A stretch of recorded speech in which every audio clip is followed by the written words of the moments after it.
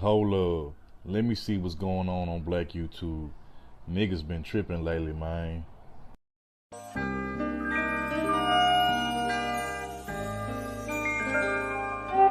This one going out to photo.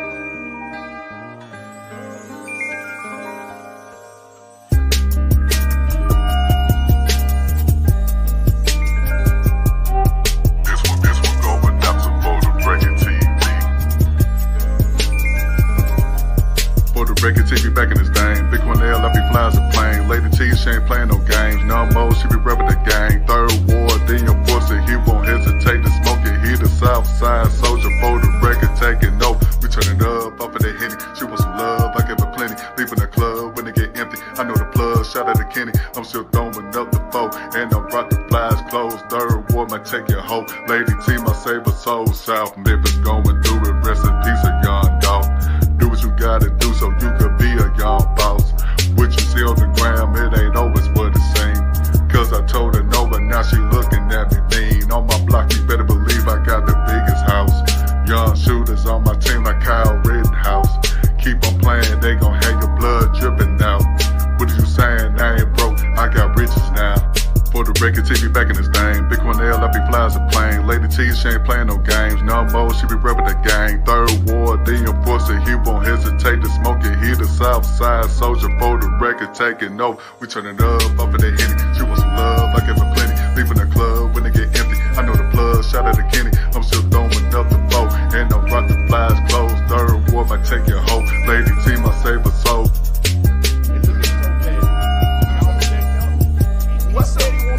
What the fuck is a sniper?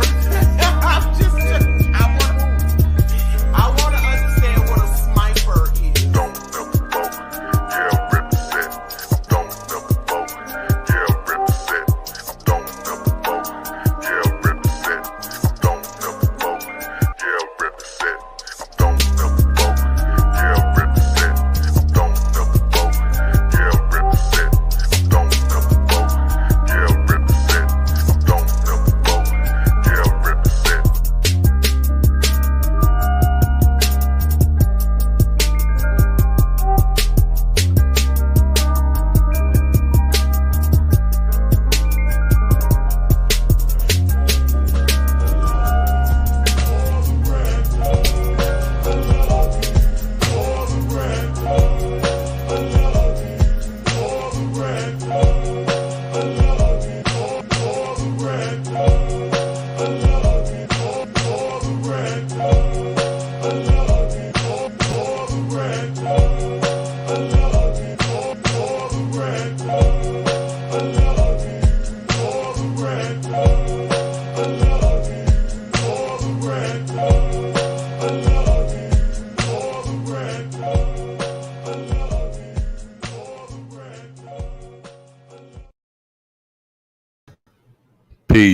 Peace. What's going on, everybody? It's your boy, Third World Colombian. Once again, back at you on another Saturday afternoon, evening edition of For the Record TV. Shout out to everybody in the chat. I see y'all up in here. I appreciate y'all for being here as always. You know, showing love, holding it down in the chat. We appreciate y'all. And shout out to anybody that's watching from the clouds, you know what I'm saying, and share the stream. We appreciate y'all as well. But once again, you know, this is the For the Record TV family, you know what I'm saying? And, you know, we happy to be back here on a Saturday evening edition with y'all. And I'm going to go ahead and bring the fam up. You know what I'm saying? We got my fam. We got my big sis on here. We got T in the building. What's going on, T? What's going on, fam? You on mute. Maybe, I don't know. You might. Okay, there you go. Okay, nothing. I just sitting over here feeling ultra responsible, you know, just feeling grown AF because I sent off my last sent off. We don't mail anymore. I just did the online thing. I sent my last payment for my credit cards. So I now have $0 on all of my credit cards as a balance.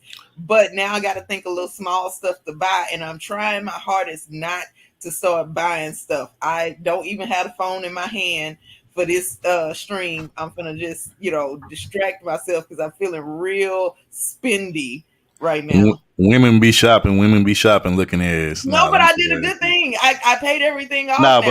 But you know what? That was the very adult, responsible thing for you to do. So shout out to you for that. But one thing I do want to know, since you said you didn't send it off through the mail, did you? What route did you go? Did you do like carrier pigeon or some shit? Like how'd you send it off?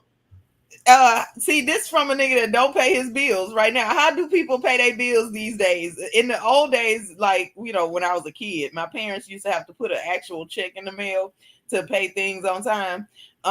Then we progressed to paying over the phone with electronic check. And so now you can actually just call the number and it has an automated system and it say use the last credit card on file and you just press the button and your payment go through, That sounds very complex and like advanced and futuristic. Yeah. See, a nigga like me, it's real simple. I don't pay no motherfucking bills. Everything in my house is nigga rigged, from my lights to my water. And then someday you gonna have to give up being a gigolo. That light skin ain't gonna always. So my house is nigga rigged. My electricity, I'm stealing electricity. I ain't paying a goddamn thing on it. You know what I'm saying? My water. You know what I'm saying? I'm pumping water from somebody's well somewhere way out in the country. You know what I'm saying? So I don't pay for a motherfucking thing. But shout out to people that do though. Because apparently it causes encephalitis. Why don't you go ahead and bring Brandon up in? Tired of waiting in the back. Yeah, but shout out to my brother, man. Shout out to my brother Brandon in the building. Naker L, what's going on, man? Hey, Brandon. I was enjoying y'all little conversation. Why conversation got to be little, Brandon? Financial. We need to hear this. Black folks need to hear this. Hey, but look, hold on. You know how much money I've been able to save from nigga rigging my shit and not having to pay a motherfucking bill? You know how much money I didn't save? Like, I might want to do the same motherfucking thing too, though. I'm just saying. Nah, because it's gonna go right to the hospital on a craniotomy anyway. Like, for what? Save it for what? And then that's what you have to spend it on. Nah, I'm good. I was just telling Brennan. I was just telling Third how much I paid off my credit card bills, and I'm fighting the urge to spend now. I just feel like my fingers they. Oh, trust me. Before this trip, grab this phone and buy stuff. Oh, trust me. Before the stream is over, the shit that you already got in your online cart is gonna say shipping, and it's gonna say be here by next Monday. Looking ass, hell yeah. No. Okay, but even though I paid everything off, like out of my money that was not on the credit card, out of my paycheck, I did buy myself one little gift to, and it's supposed to be here, Wednesday. Okay, that's what's up. What you buy? You some shoes or some heels, a bag? No, I bought a purse because I knew it. Birkin. You finally bought you a Birkin? You bought you a Birkin? No, I didn't. I ain't buy no motherfucking Birkin. Get the fuck out of here. I'm not. Even if I had it, I wouldn't spend it on that. But no, I needed a purse because I had a chocolate brown purse and then the strap broke and it ain't been the same since. So I had to buy this purse, Third, because then if I didn't, what am I gonna wear when I wear brown clothes? Like that's just simple facts right there. And it's a need. You can't go outside. Like, you have to wear clothes these days. You can't go outside with no clothes on. So I had to. It was a requirement. Okay. Shout out to the chat. Shout out to Mahogany. She says, right, that's how I do my bills. So I guess she pays her bills the same way that you pay yours. And then why you acting brand new? shout out to Jasmine in the chat. She say, I always treat myself. I don't care what's going on. That's what's up. I know that's right. You got to, because if you don't, who will? And even if they do, like, then you could have two of them. Shout out to STL Mother in the chat. She say facts. I like the new picture, Mother. It's cute. I like it. Yeah, appreciate that. Hey, Mahogany, man. Listen, shout out to Third Ward, first of all. He been sharing a lot of your videos. And I'm shocked Third Ward did this because, Third Ward be like, oh, Mahogany, I don't like seeing you going off on people. Hey, you've been going off this whole week, man. I've been loving it, man. Mahogany be going in, dog. I tell fellas, man, y'all don't want to smoke with her, man. Y'all don't want to smoke with Big Mama. Okay, so Mahogany, listen, you my girl and everything, all right? Don't get mad at me, okay? Because I'm probably just going to laugh anyway. But listen, so she did a stream the other day when somebody pissed her off on Red's channel, and her man came in there, and all I heard was him going, a motherfucking thing. So then she was trying to sound out sweet and cute, and then she was like, Okay, but I'm not gonna tell them that, I promise. And I was like, that ain't how you was sounding before that man walked in the room. Right. Hey, man, she got two personalities. One sweet, she a real sweetheart, sound real sweet, high pitched voice. But when she go in, it's that gangster side in man. I always be trolling her about that. Listen, I'll never forget when she got into it with Rollo. It's because do you want no. What would you call third the 4D nigga? Wait, hold on. The niggas would be like, these Babylon women taking me out my purpose. They're taking me out my purpose. Right. They're taking me out by Topaz. My purpose. Wait. Topaz, you can no longer be my wife because you with Babylon. You with the Babylon women. You know, I'm a man of God and the Most High and Yah, and I can't afford to take you with me. You know, that type of bullshit. That okay. Nigga, you know. And that was my response. Yeah. So this week been crazy, man. Shout out to Third for that sharing. I did not expect my heart to be going off, especially the brother that she went off on. I fucked with him too, but that was too funny. Who was it? Oh, Will Clinton. I'm just saying his name. My brother Will Clinton, man. You know Will Clinton. You know that nigga fuck nigga. He always that nigga. Damn, Will. No, he a fuck nigga because he always be that nigga always be trying to get my attention over a red shit. Like nigga, I don't give a fuck. You talking about third weird nigga third. I'm like nigga, I don't fucking know. I didn't know y'all was into it, man. Damn. Yeah, Will Clinton, he a bitch ass nigga. Like ain't nobody fuck that hoe ass nigga. Anyway, Third and Topaz don't fuck with none of my people. They don't fuck with none of our people. Fuck your friends. Fuck Will Clinton. Fuck that bitch ass. Fuck your. Yeah. Shout out to we got Taurus gang in the building. Shout out to Sun Kids in the building. You know Sun Kids, what's happening? Hey, she be having third blushing up here, man. Oh my God, here you go with the BS, bro. Shout out to Mother though, you know what I'm saying? That's STL all day, every day. You know what I'm saying? Big Mother Shiesty in the building. You know what I'm saying? Appreciate you. Hey, you just don't know Topaz how sad eyes are sounding when because Third was like, "Hey, you gonna go first, bro?" Then Sun Kids pulled up. He's like, "No, Sun Kids, you got it. Then Isaac was like, the third was like, Isaac, you got it, bro. He's like, oh, I didn't know it was my turn next. I went back and watched the replay, and you know what that sound was? That was the sound of Isaac realizing that light-skinned niggas ain't shit. Like that. Yep. His own people. When the light bulb went on, like you thought. Hey man, hey, Isaac, don't worry about it, man, because when Mika come up here, I ain't gonna get a word in. He's like, hey, Brandon, let her talk.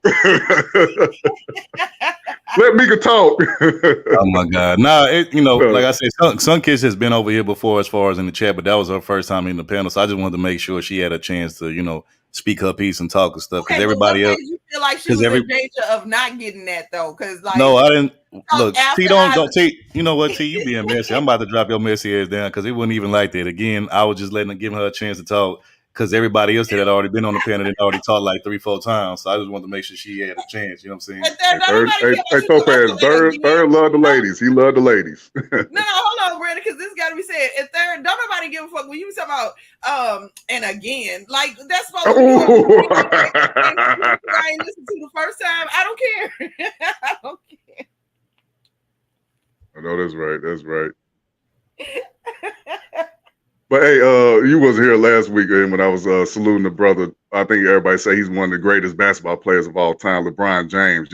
He able to give his his son the rights to be playing with the Lakers, and play along with him, play on the same team. Because when he made that joke when he said somebody like he was sleeping with his teammate mama or whatever. Right. He thought Willie D was he thought Willie D had some news on him. Now he was just pranking everybody. Third was so ready to jump on the hate train. He just read the title, Toby. He even look at the damn video. Nothing.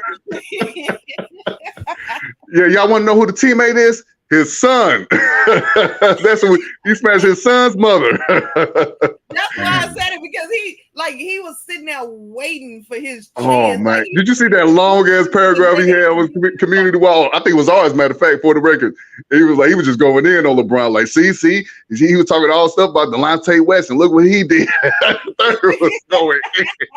What, a loving home and a stable family unit with his wife that he talking about? Oh man.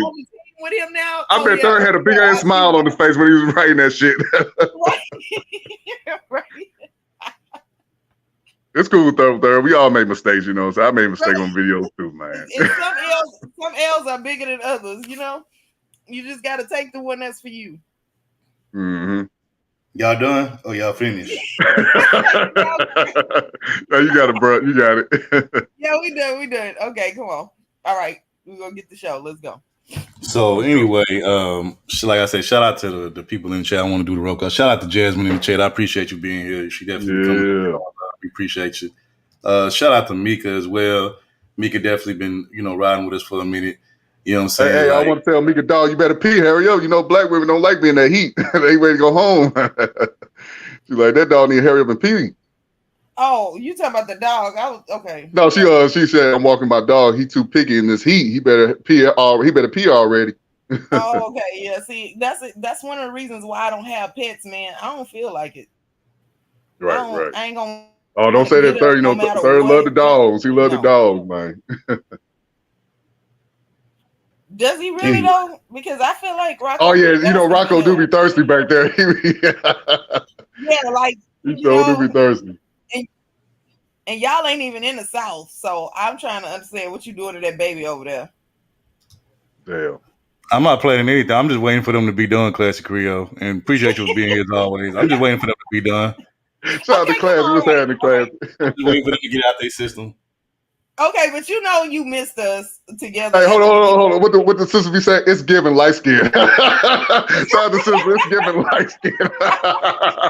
hey, pause. Hey, men should be saying that to each other, but I just had to say that. Fuck you then. Yeah. Your own blood. Man, you a bitch.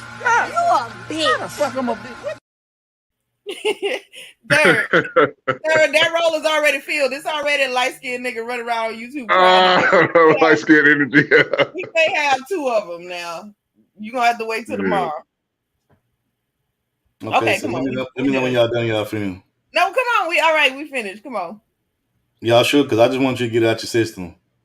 Well, we was finished the first time, and then you said something else. You know what, Third? That's okay. They just acting black right now. They just acting black. You just got to deal with it. That's how they act. Nigger and Topaz all day long. That's all they do is act niggerish. Come on, Third. Just go with the show, man. Matter of fact, you just come to the white YouTube world. You should come to our world. Don't you think so? I think you should, Third. I think you should. Hey, real quick. Wait, hold on. Mama Third calling me. Y'all hold it down real quick. Y'all hold it down. Okay. Y'all can go ahead. Get your little jokes out. Do what you got to do. No, man. I can't do it with Mama Third. Listen, I can't do it, man. I feel bad now. I feel bad. Mama Third called. I'll be right back. Get your jokes out. Get your jokes out. Mama Third called. Now he's trying to make us feel bad, too. He's trying to make us feel bad, man. Damn. I know. Either that or baby, don't let them talk about you like that. Don't let them talk about you like that. Mama Third finna go off on us. Damn. No, I don't know. I feel like Mama Third would probably be like, "No, you better say something back." Oh, right there, Houston. She from Houston, man. Yeah, like you sitting there. You better fight back. Hey, don't come back to my house even fight back. Don't come back to my house. Oh yeah, no, that's another thing. Don't get your bite back. Totally different because it's hot as shit outside, and for somebody to not let you in their house, talk about you gotta win your way in the house. Yeah, right. You finna fight to the death. Right. Hey, moms be like, hey, you better get that bite back. You can't come back home and bring that bite back with you. Oh yeah. You know what? And I gotta say, as a kid, I've never had to go through those scenarios. So I don't know. Like when I tell people like where I grew up at, they be like, how did you not have to do it? And I was just one simple piece of advice. I have a long history of minding my own business. Like I stay out of people's shit. That's how I never had to go get my bike back from nobody. I never had to be put out the house until I won the fight. I ain't never have to do none of that shit. I just, did. I was at where I was supposed to be at. See, y'all been listening to the adults. Y'all wouldn't be in this predicament. Mm-hmm. Yes, there's some talk. I was gonna say that Topaz last weekend. You was kind of like disappointed that we kind of shortened our short talk, a small talk, whatever. And you was like, all the fuckery was going on. I was like, what the fuck Topaz talking about? Because I really ain't been listening to nothing. It's been so hot last week. This week it's been kind of cool. But anyways, so I said the only person to go to when there's some fuckery going on, shout out to Bomb Cherry. So I went to Bomb Cherry channel. I didn't know this situation. I guess some girl was tricking off one of the sissy guy. Y'all call him sissy guy. Hey man, I don't fuck with dude, but I can't hate, man. Hey, the women over there tricking on him. Hey man, he getting his paper, so I don't fuck with the sissy ass nigga. But hey, and here's what stuck out to me. I was listening to that story, and all I could think about was like, see, this is why me being antisocial does not pay. because I'm trying to figure out how these people. I didn't know it was possible to talk to somebody online and run up not just 1,000, but multiple thousand, man. Out of people. I didn't know that was a thing. Like, it never dawned on me to actually even try to do some shit like that. And then, maybe nobody. Hey, the sisterhood tricking, man. They tricking too. The sisters tricking too. And that's even more mind-boggling because, like, I just hate to say this because I don't fuck with that nigga. I gotta use him as an example. Man, listen. So now they arguing back and forth, and now he's talking to a chick that was cool with her. And I'm like, okay. See, this is just so much disrespect all in the same scenario, and I don't understand how they even got to that point. It's so many things before that I would have been like no to, that I would never have been in this predicament right here. So I did watch that fuckery too. It was a lot. It was a lot going on. And then apparently some chick boo-booed on herself in the middle of a fight. Oh, they call it black diarrhea, black dialer. Yeah, they call that bitch black diarrhea, man. What the hell? What? See, and now even as an adult, I don't be seeing all this stuff. Like, and to know you bold enough to still come back on YouTube after you got your ass whooped and shit on yourself. Oh man, you bold as hell. Right? Like, oh my God. You know what? So then I really do be minding my business because I don't be seeing none of this stuff until somebody bring it up in the middle of an argument. Like right. That's how I get all my news, is when people first start off an argument. Because other than that, I'm not gonna know. Exactly. Get out of here. What else happened this week? Hey, she ain't lying. Somebody really boo-boo on the side. I know y'all know that girl Black Dial. I think that's her name. So yeah. Oh, so that's why they call it. Yeah, black diarrhea. We call it black diarrhea now. You know what? Something's wrong with Bomb and all the people on her channel. They stupid. I can't deal with y'all. See, now, so on days like this, I'm okay with y'all. You know what I'm saying? Like black people and the shit y'all do. Some days it be entertaining. It's just some days y'all it just do too much. But this, when it's happening to somebody else, I can find so much humor and entertainment in it. I know you and Third against this, but I think we gotta do that vertical shit at least one time, man. We gotta do that for the culture one time. Cause that nigga Reg, man, he got like 400 people watching him right now. Reg ain't got no motherfucking 400 people in his yes, channel. Yes, he do. Now, even it might be a glitch or something, but I see 400 people watching right now. No, and I'm not saying that, to say anything about how boring. Never mind. Boy. You said boy. No, I didn't, Brandon. I didn't say no. I said, you said it. All I'm but saying, hey, I was listening to that nigga. Hey, somebody need to buy that man another chair, man. His chair is squeaking like a motherfucker. Wait a minute, he broke the chair. Did them got him? I don't know what they just bought it for him. Well, that shit sound like he had that shit for 10 years, man. Somebody said he needs some WD-40, but nah, he needs some brake fluid for that. I don't think that WD-40 gonna work. Okay. Well, okay, it ain't 400 people on this side of YouTube like that for 400 people to be. No, that vertical shit, man. People just be scrolling up and trying to find lives because he the only person I really watch that do that vertical stuff, to be honest. And when I scroll up, it be other people's shit live. Like, damn. Like, see, I just don't. Okay, well, listen. If we gonna do it, since Third running the boards now, we can do vertical if he know how to do it. But I just ain't in the. I don't like the layout. If I'm just I don't like it either. I don't like the yeah. Like if I'm watching in the audience, I don't like the way it is, and then all the shit you got to do to see the chat, and I just don't. I think right. It's definitely like the format we using now like is easier to do, especially when I don't suggest nobody do this while driving, but texting and driving sometimes.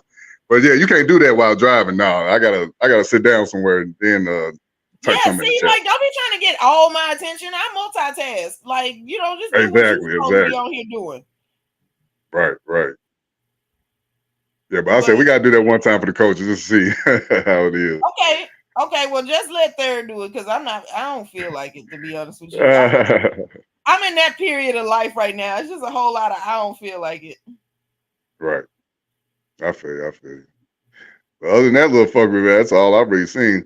I had clipped that girl and the bitch Black Diarrhea and Moonflower. I don't know if you know Moonflower. They got into it. Oh yeah, no, I don't know her. That was my first time even hearing about her when she was up there on Bomb Panel giving her story. And so then I Yeah. was explaining, like, for the people in the audience, because that's what I do. If I see somebody doing something about mental health, I'll go ahead and explain what it's called in case anybody else wanted to like look it up or that it might be useful to them. But so when Bomb was telling her about my comment, she gonna tell me, okay, that's nice, and I see what they saying, but I'm gonna listen to my therapist. And I'm just thinking to myself, like, okay, that wasn't even advice for you, and you probably should. You're supposed to listen to your therapist. I just didn't like her attitude about the shit. Like, just go ahead and finish your story. And so I was like, you know what? All right, whatever. Okay. Right. And no, it's not Joe. Vertical is not the future. Yeah, Okay. I think it is. I think it is. Oh, you know what? Okay. People run them numbers up. They running them numbers up. I also don't like change. So it could be, I don't know. The people that like Vertical, what do y'all like about it? Because I'm gonna be honest, like with the whole when they transitioned from Google Hangouts to StreamYards, I didn't like that at all. But it was time for a change, and so we had to adapt to it. This might be, you might be right, Brandon. It might be because I don't really like change, because I wasn't here for that. I think I came directly after, because that's when I heard about it. I was hearing people talk about still having Google Hangouts streams, and then I was just about to get invited to one, and then the email came through and said, no, we no longer have that. Don't worry about it. We're gonna go to whatever it is that we do now. Right. Yep. Yes, sure, thank you, Joe. I'll tell you one thing. I refused it. I tried the Zoom. I had it. I was on people panels that had Zoom, but after I like StreamYard better though. I do. StreamYard kind of I like StreamYard better than Zoom, because Zoom makes me think about work, and I'm not at work right now. I am on my chill time. So I think Zoom should be left for work, and then that's why StreamYard is easier too. It's super simple. So yeah, when I'm hanging out and talking to y'all, I do not want to do work. Oh God, who let Bronze Pigeon in? Shout out to my nigga Brian. Mika said, I didn't know that Moon chick's still around. Yeah, Mika, every time I see her, I think about Milltown Pookie. He called her Coon Flower. She one of the divester chicks, Topaz. So he would call her Coon Flower. Must not be the same one, because she was up there talking about growing up in Chicago and like all the bad shit. I don't know. No, let me tell you something, man. I don't know what happened. She started acting like she was going in talking about black men all day, and then she's dating white boys, and all of a sudden, I don't know what happened this year. She started dating brothers again. So I guess she got fed up with Brad and them. Well, I can see how that would happen, because Brad is annoying as hell. Like, think about the fact that he ain't got no limits. Most of the time, people just let him do whatever he wants to. How'd y'all not know he was gonna be annoying? I have no idea. Yes, I thought that divestors loved the Brad and Chad and them. See, I don't know. I just an annoying person is an annoying person. The race don't matter, actually, because I never wanted to be said that one race can't act stupid and get on my nerves. Hey, shout out Brian, but he said Brad can't do it like us. Hey. The divestors, they be missing Nakers. They be missing us. See that? And then, you know what? And I want y'all to realize y'all are more than just that. I got no problem with it. I'm sorry. I understand we want to be more than just about sex, but hey, I'm cool with that. If women just look at me for a sex object, hey, use me up. See, this is what I'm talking about. Like, Brandon, this hurts my heart that you actually feel like you deserve to. I got no problem with it. I'm sorry. I got no problem. I know women want us to look at them different. No, we just look at you first. Of course, we're going to know each other later on, your personality and all that. Have good conversations. But the first thing on my mind is, body parts on you. But that's what it is. Okay. How you gonna be half moral in the sentence? Body parts. So you covered up the nasty word and then talk about slanging it. Okay. I'm just saying, man. Either you on the dark side or you not. Yeah, Class Crew. I'm trying to see what Thurg doing, man. He being real quiet, planning something. I see you highlight your comment. He must be back. You back, bro? Well, I mean, his forehead is. That's probably what hit the head. We gotta wait for the rest of his head to catch up. Hey, come on, Topaz. You be making the shit worse. Like, he probably wouldn't even give a fuck about what I said. But when you start laughing, you make it worse. Oh, now my laughs make it worse. Okay. Yeah. Yeah, I you see made how it you worse, do. Brandon. Now he's finna try to come back talking shit now because you done made him feel like he has to. Mm-hmm. Shit, man. I hope everything all right is going on, bro. Well, and like just because the longer we on here doing the banter at the beginning, now they're gonna want to jump in, so that means we're gonna be here all night. Right. So I mean, I ain't trying to rush him or nothing, but like Yeah. I hope everything is okay. Okay, so while he's still not here, what else I missed? It's so funny, but I have a million things to talk about. I ain't got shit to talk about what's going on with YouTube. I was not planning for this. I was running late too. Be honest. I meant this time I was like, now I ain't gonna lie. Yeah. I've been here early for the last 2 weeks. Last weekends, they both of them been late. Of course, Houston niggas be late, but this time late. Everybody want to show up on time. Ain't that some shit? No, Brandon. See, because you know why you ain't finna get away with that is because I told y'all I was gonna be late. So technically, am I still even considered late? Because y'all knew I called in. So if you call it your job, and be like, hey guys, I'm gonna be running late, 10 minutes, 20 minutes late, or hour late, whatever, you're still late.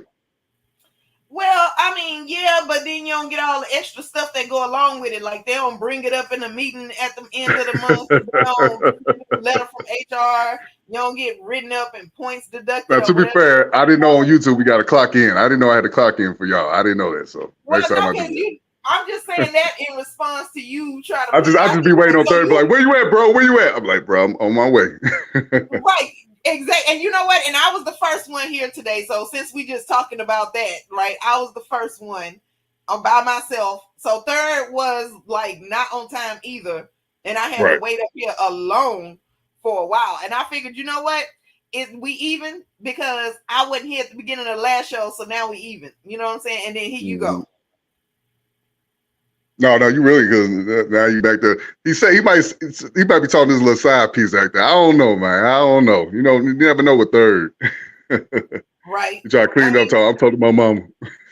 Yeah. See, he just like he don't want to share the business. Like, right, Joe. Shout out to Joe. Yeah, I don't know why she's trying to excuse herself. Like, you're still late, regardless if you tell us or not. No, see, no. But if I have a good reason, then it's like it never happened. Now, technically, it still happened. I get you. I get that. But if the excuse is good enough, it just wipes it away. So it may not be completely white anymore. It may be like Ekru now, but we still back though. Like, it's okay. Wait, you got to be e-begging for coin. Come on. Don't bring the e-begging up, y'all. You know what? I'm just going to say it, man. Red Supreme got to be the top number one YouTuber to be begging for cash apps, in my opinion. I know people say Angry Man. They might even say Obsidian, but I believe Red Supreme. I mean, he said every 5 minutes, hey, y'all hit the cash app. Y'all want this game?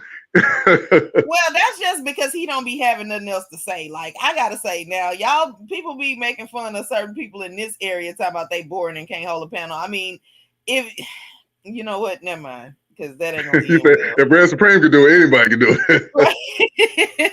Man, because he don't be having nothing to talk about. He just say the same thing the whole time. So however long, and that's the one that repeat himself all the time, right? That shit is for people who aren't retarded. That is the most annoying thing in the world. Right. Hey, shout out to Bronze. They said, if you don't donate, I will shut the live off. Yeah. People say that too. They be like, I'm gonna shut the live down or turn the chats off. But to be honest, man, some of the audience, man, they'll hit the cash up like, all right, my bad. Wait, hey, I'm gonna send you $100. So they pimping them. They pimping them. But Brandon, people like that are part of the problem because first of all, don't threaten me from no fucking YouTube stream, like or else, right. Hit the cash app or else.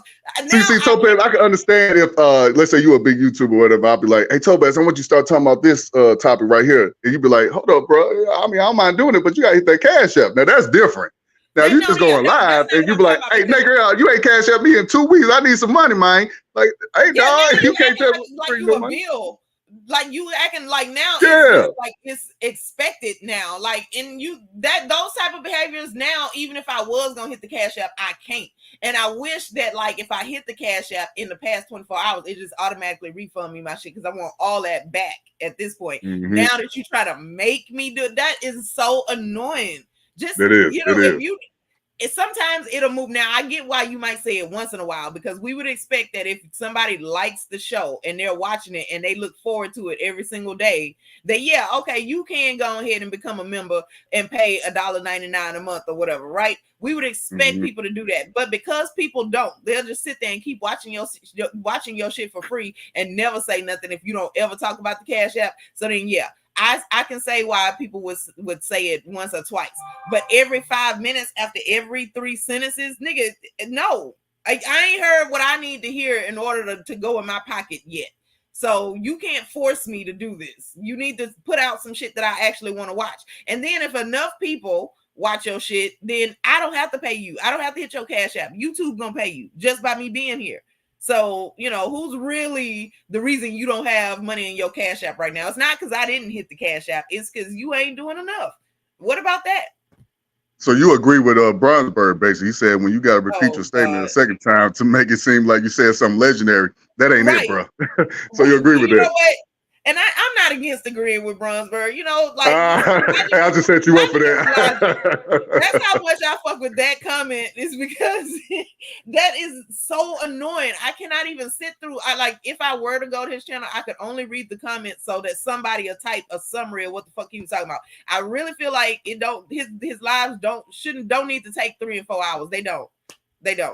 That's a cool 15 minutes. Go and get your point out in a short video and let me watch it at my leisure. You know, I don't have to sit through 3 hours of you stretching this shit out. And that don't make it more profound just because you think it's profound. You saying it 3 and 4 times because you think you said a gem.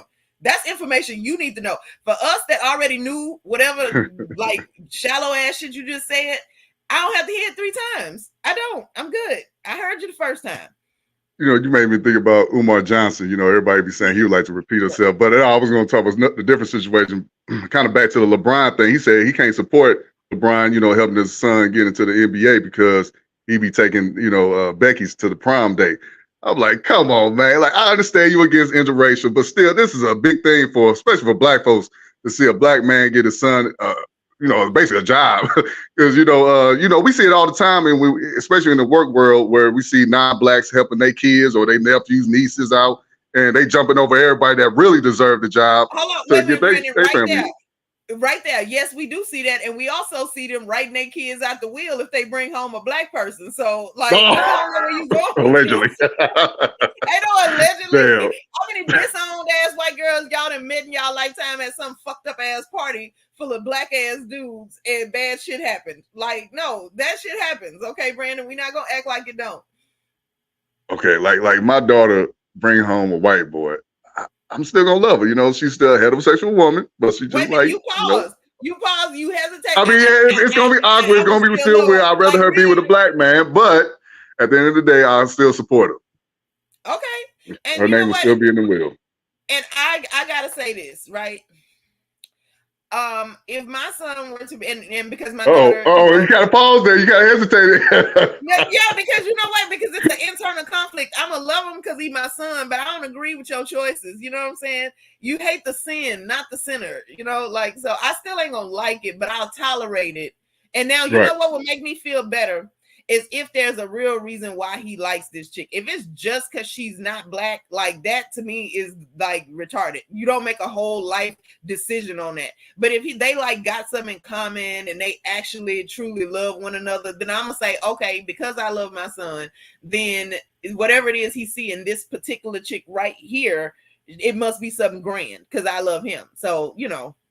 I'm sure your son would definitely pick a good-looking Becky, by the way. I'm sure he has. Oh, yeah. Listen, and guess what? And I'm going to tell you right now, if his attitude is still is going to be anything like it was in childhood, she ain't going to be sitting around there just looking pretty either. Okay? Because you know how, like, when y'all be talking about paying niggas, and I be like, no, cute niggas still got to work. My son feels that way, too. Like, so whatever chick he do bring around, she ain't just going to be resting on her laurels. She gonna get here and do some damn work, too. So that I will say. Yeah, you're gonna bring my mama and my daddy plates. You're gonna cook. You're gonna help clean. No, Put that no, work I in. bring my own plate. Oh, you don't want, yeah, especially from a Becky cookie. They don't season their food, no flavor. And I don't need her handing it to me neither. Like I'll Oh, fix my man. own shit. Like that's just Yeah. how I feel about it. Like I said, like my kids want to be do the whole interracial dating. I'm cool with that. I just ain't raising no Dizikes or no what D Darrell be calling them faggles. I'm gonna say faggles. I don't want no Dizikes or no faggles as kids for my kids. No, no. And that I don't even Heterosexual want only. to think about. I'm not even going to formulate an emotion to how I would handle that. Because Now, that's when I cut you off, man. I cut you off. When you turn 18, get out. It's time to go. 21, whatever. No, I'm not kicking. You know what? I wouldn't kick my children out at 18. I don't want to do that. Oh, they got to go. If they don't want to live by my rules, it's time to go. At some point they do, but directly at 18, like no. Yeah. Like it's the legal time to kick them out. It's the legal time to do it. Well, you know what? For me, I don't think that's an age. I think that, you know. Oh, wait. Toya said give the white girl hell too. You know, Toya ain't playing that. Hey, Toya's son bring white girl home. It's over for him. He got to have the same philosophy as Umar Johnson. They have the same mentality. I gotta respect parents who have told their kids that from the beginning, and you have been teaching your child about something that means that black is not inferior that whole time. Don't just, you ain't never talked about it beforehand. Then when it hit home, now all of a sudden you want to, you know, be having expectations. No, you didn't put in the work for your kids to like being black. So therefore you may not get Hey, shout out Mika. I know Mika said she ain't playing that too, you know. Right. Shout out my pro blacks in the building, man. But no, I can't get mad at my son or daughter. They want to, you know, stay outside the race. You know, I'd rather them be with, you know, somebody that's black, but they can't find it, then it is what it is. Right. Yeah. Now, see, I wouldn't get mad at them. I would be a little disappointed. Like a little disappointed, a little bit, you know, just a tiny bit. Yeah. I have to rearrange my dreams and shit. You know, I had things that I could do. Rearrange my dreams. That I taking my grandkids to go see Black Museum. What you still can do? You know, they have black. They have black technically. You know, they grandparenthood. But all right, like, see, y'all don't think about nobody but yourself. Right. See. I don't know about black women. I know black boys. We all hear this from our mamas. Don't you bring home no white bitch. Don't you? My mom used to tell me stories like, you probably wake up with your stomach gone. I'm like, what? Well, what are you talking about? Why white women out here stealing people's stomachs? What is that? I don't know what my mama said, man. I just went with what she said. Yeah, white women, they take your stomach, bro. Really? Yeah, my mama said that. I don't know what that means, but like it sounds fucked up. Damn.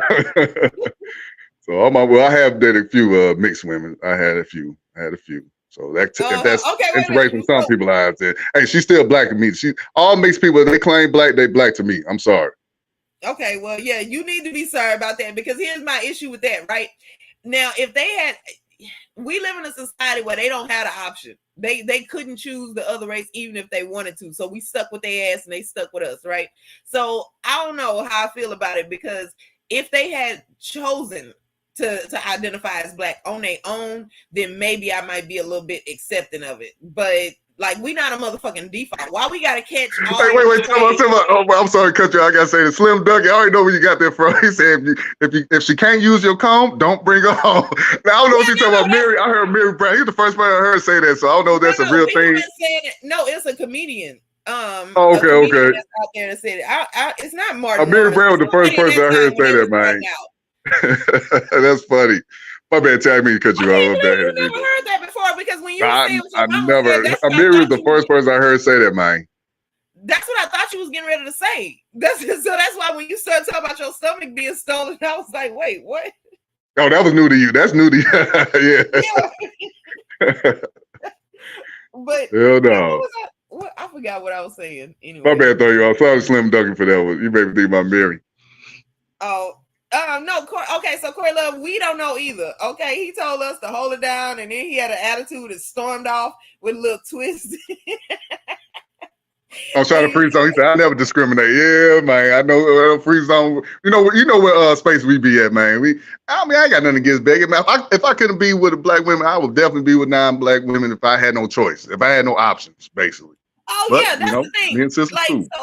So if they chose, right, like they don't really have a whole lot of respect for the black culture, because it's kind of like, well, I only got one foot in here anyway, this don't really affect me. Like, I don't know, I just get this sense of distance when I talk to. So no, if we lived in a society where they had a choice and they chose us, yeah, then cool. But no, they need to identify as mixed. They need to have their own shit, and the reason for that is because they don't understand our plight and we don't understand theirs. And I don't even know if there's a way for that to even be understood by the other side. So no. Mm-hmm.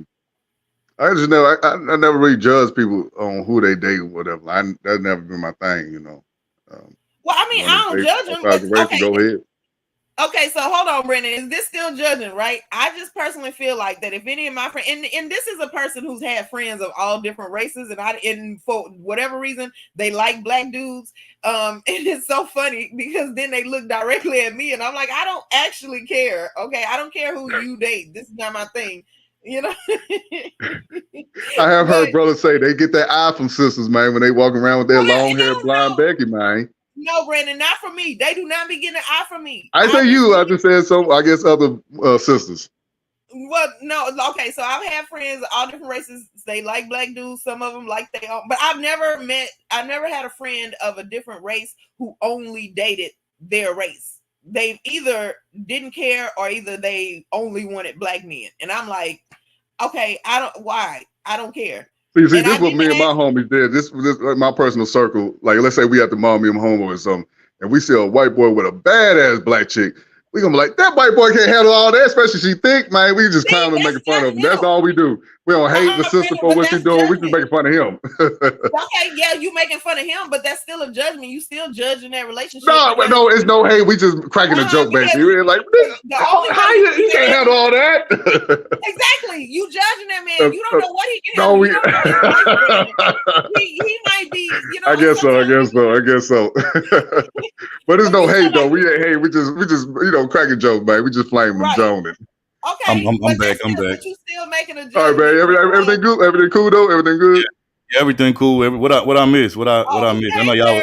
I know y'all talking about all shit. Trying to wait on you, man. I'm just freestyle. We just freestyle. Y'all probably talking about my big ass head and all kind of shit. No, shout out to mother. She was getting on your head. She said, "Yeah, third, get more helium." Brandon. Damn, you just gonna throw mother under the bus, huh? You just gonna throw look at see, he don't want no smoke with mover. He don't want no smoke with mover, man. You gonna just throw her under the bus, huh? See, Brandon, you just throw her under the bus, huh? Let me get on you real quick, bro. See how niggas just be throwing other niggas on the bus. Damn, bro. Protect mover at all costs. Look at that. Hey, why would you do her like that? That's your ATL partner. I think I'm probably better than that, bro. So STL don't stick together, bro. Damn, that's fucked up, dog. That's fucked up. The fuck moving out, playing. She in Kansas now, so we don't claim her no more. Wow, Brandon, that's crazy. Shout out to get on my ass now. Shout out to my brother Roz Will in the building. What's going on, bro? I see you. What's going on, Roz? What's going on, fam? Shout out to Freeze on Lou. You know what I'm saying? Shout out to Freeze on Lou. Shout out to Slim Duncan. You know what I'm saying? Slim motherfucking Duncan. That's my H-Town sister. Yeah. We got my brother Corey Love in the building. What's going on, man? Appreciate you pulling up. Hey, man, I hope you and Mrs. Love having a good time, man, out there, man, on vacay, man. Shout out to the Love family, man. Shout out to them. Shout out to APTV, man. You know what I'm saying? Appreciate you pulling up on us. We appreciate you, bro. Hey, AP. 22 Ronan, what's going on, man? Hey, Ronan. Bronze Bird, Topaz favorite person. You know what I'm saying? Yeah, they were just flirting a little bit earlier. They were flirting a couple of minutes ago. Really, Brandon? I'm snitching on everybody. First of all, you lying, and second of all, I'm lying and snitching. yes, and second of all, I feel like as long as Third left us on this panel by ourselves, unannounced, that if he want to know what happened. Wait, I left y'all unannounced when I literally said, "Hold it down, I'll be back." Like, did I? Okay, all right. I guess niggas don't know. No. But I'm saying, like, no, this ain't about you. I'm saying to Brandon that if you want to know, you need to go back and watch the replay. Okay, like I said, I did announce it. So there we go. The wrong word to use was the wrong word to use because I did announce it. But okay. Anyway, we just playing. I'm not. Shout out to Joe though. I see you up here, bro. We got Taurus gang in the building. We got Torian Rain Reloaded. What's going on? We got Juju in the building. What's going on, Juju? Who else we got?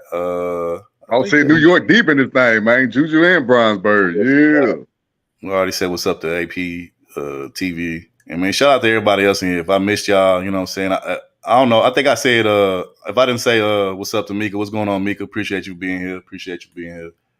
And shout out to everybody else that I didn't mention. But yeah. So what was y'all talking about before I came back? I know y'all was talking about me at some point, but besides that, what else? That's the point. We wasn't. We was talking about all kind of stuff. I don't remember actually. Sorry to hurt your feelings, fam. We wasn't really talking about you. We kind of asked about you. We was like, damn, what's there? Hope everything all right. Then we went on with conveniently don't remember what y'all said, but okay. All right. Man, at some point we talked about interracial relationships, and I still don't remember how we got there. Okay.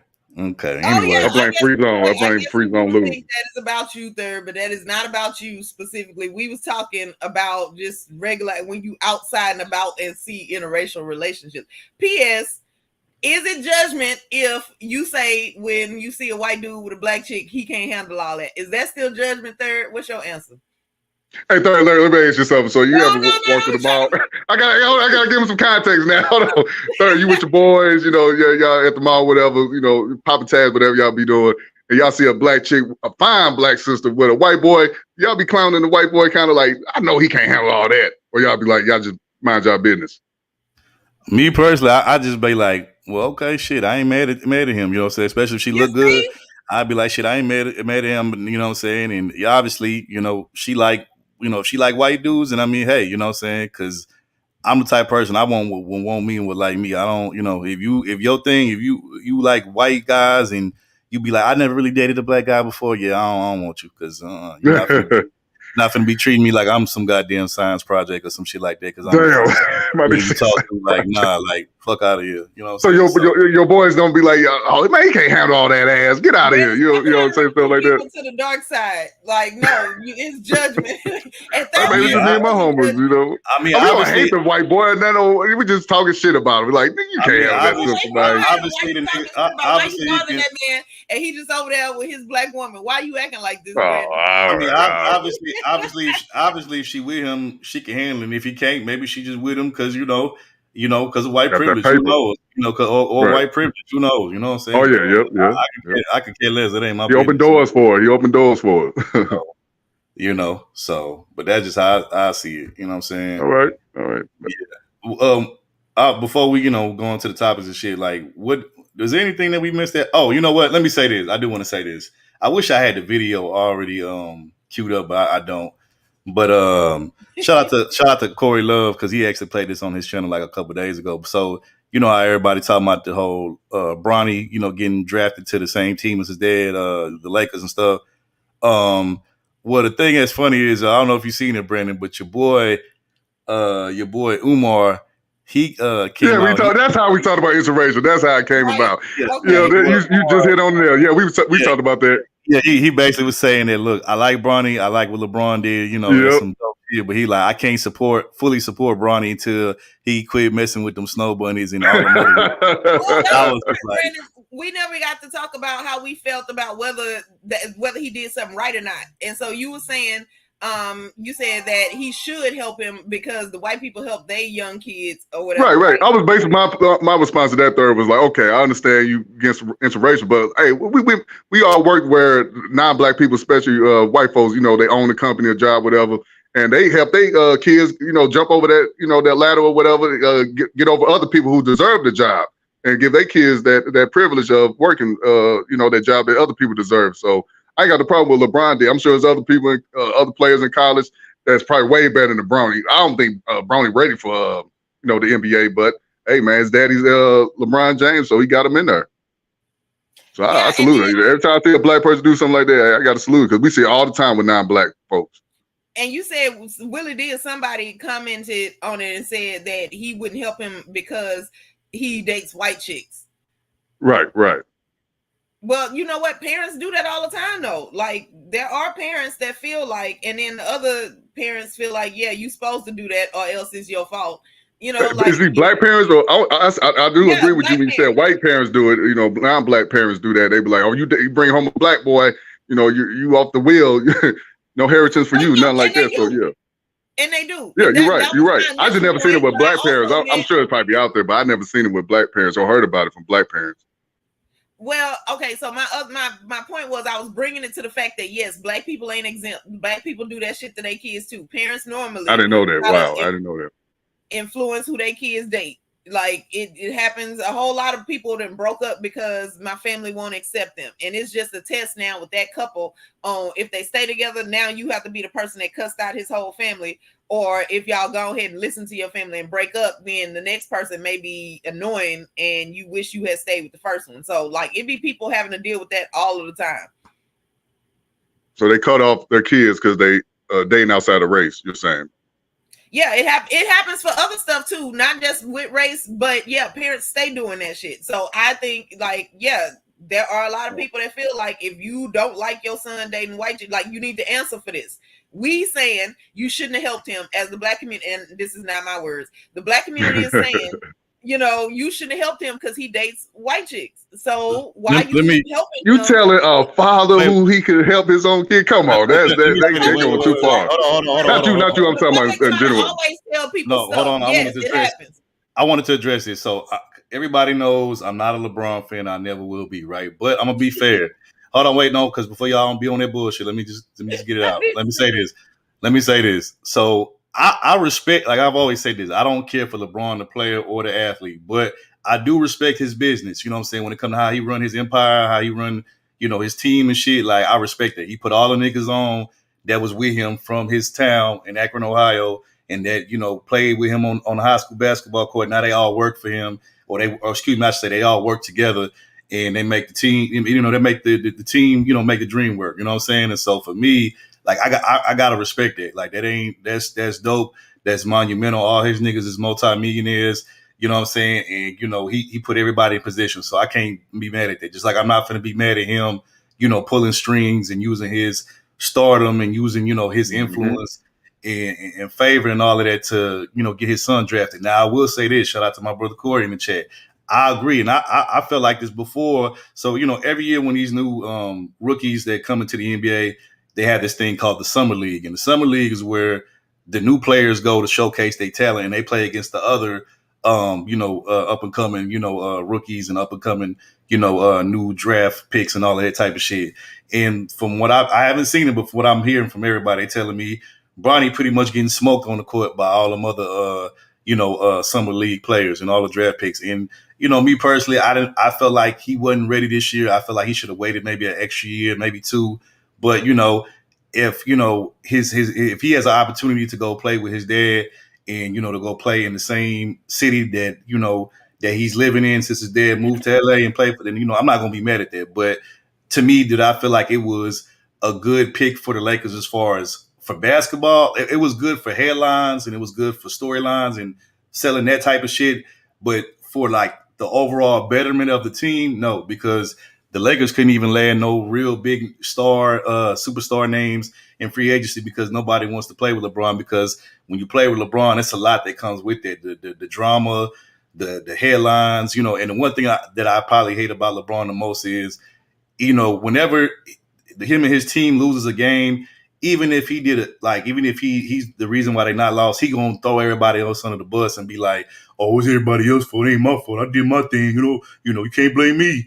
But, you know, at the end of the day, you know, other professionals like Kobe and Jordan and them, it didn't matter if they wasn't the reason why the team lost. At being the leader of the team and being a star player on the team, they're going to take accountability and responsibility for losing and say it's their fault, even if it's not necessarily their fault. And that's what a leader does. LeBron, he pick and choose when he want to be a leader. And I'm like, if you're a leader, you can't pick and choose when you want to be a leader. You got to be a leader at all times. So that's my biggest issue with LeBron. He like to throw people under the bus and like to make it seem like, oh, it's not his fault or he ain't got it. But, bruh, when it's your team, you're going to get all the credit when y'all win, but you definitely going to get all the blame when y'all lose. And if superstar players don't understand that, then you don't need to be in the league and you don't really need to be professional because that's what come with it. And LeBron been in the league, like 22 years now, 23, some crazy like that. Bro, come on, bro. Like, you too old to be acting like this. And what kind of example is you setting for Bronny when he look like if Bronny has seen you over the years, and what kind of example is you setting? Because if he do the same shit, everybody gonna point the finger back to you and be like, this is where he get it from. He get it from his daddy. He get it from this nigga over here. So again, that's the issue that I have with LeBron. And again, I'm not mad at him getting his son drafted with his, you know, influence and his, you know, power and all of that. But again, was it a smart basketball move as far as to make the team better? I don't, for the Lakers, no, but was it a good move if you're trying to sell storylines and headlines and shit like that? Yeah, it was. I give it to him when it comes to that. But that's my little take on it. But Umar is a fool. Umar a fucking fool. But he funny as hell though. But I don't know. Some tell me, some in the back of my mind tell me that nigga, as much as he, act like he against interracial dating and shit like that, some just telling me that nigga probably got a thick ass snow bunny somewhere in the cut somewhere, you know what I'm saying, or a Maria somewhere. Like I don't believe, I don't believe that, bro. I believe that nigga got a plethora of different races of women, in the cut somewhere. You know what I'm saying? I mean, Umar Johnson, bro. Like, come on, dog. Like, how many times have we seen a lot of these so-called pro-black, these hardcore pro-blacks? I'm this, I'm that, and then come to find out they was messing with Becky. They was, you know what I'm saying? Like, come on now. I mean, shit. We heard, allegedly, by the way, allegedly. Allegedly, but yeah, it's rumors that MLK, the king himself, that he had a little snow bunny somewhere tucked in the cut. You know what I'm saying? So, hey man, like I don't know what to say. That still shocks me to this day, man. I said, MLK, man, what was his dream about? Little black boys, little black girl, little white girls. Hey, look. I had a dream that I was busting down Becky's cheeks. I had a dream that I did it behind the scenes before you niggas could do it in public. Looking at it like that type of shit. So I try to go and this is what I come back to. How do we get here? What you mean? You got to catch the replay. You got to catch the replay, Topaz. You got to catch the replay. Come on, bro. I don't even want to know. Like, you got to stop. How we started talking about MLK? We was talking about Umar Johnson and Third brought up. But MLK was messing around with snow bunnies. White chicks? Yeah. Oh wow. Okay. See, what's going on? Tell me something about bro. I don't know what's. Wait, do y'all see how fast rumors get started? Do y'all see how fast lies get started? T, don't do that. Don't do that, T. Don't do that, because y'all know damn well I don't fuck with no snow. Don't do that. Don't do that. Just that easy. First of all, we don't know. We don't know. First of all, we're not around you 24/7, man. It always be your own people that throw you under the bus, man. Look at Mika. She got happy. He's like, yeah, catch the replay. Look at Caping for a third. It always be your own people. I did not want to know how we got here, so I'm good. I was never going to watch the replay. It always, like I said, it always be your own people that do you in and throw you under the bus, man. Real time. You trying to show off? You trying to show off for Mika? You trying to show off for Mika? That's all. That's all. Exactly. Bro. We know what you tell us, but we don't know. I can't even vouch. Right. Shout out to Umar Johnson. Nah, play. But yeah, man, that's crazy. Man, he does do that. He should support the brother. I understand you against the interracial thing, but hey, this is big, especially for black folks, man. Every time we see this in the black, I won't say black jobs, and the white jobs, you can say, they pull they kids up, get them promotions that they don't deserve, didn't go to college for some years, because it's like they say, it's not about what you know, it's about who you know. So they definitely get the doors open for them. And white people have also subsequently learned that when you do that shit and they actually suck at the job or whatever it is you put them in place to do, that you end up losing your company. You done built this company, and you have to be known in the family as the one that fucked everything up. They're not even gonna blame the fuck up, because everybody probably was like, the whole reason why you got to use nepotism is because that person couldn't get the job on their own. So nobody would have voted for you to bring people scared to do it, because they're going to say, your son is a horrible worker, and then they're going to get fired. They're going to lose their job, their career. And you disagreed with us when we told you not to do this. So yeah, this is your fault. But yeah, they're going to blame the parent that brought them up there if they actually suck. So that's one reason why nepotism does stop at some point. So ain't nobody in the Lakers gonna say, LeBron, man, your son ain't ready. What? Cut from the team. Okay, well, why I gotta play with somebody that I can't tell the truth to? If your son sucked and I can't say it, he out here doing it. Now, Topaz, come on. Now you're a parent. Can you see yourself hearing somebody else tell you that your son or your daughter is horrible worker? Nobody else don't have to tell me, because if I look with my eyeballs and see that my son sucks at something, I'm gonna snatch him and put him in something else. I'm not gonna let him spend 20 years working up to this goal only to fall flat. Like, I think that's a real disservice. Come on, if people say now, Tope, you got your son over here, your one employee, and then you got another one that both of them whack. They both suck. You know what I'm saying? They doing the average job or whatever. Now you got to fire one of them. I'm sure you're gonna fire the other brother, not your son. Well, you're like, nah, I can't fire my son. That's if two people suck, right? Then I got a reason. I got to cover. Okay, like right, you got to cover, right? yeah, but also it also depends, because then I'm thinking to myself, like, do I want to keep my kid here? Then if they calling it somewhere else, like, that's selfish, I think. Now on the off, and then it's gonna be a lot of pressure on your child too. I really think talking about Bronny's situation with LeBron. Like, people are like, man, you ain't ready for the NBA. Like, he got to deal with all that, the criticism. That's why I want to know, why would the child even take this position? You know how many kids be like, no, I don't want to go into the family business, right? For that reason, you will always be judged against your father. So now when you have a father that's like famous and really good at something, you don't go into that same field. The family already got one of them anyway, and you never gonna live up to that. Now, unless you could beat your father, and like you pull out some new move that your father never did or something, like, you got to improve on it. Otherwise, you're never gonna live up to that. So why would you even go into that field? You made me think about the situation with Joe Frazier, you know, legendary boxer. He had his son, you know, boxing and stuff, but everybody could tell he wasn't ready. This boy gonna have his son go against Mike Tyson. Oh man, this back in the 80s, Topaz. You know, Mike Tyson was a beast in the 80s.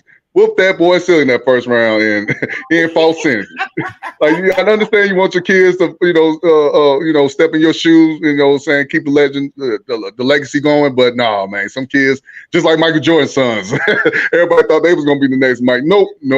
They said nah. They something else. We don't know what, so we can't come and clown them on it. If you doing basketball under your father, who got the attention for the family in the first place, and you know you ain't good at it, we see this and we see it in 4K. So we can't not see it. So yeah, we're gonna troll you. So they did anything other than that, and now we don't know what they do unless y'all know. And we not going to find them and be like, your father would be shamed. Like, we not doing that because they did something else. So, you know, LeBron James' son, I don't know. I haven't seen it. If he does suck, then he had a choice too. He could have said, I'm gonna go play football instead of basketball. He could have done that, but he didn't. And I think last year, I don't know, it was last year or the year before, he had a heart attack, if I'm not mistaken. He had to suffer through that. So yeah, it's gonna be real tough on him, man. So I mean, I wish for the best of him. Hope he prove us all wrong and do his thing on the court. So see, now he got to prove stuff. See, this is where it starts. But okay, see, I wouldn't do it. Yep. Let me give a shout out. Okay. Shout out to Les Troll in the building. I see you. You know what I'm saying? Shout out to Les Bomb. What's happening? What's happening? We got my brother Tony Anthems in the building. I see you up in here, bro. Shout out to Tony Anthems. Hey, look, man, if y'all need any type of like beats or any type of you know, nice sounds or instrumentals for your channel, man, go hit up my brother Tony. He'll get you right. Hey, Tony, you should sample Rez the Bad Guy's chair. Sample that, make a beat out of his chair. That probably be dope. That probably come out dope, man.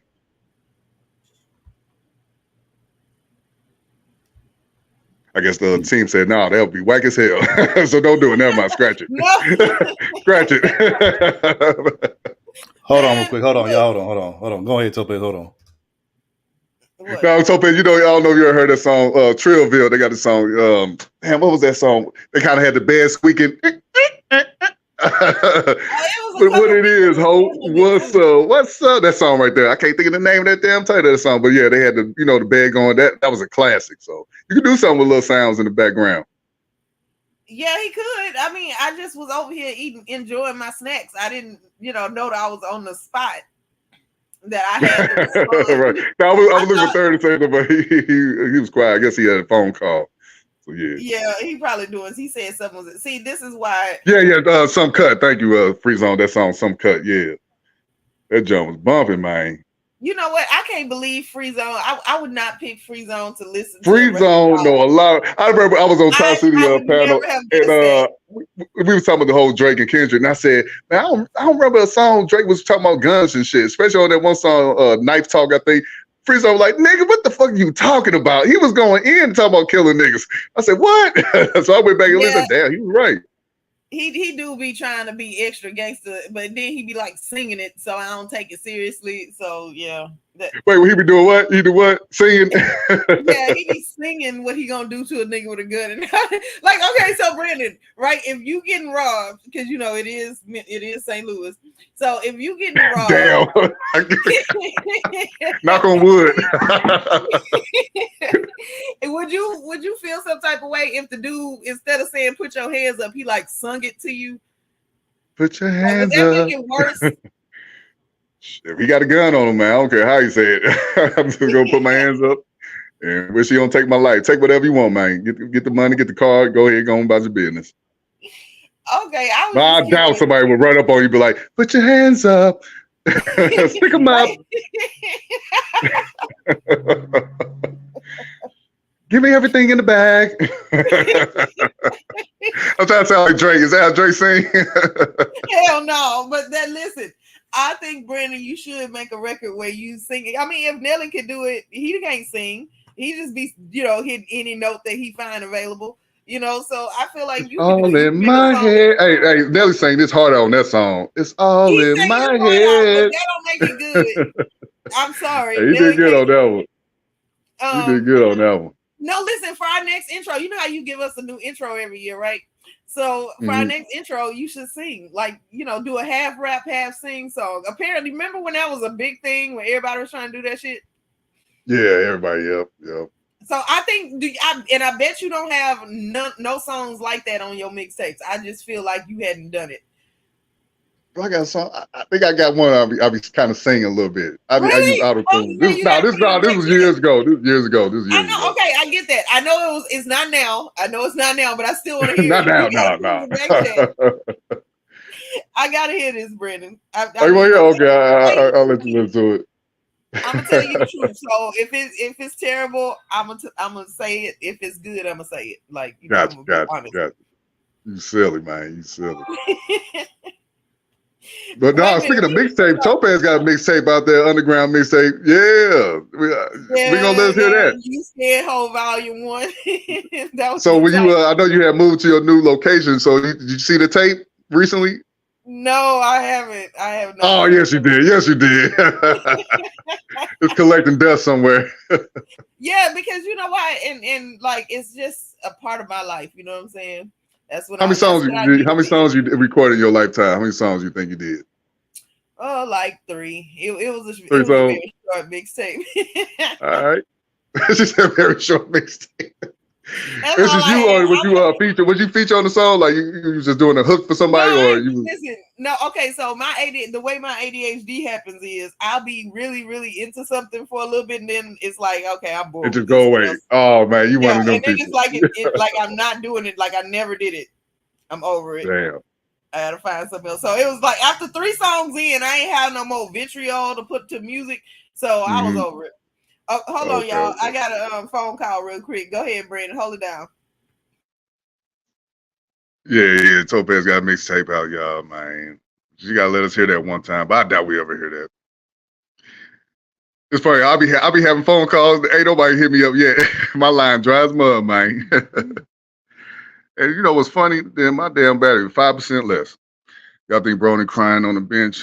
He sprains his ankle. It's your team now. So, oh, come on, 2020, bro.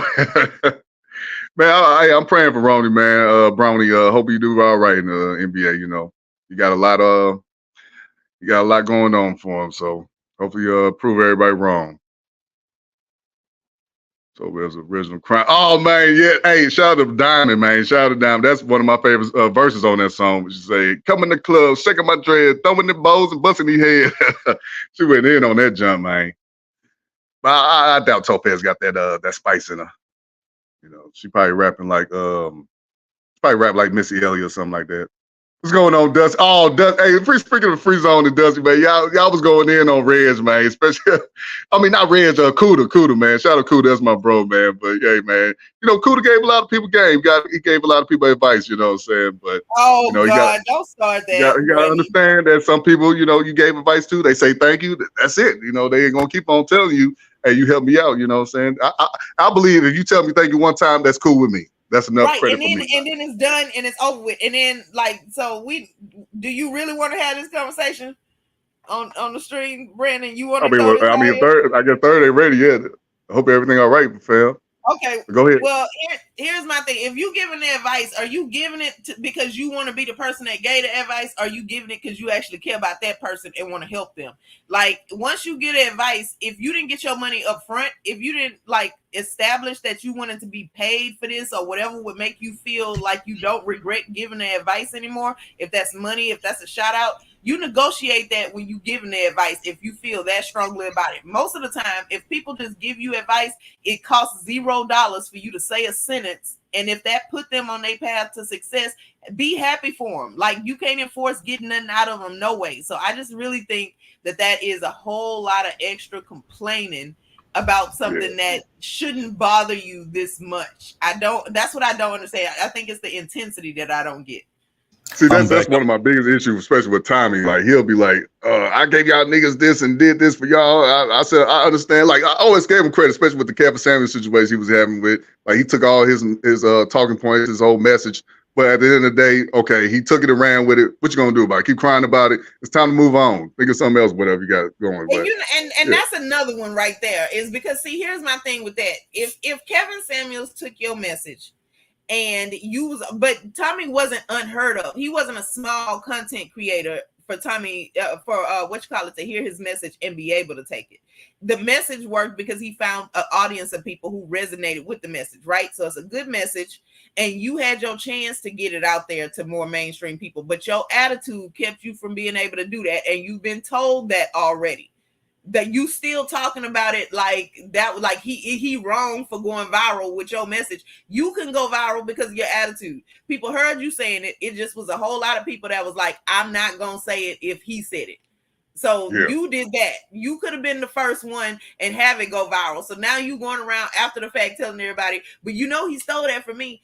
Doesn't really make a whole lot of sense, in my opinion.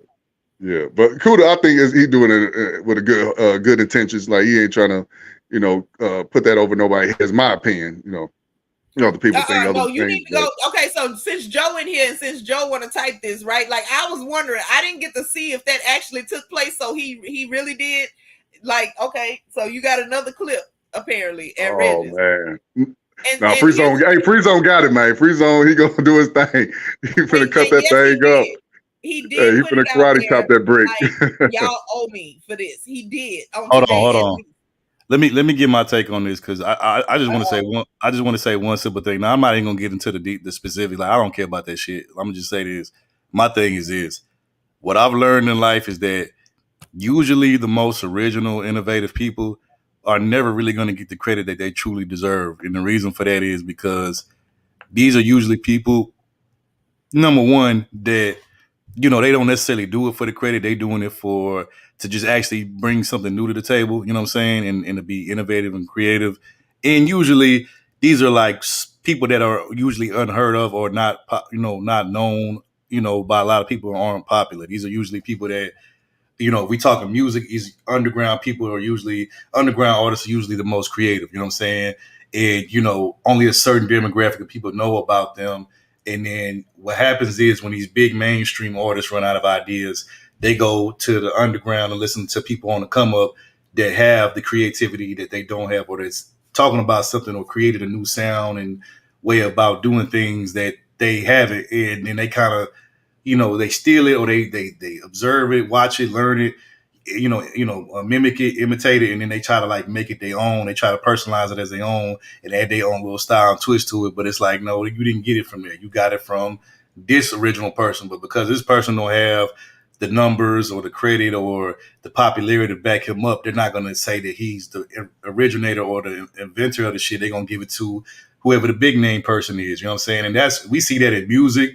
We see that, in all different categories of entertainment. We see that on this app. You know what I'm saying? Like, I can't tell you how many that's why I love smaller content creators channels more, because, like I said, that's where all the original shit come from. Motherfuckers will go, the big dogs will go watch their shit, and then all of a sudden, you know what I'm saying, what they'll do is they won't drop down in their chat so they could be like, oh yeah, you was over there when I was doing this shit. Now they'll just watch from the clouds, take it, you know what I'm saying, learn it, you know what I'm saying, and then take it, make it their own, and then they'll try to pass it off as they shit just because they got the bigger following. And then people will believe them too, you know what I'm saying? So I just like my whole philosophy on this shit is, hey, bro, if you know you did some original shit or some innovative shit, then it fuck the credit. Fuck who else gonna give you your credit for it. Like, it don't matter. Like, if you, as long as you and your small group of supporters know that you did some shit or you the one that started some shit, that's the only thing that should really matter, bro. At the end of the day, like, none of that other shit should matter. But you know, people won't, you know, they credit so bad and they want to,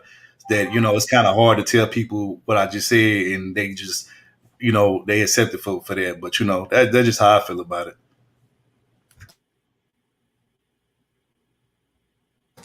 Damn, y'all ain't gonna say nothing?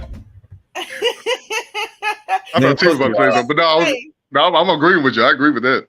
Right. You know what I'm saying? Because I could say, look, if I wanted to get on some shit, if I really just wanted to like get on some shit and rant and rave, I could say, I feel like it's motherfuckers that stealing from us and that didn't copy some of our shit. I could go down the list and say a bunch, but I'm not gonna do that because, number one, you know, I'm just, you know, it's not for me to do that because I know what we did. You know, the people that's over here, y'all know what we did. Y'all know what we started and all of that shit. So it don't even really matter. The people that's not over here, who don't frequent over here, like a lot, who don't come over here frequently, like they, you know, I don't really care if they don't know what we did and what we didn't do because they weren't around. So of course they're not gonna know. You know what I'm saying? So that's all that really matters, though. Like, people be too petty, man, with this shit. Like, a lot of this shit is really petty, bro. Like, I don't care. You know what, Third? I'm not gonna tell people what should and shouldn't matter. Okay, if it matters to you, what I am gonna say is, if it does matter to you that you're supposed to get that price up front for this very reason, ain't shit you can do about it once they already got it. If you feel like that about your advice, then don't give it away for free. Why? Once you give it away for free, that's it. You don't control it no more. And all the complaining and shit after the fact is just like, for why? Shout out to real quick. Shout out to I don't know if I gave a shout out, but shout out to Bismillah. What's going on? I appreciate you for being here, and shout out to Missy T in the chat. Appreciate you for being over here. We appreciate you.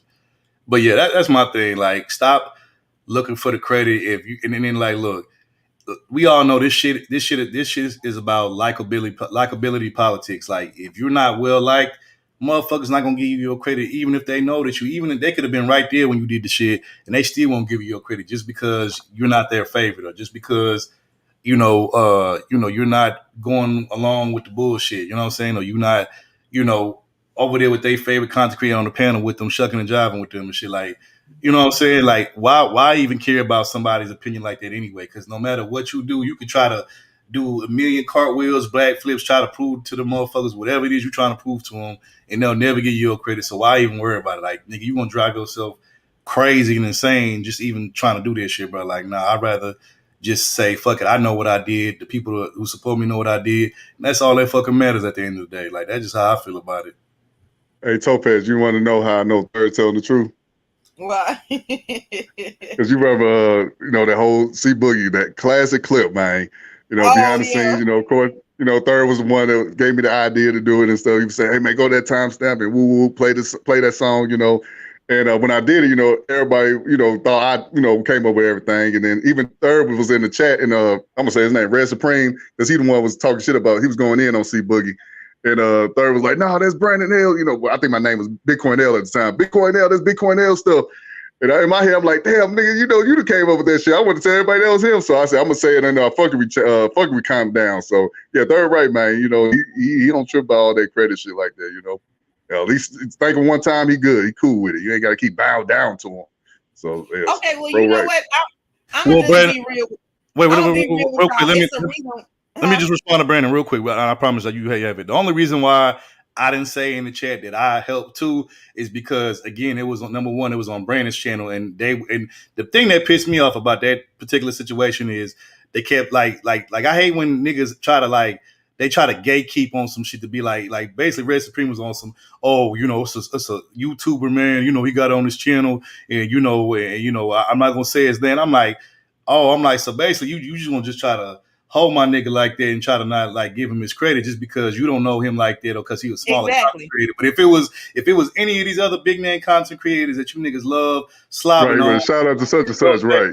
Yeah, you like if it was, I'm gonna just throw a name out there. If it was Angry Man or if it was Obsidian or any one of these niggas that y'all love to slob on every goddamn, virtually slob on every goddamn day. Y'all will give them niggas they fucking credit. No, for real though. But because it was Brandon, they ain't want to get that nigga his credit. And I'm like, nah, bro, y'all gonna give my bro his credit. Now, granted, yes, I did. Hey, that nigga flood the chat. That's Bitcoin L shit, man. He was going in. And I think at that time, I did have a wrench over there. So I was like dropping the link, you know what I'm saying, to like where they got yep. Yeah, like I wasn't finna let them, them hold my nigga like that and try to like not give him his credit. Like, yes, did I come up with the idea and did I pitch it to Brandon for him to do it? Yeah, but I feel like shit, it's on my nigga channel, so shit, I should be giving him the credit. Now, the details of who actually started the shit, that's between me and Brandon. Now, eventually we told it and we let it be known, but that wasn't for y'all to know, bro. Like until we was getting ready to say something about it. You got it. I got a question. So he took your wrench? Yeah, he did, but I don't give a fuck. I thought about that too. I don't give a fuck about that shit. I don't give a fuck about that shit. Bro. Like a wrench, look. It's funny. I haven't seen Third over there. Sometimes I'll go over there if he's talking about something that I think I want to listen, especially that Ty City shit. But I haven't seen Third over there since then. To be honest. I don't give a fuck about no goddamn wrench, bro. Like I know, Third. I was just like these motherfuckers, they literally be like putting too much emphasis on this goddamn wrench and shit. Like it's motherfuckers who I've been fucking with. Wait. Before you go down that path, Third, let me say this, right? Yeah. I was y'all just proved the point that I was going to bring up. I'm not going to tell nobody what's important, like don't care about your credit and shit, because at the end of the day, it's called credit for a reason. If some shit take off and it go viral, you may not have known that it was going to go viral at first. But then for you to speak up and say, hey, no, that was my shit and everybody using it, that's a source of pride because you feel like, yeah, I created something and people are enjoying it. And then it does need to be known. My thing is, what do you expect people to do? Once they say, oh, okay, yeah, and they acknowledge it, then get ready to move on. You like, if you have a plan to leverage that into some money, then cool. Then we'll keep listening to that shit. But you like just only complaining about it and getting mad and just being a miserable person every day because you bitter now, that shit is, we don't have to listen to that. So there are some times where credit does matter. And I was actually going to bring that situation up too, because I can't remember how we got on that subject. But Third do care about when credit is given, and that's the reason. That's one of the reasons, is because he had a big enough platform to where if you on there and you saying something like you enjoying something that I created, you could have at the very least just say, hey, and this person, go check out the rest of their stuff. And that's it. And then you done. Ain't nobody exchanging payments. Lawsuits ain't got to come out. You could say that. And I get to have a feeling about if you didn't do that, because it would have meant something to me. It may not mean nothing to you. I get to have attitude about it. But if I ain't finna do nothing about it, if I have to eventually just take that L, do I want a small L right now, or do I want a huge glaring neon L in front of everybody? If you can't do shit about it to make them stop saying it, what's the point? And you know what? Shout out to that point, Shout out to Ty City, because he always niggas got to hold their L on their own, and just learn how to hold your L gracefully. And I agree with Ty City when he said, the longer you continue to run from holding your L, the bigger the L become. And I totally agree with that. Like, nigga, just hold the L, take the little loss right now. And one loss does not determine a forever loss. Like you could take a loss right now and be right back up, you know what I'm saying, within a week or two. Yeah, you learn from it and be like, okay, the next time I say some shit, it's gonna already be in the copyright before I even bring it on the stream. Then okay, you learn from it, and the next person ain't gonna get the whole UI like that. But for right now, this one you didn't know. Nobody can't blame you, and that's a good enough defense when the L is small. Oh shit, I ain't know it was gonna go viral. But then when you do all this extra shit, you reach for the stars and try to swing at people and miss. Now we finna watch you get you could willingly accept the L when it's little, or you could wait till it's huge and somebody shove it at you. Like that's way different. And shout out to Classic Real. Yeah, she's absolutely right. Her and Joe, they both said in the chat, like, yeah, we don't. I'm gonna say our team for the Record TV, we don't do none of that e-slobbing. We don't be e-slobbing on motherfuckers. We don't do that. But it's a bunch of motherfuckers in this space and in other sectors too that be e-slobbing their favorite, so-called content creator or they so-called favorite YouTuber, like, you know what I'm saying? But we don't do none of that over here. So I'm sorry if because I don't e-slob like the rest of y'all motherfuckers, y'all don't like me for that, or y'all don't like certain people for that, you know what I'm saying? That but ain't why, it is what it is. You know what I'm saying? No, that dude be part of the reason because they want you to be a sheep and a fucking minion just like them. But I'm not gonna do that shit though. Hey, hold up before Third get a phone call. Topaz, so we move on with the show. But one more thing. So Third got this new thing. Yeah, E-slobbing. Topaz, what was that? What did Tommy do to Reg? What you call it? What'd she say, Third? It was eat something. What's it? Eat whooping. Was it eat whooping? Eat whoop. Yeah. So that's your thing, man. Well, okay, that's what I hollered out where Third was like, no, for real. That's actually what I said. I said E-slobbing because I thought it was funny. And I was hoping that he didn't think I disagreed. I was just, speaking about E-slobbing, watch, and I'm gonna say it in the chat too, but Third didn't highlight my comment, but I let it slide. Right. I'm willing to share the credit with Classic Creole. You know what I'm saying? Like I'm gonna say this. Like, instigate L. Fuck you, Let's Troll. Let's Troll get in. You going in on me in Red Chat too earlier. Like that. Oh my God. Let me say this. Angry Troll. That's her new name. Angry Troll. She know why I call that. Hold on. Let me say this, and y'all heard it here first. Just after this stream today, watch how everybody finna run with this whole E-slobbing shit. Watch everybody finna start singing E-slobbing. Watch after this shit. Like you heard it here, folks. And just know where y'all heard it from first. So that's all I'm saying. So okay, but you see how I didn't try to take the credit for that. Like I did say it first, but I didn't even much have to say. I'm not taking credit for it. I'm saying they heard it over here first. When I say here, I mean over here with us. I'm saying like this is just more on my point is because like if you really did say it first, people are going to say something. You don't have to be the one to say nothing. Yeah. But if you realize that you have to always be the one reminding everybody, that means either we do know and we stop giving a fuck, or we didn't know and you do and it need to be said. But sometimes we did know and we don't care no more. So that's why we feel like you need to with this damn Joe Biden shit, bro. Wait, this come on, man. Come on. Can we go on with the show, guys? Can we please go on with the show? I gotta take my nap. I gotta take my nap. Oh my God, you stupid. Hey, say, come on, man. Oh, shout out to wait. Shout out to we got a new person in chat. She's not new to me because shout out to I'll be seeing her over there in chorus shit. Oh, she's pretty. Miss Parker. Hey, shout out to coming through. Hey, she wants y'all to tell her what's E-slobbing.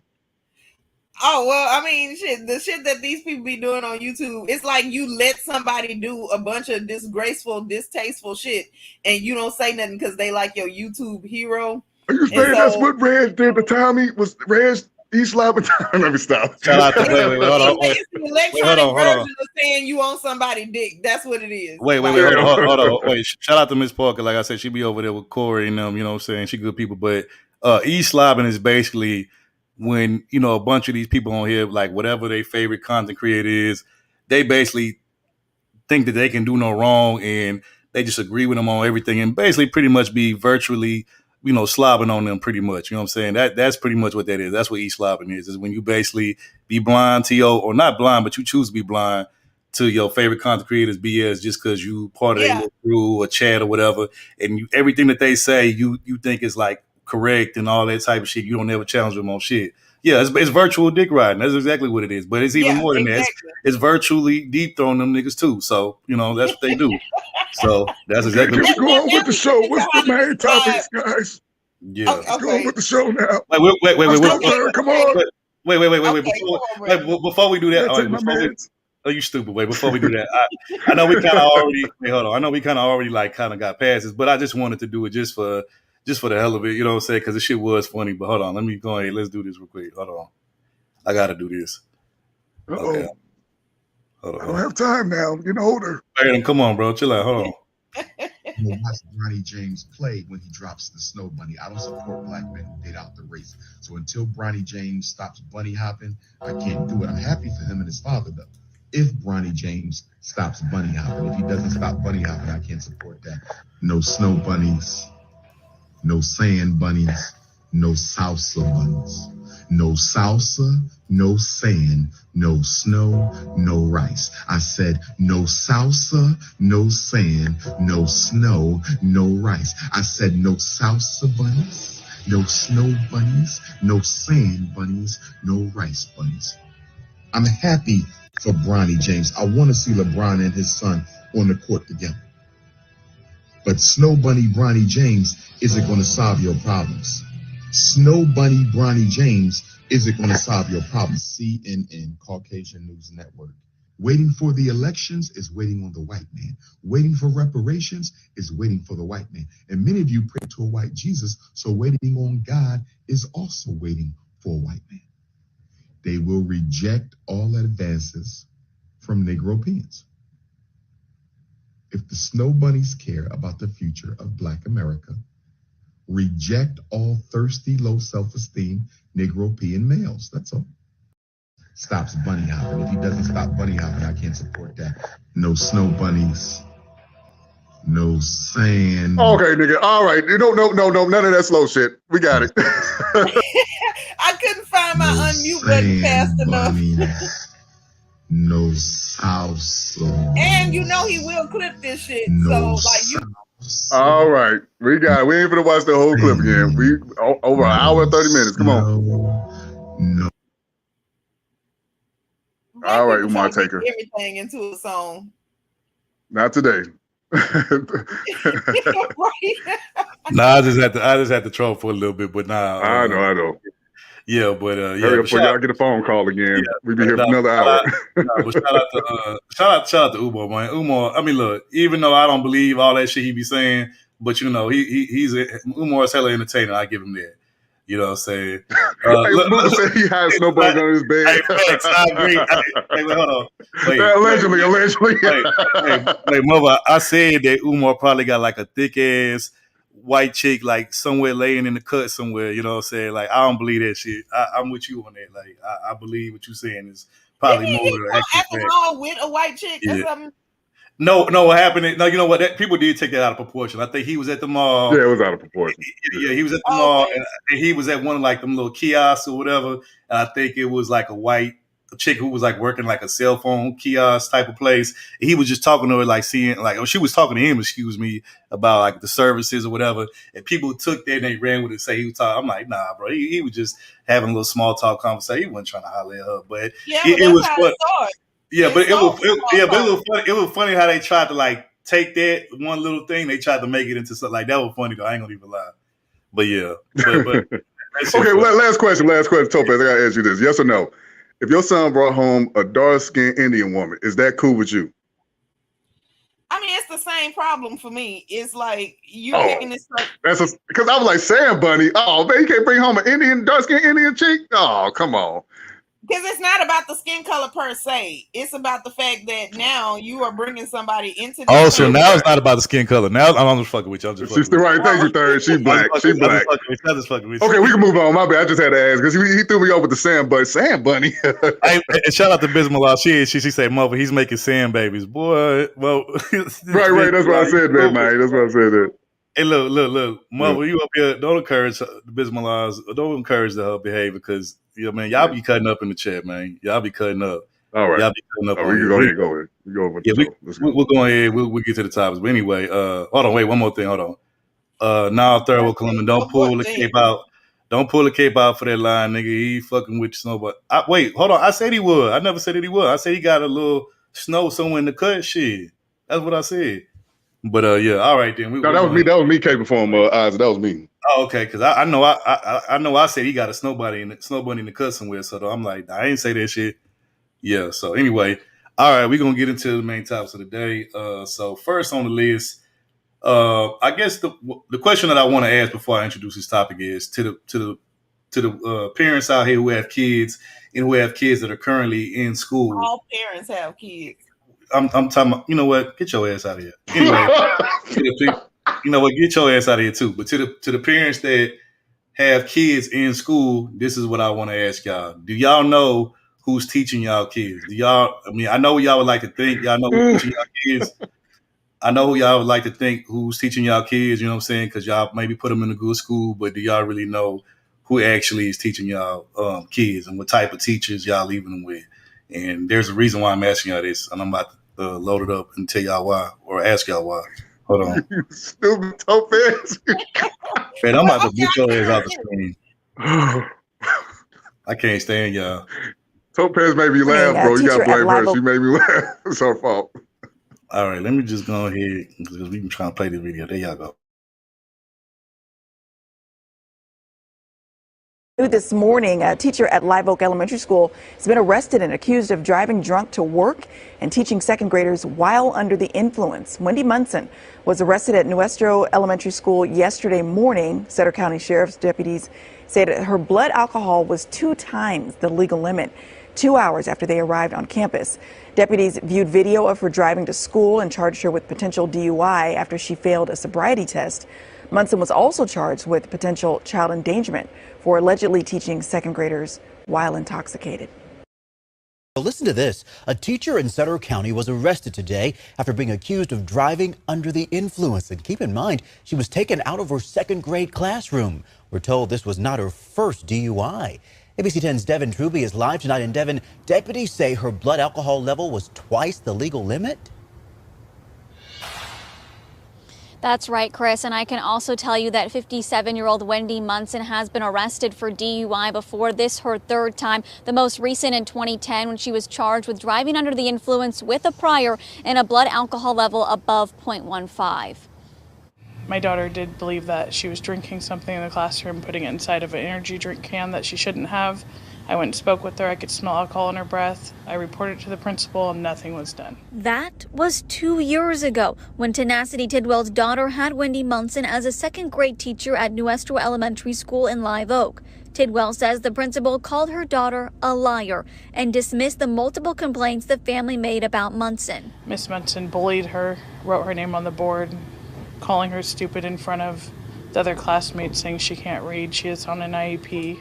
On Monday morning, the Sutter County Sheriff's Office was called to the school at around 8:20 a.m. Staff members reported to the sheriff she was stumbling and looked noticeably drunk. Investigators say Munson was teaching when she was taken into custody. They say she had a blood alcohol level. Reported to the sheriff she was stumbling and looked noticeably drunk. Investigators say Munson was teaching when she was taken into custody. They say she had a blood alcohol level twice the legal limit 2 hours after her arrest. Because she drove to work and investigators saw video of her pulling into the parking lot, Munson was arrested for DUI. The deputies have filed the child endangerment charge due to her actively teaching a second grade class while intoxicated. That will be up to the district attorney to determine if that falls under enough elements of that crime. The district says a long-term substitute has been placed in the classroom for now. The elementary school is small, so there's only that one second grade class. And classroom for now. The elementary school is small, so there's only that one second grade class. And right now, Munson remains in Sutter County Jail. She'll be arraigned tomorrow at 3 p.m. Chris, Laura. But my goodness, we're just so thankful that no one was hurt in this case. Our Devin Truby live for us tonight. Devin, thank you. Parents here at Nuestro Elementary are worried that their kids' safety is not a priority for the administration. But administration did send a letter out to parents after second grade teacher Wendy Munson was arrested yesterday on suspicion of intoxication, saying that their students' safety is their top priority. But I did speak with a parent inside of Munson's classroom who tells me he's really not buying that. It does make me really mad. Emotions running high for parents of Munson's second grade class after the 57-year-old teacher was arrested for reportedly teaching her class while drunk. They did the sobriety test and determined she was under the influence of alcohol. So she was taken into custody. Under Sheriff Scott Smallwood tells Fox 40, Sutter County Sheriff's deputies were called to Nuestro Elementary about 30 minutes after the first bell to find Munson in a drunken stupor. Slurred speech, you could smell alcohol, glazy eyes. She was extremely happy, kind of walking, stumbling, those similar symptoms. Smallwood says a breathalyzer test back at the sheriff's office showed a .20 blood alcohol content level, more than 2 times the legal limit. I could just tell you that with the first time that a deputy contacted her and then the time she took a breath test, and that level tells me that she was extremely intoxicated. Like, we're required to send our kids to school. When do we start getting anything back from the school district itself as far as being able to trust them that our kids are safe? Fox 40 sat down with this dad who has a young boy in Munson's second grade class. He says he and other parents were left in the dark until their kids were released from classes on Monday afternoon. When did you formally find out that it was actually your son's teacher? When the letter came home with him after school yesterday. So you didn't find out till after class got out? Yeah. His seething anger isn't met with surprise. Smallwood tells Fox 40 Munson is a repeat offender. They just know that she does have a DUI arrest. They knew about this, and they either turned a blind eye to it, or nothing has come up to cause them to suspect anything else. And after a conversation with the superintendent, this parent believes there's a chance Munson may stand at the head of the class once again. She said, well, it's kind of a developing situation. I can't guarantee you that she won't be back.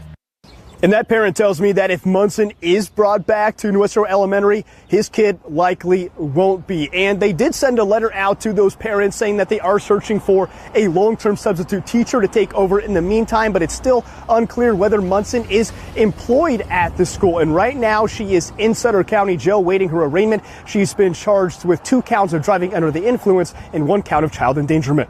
Reporting in Live Oak, covering local news that matters, I'm Mason Morrow, Fox 40 News.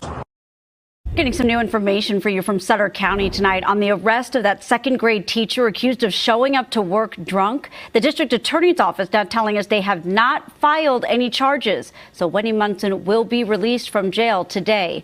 Deputies arrested her Monday at Nuestro Elementary. The DA's office is asking for more information from the sheriff's office.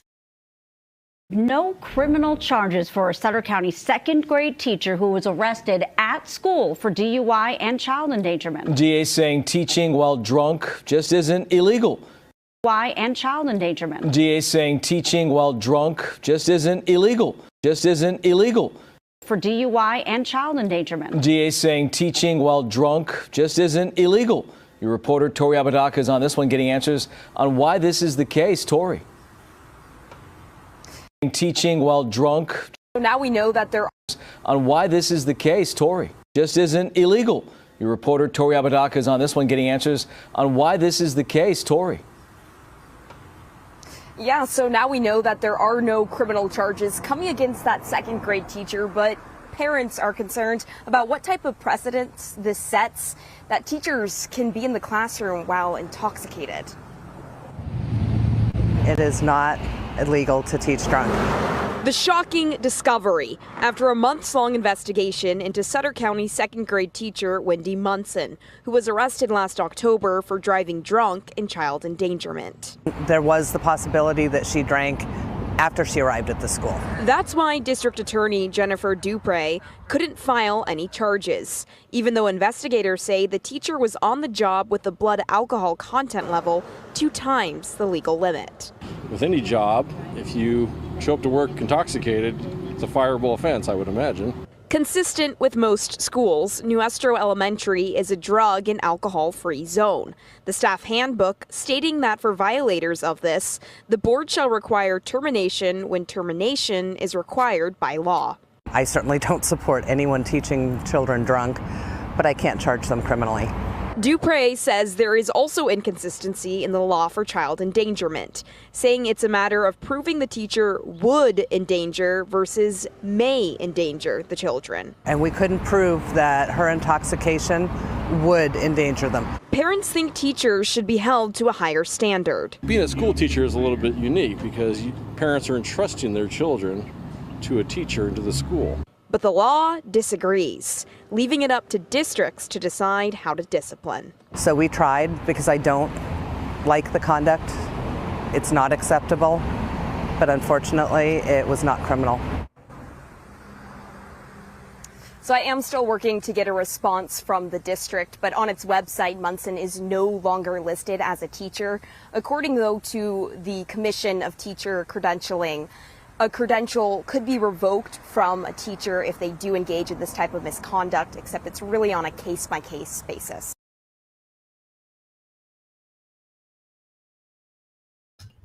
So there you have it. You have a Sacramento elementary school teacher. I think she's a second grade teacher, if I'm not mistaken. And basically she showed up to work, pretty much intoxicated. And, but I think she said that she was on like wine or something, but I think when they took her, when they gave her the test, it was more than actual wine. So, but yeah, that's crazy to know that an educator could show up to her to a job and try to teach kids, and she could show up fucked up, and she can't be held like accountable for that, and it's not illegal, it's not a crime, or at least I think they said it's up to the school district or the school board or whatever. But the teachers and the school itself can't criminally charge her or whatever. Like, to me, that's insane. That's crazy. Like, I don't like the one white father said, any job that you work at or that you're employed at, if you show up under the influence of anything and you're not properly able to do your job, 9 times out of 10 you're gonna get fired, or at least be asked to leave, for the day or whatever. Maybe even get suspended if they don't outright fire you. But yeah, that's crazy as hell to me. Like, I don't understand. And then they said this is like not her first time doing this, like a second or third time. So at this point, I definitely say get rid of her. You know what I'm saying? So yeah. And Eisen, I know, bro. I know Eisen. I know he was finna come with this. He said hoes are winning. How do you hold them accountable? You're right, Eisen. You're right, bro. I'm just saying, like, this is a teacher. You know what I'm saying? Like, this, I wouldn't necessarily consider her a hoe. Now, she did do some hoe shit, but she's a teacher, bro, like an educator. So like, she up here just showing up, like, wasted the class and shit, bro. Like, what? I can hear Eisen now. She a hoe too. Them hoes too. Yeah. I can hear him now. Yup, for sure. Yeah, so he gonna say that, man. you know what I'm saying? So let me ask Brandon something. Let me ask y'all this. So if y'all was to go to work today or tomorrow and show up like high as fuck or just hammered off of liquor, is y'all job gonna be safe, or is y'all job security gonna be safe after that? Or y'all gonna be able to get away with it and not be held accountable for that?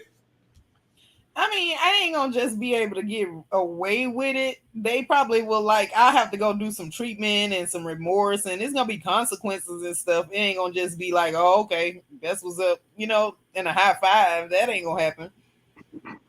So would this be Becky privilege? Would this be Becky privilege that she getting right now, or is this just the laws out there being done as fuck? Okay, well, technically, this is what's supposed to happen, and hear me out, right? Most people didn't think we need to make a law about this, because if I'm getting drunk for the day, I'm not going to work. I never have understood that. But for the people who do, y'all show up to work and y'all be high or whatever, I don't think we need a whole law, because the principal can just be like, even though it's not illegal, you should have known better judgment than to actually do it. So I'm going to fire you. You get fired for shit that ain't actually illegal a whole lot of the time. It's a lot of stuff you could do, but should you? So I think this is exactly what's supposed to happen. So now, did they say what they're going to do to her? What do you mean by Becky privilege? Because if she gets fired and then she gets blackballed in the teaching community, I mean, that's pretty much all I can ask for. They said that she got fired, but it was nothing never mentioned about, because a lot of teachers do. Oh yeah, the child endangerment part. I mean, now wait, because a lot of teachers. I heard in this video that she was bullying one of the kids. She was calling them stupid, yelling at him. No. She called one of her female students, stupid, because I guess she told her mom, like, mommy, my teacher is drunk or whatever, and then she was like basically saying that she's lying and she's stupid and that type of thing. That's pretty much what happened. Okay, so then that's another thing. So first of all, if you got my kid coming home to me now asking questions about people who are drunk, because this is second grade, they might know what drunk is depending on who they've been around. And then the ones that don't, now you the reason why I got to have this conversation. Yeah, that's a problem for me as a parent. And then when I confront you about it, because you haven't gotten fired yet, you want to start insulting my kid now, like, yeah, you definitely need to be fired. But I don't think it's child endangerment per se. If this was happening in front of the other students, like in class, not only would that be child endangerment, but she also is breaking FERPA, like the HIPAA of educational records. So you ain't supposed to tell people that she got an IEP and all this kind of stuff. You can't just holler that out in front of the rest of the kids. So I think when people trump up charges, it makes it not worth anything. And then when somebody's actively doing it, you can't really prosecute it. Yeah, shout out to Karen Mudrip. I see you up here. She said just coming through to say hello, love. Yeah, we appreciate you. We appreciate you. Much love to you as well. Let me say this: I wouldn't be surprised if she got another job as a teacher in, like, let's say another school district. Because remember, we did stories on here about how you've had teachers sleeping with students, and even though they got busted for it and, you know, caught up for it, they still went on to go to other school districts and still get hired with that in a record and their background. So to me, I'm not saying that teachers, showing up to work drunk isn't a bad thing, because it is. But is it worse than, you know, the teachers, you know, screwing the students? I don't think it's as worse as that, but it's still bad though, nonetheless. But if a teacher like that can still get hired after fucking around with the students sexually in another district, then she'd probably easily get another job somewhere in another school district. See, and that's the problem. That's why I said, and for her to be blackballed in the teacher community, because at this point, I'm with Eisen, right?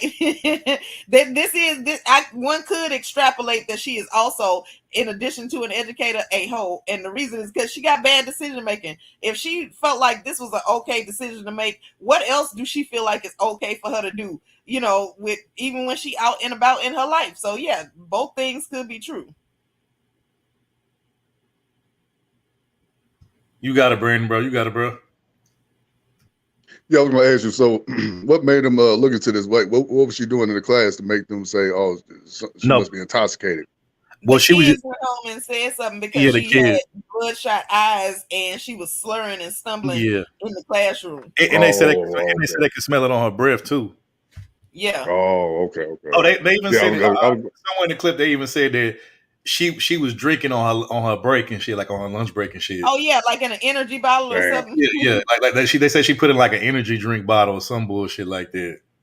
So okay, I was thinking probably one of the teachers, other teachers probably snitched on or something. But okay, because I was gonna say some people, you know, they could drink, they can smoke and still function. You know, they don't, you know, be slurring the words, they don't be acting, you know, crazy like that. So real quick, let me say that. I'm gonna get right back to you. There was actually a chick in my high school who actually did that. She had put some vodka in a water bottle, and somebody ratted her out about it. I forgot who. I think it was one of her homegirls. Somebody who claimed they was a homegirl. They ratted her out, and she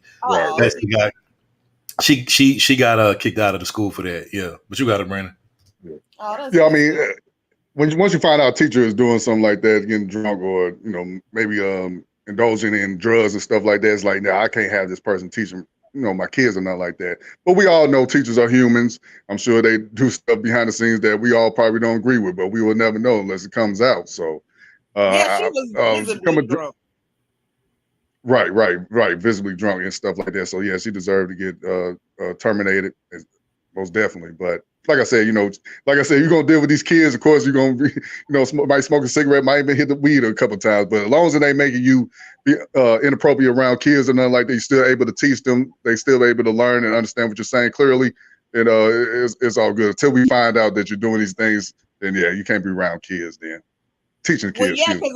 Because once we find out, like if you're doing this and don't nobody know, then okay, whatever. How can I be, you know, responsible for something I don't know? But once you visibly drunk, now whatever it is that this is just not a good look. You setting a bad example for these kids. And if we know, and the kids know that that's what's going on, then no, we can't have the teacher up here drinking and partying, and then also tell the kids, you know, stay off drugs. Like, how do you do that? I can't think of this movie I was watching. It's an old movie. But anyways, it was about some teachers or whatever, and they was all in their break. Every single teacher in there was smoking a cigarette. You know, it's real stressful dealing with, you know, kids, especially if you're in a class with all bad kids. So I don't know how her kids was acting, you know, for her to want to drink every goddamn day to deal with them. But you know, some teachers got to do something to, you know, get them ready to, you know, teach and not explode on them, because that's the last thing they want to do is have a breakdown or a meltdown, whatever. So. No, Brandon, you know what they got to do? They got to not be a teacher. Like, there's another fix. Lou, you stupid, bro. This nigga a little stupid. This nigga say to up here is cooking these modern women. Wait a minute. I can't take credit. But this ain't no modern woman. This is an old woman. So he get his flowers, because I don't want well, let me say this. Look, to add to your point, Brandon, she's an old woman, but she's an old woman participating in modern woman behavior. Let's just say it like that. Yeah. You know what I'm saying? I mean, this you know, of course we had, you know, ladies back in the days getting drunk, so this ain't nothing new. Yeah. But let me ask you this. Do y'all think the reason why this is not more of a big deal, or it's not as much outrage about this particular situation, is because it's alcohol instead of, like, let's say another drug. Because I would think if this was like marijuana, I just don't see them having this lackadaisical attitude about it. I think if it was her, blazing up in the parking lot or in the break room type shit, I think, if she came in there smelling like a fucking bag of weed, they would have this would be a whole lot more severe. You know what I'm saying? But I think, with alcohol, it just seems like that shit, like especially if it's like, because in this case, this is a non-violent case because nobody was actually hurt, as far as like nobody, she didn't kill nobody behind the wheel. So I get why, they're not giving it that type of attention. But I just believe, had it been weed instead of alcohol in this situation, I think they would be more like. But with marijuana, it's you get secondhand smoke. You know what I'm saying? You get contact with weed. I don't know. Is this the same thing with liquor? You bring around somebody that's drinking all day and you smell it. No, you can't get you can't get it like that. But it's just. But I'm just saying. Exactly. So I think that would be like a better.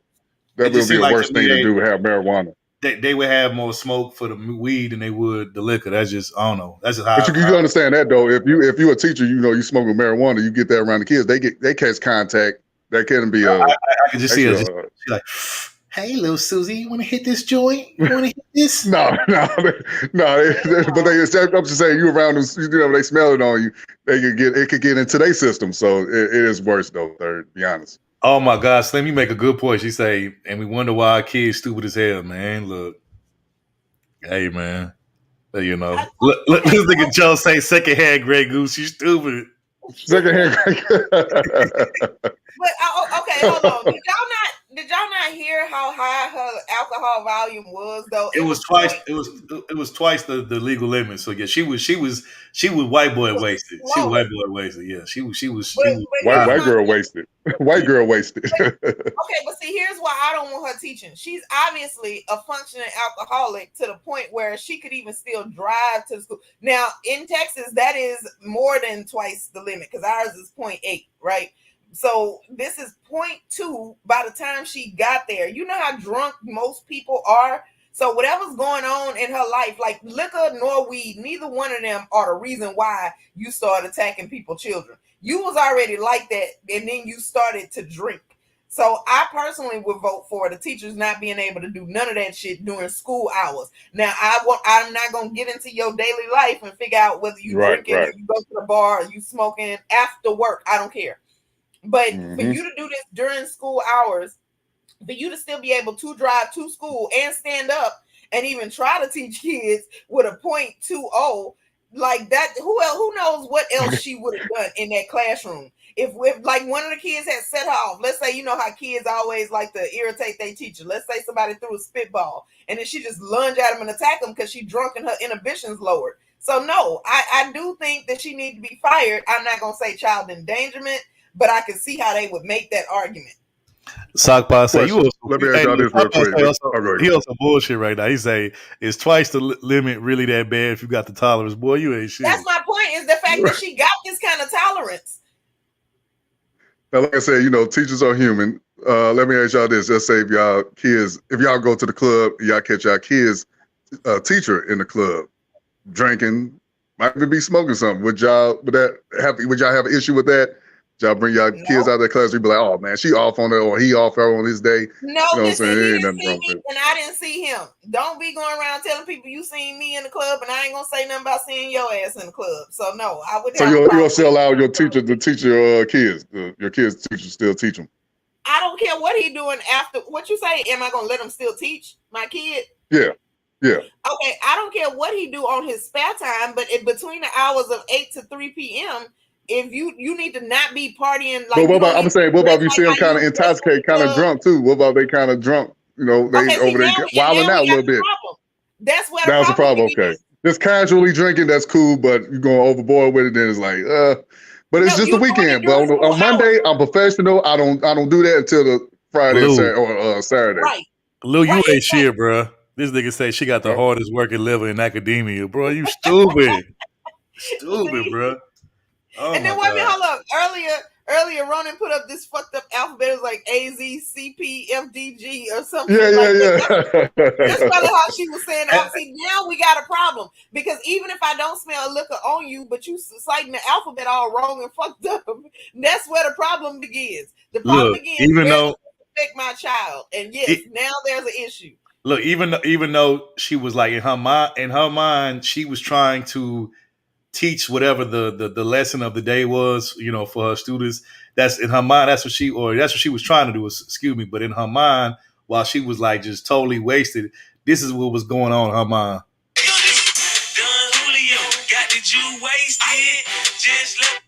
That was what was in her mind when she was like trying to do the lesson plan. She was like trying to think like, okay, I'm gonna put this on the chalkboard or the whiteboard, but all she was like, man, when I'm gonna get that next hit or whatever it is, she be drinking on Jack Daniels, whatever. You know what I'm saying? And Like, you know how we would know is because all her examples, you know how like the teacher's trying to introduce a new subject and they examples, all the names of the people like in her math quizzes be liquor names, like, and little Johnny Walker bought 5 apples. How many apples are left and shit like that? That's when we know that there is a problem. That's when I would be concerned because now it affects my kid.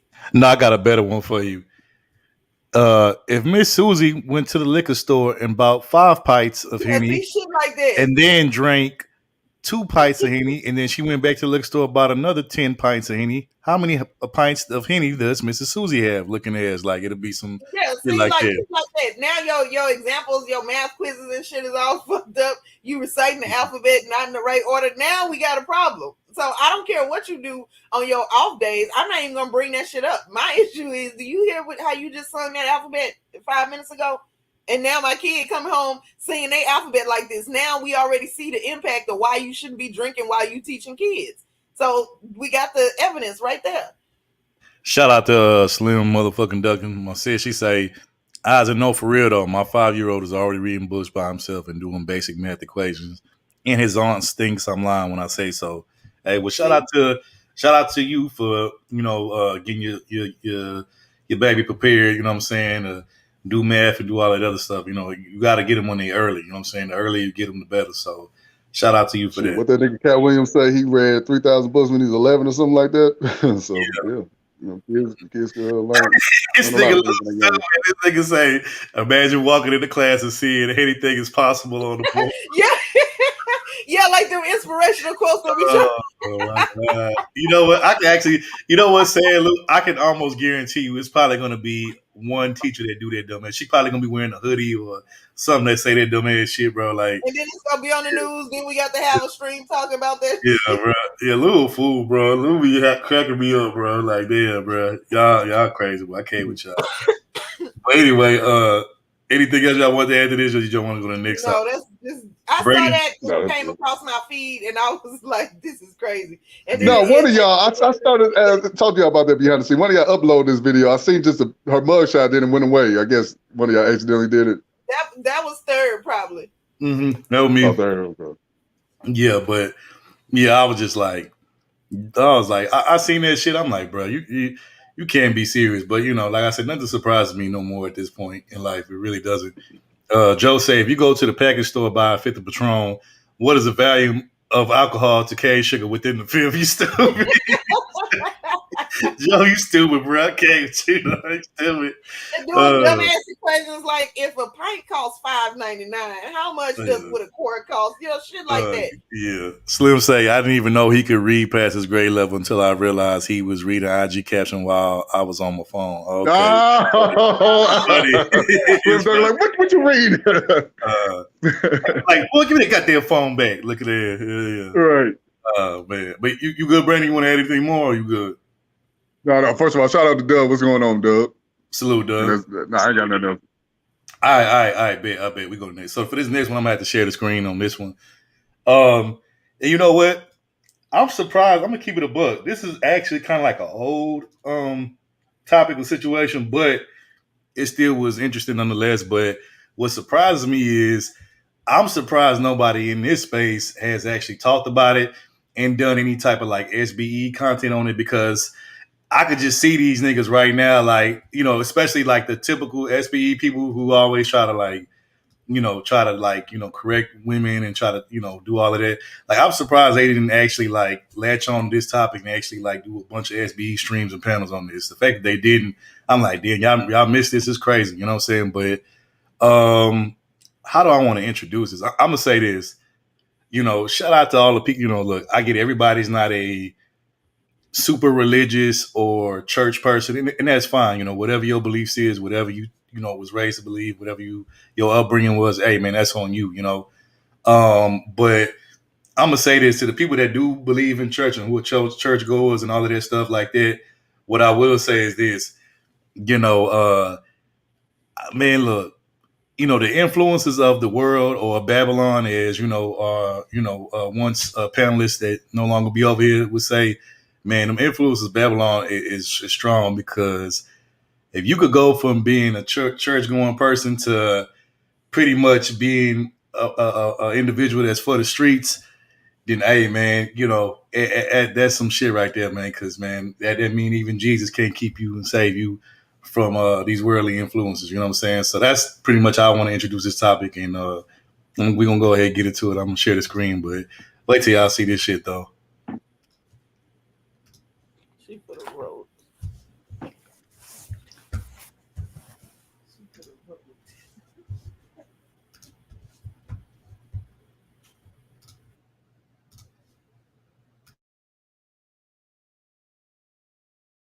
Her story is making headlines. The pastor who became a stripper. That is one of the headlines. But what led Nicole Mitchell to her new path?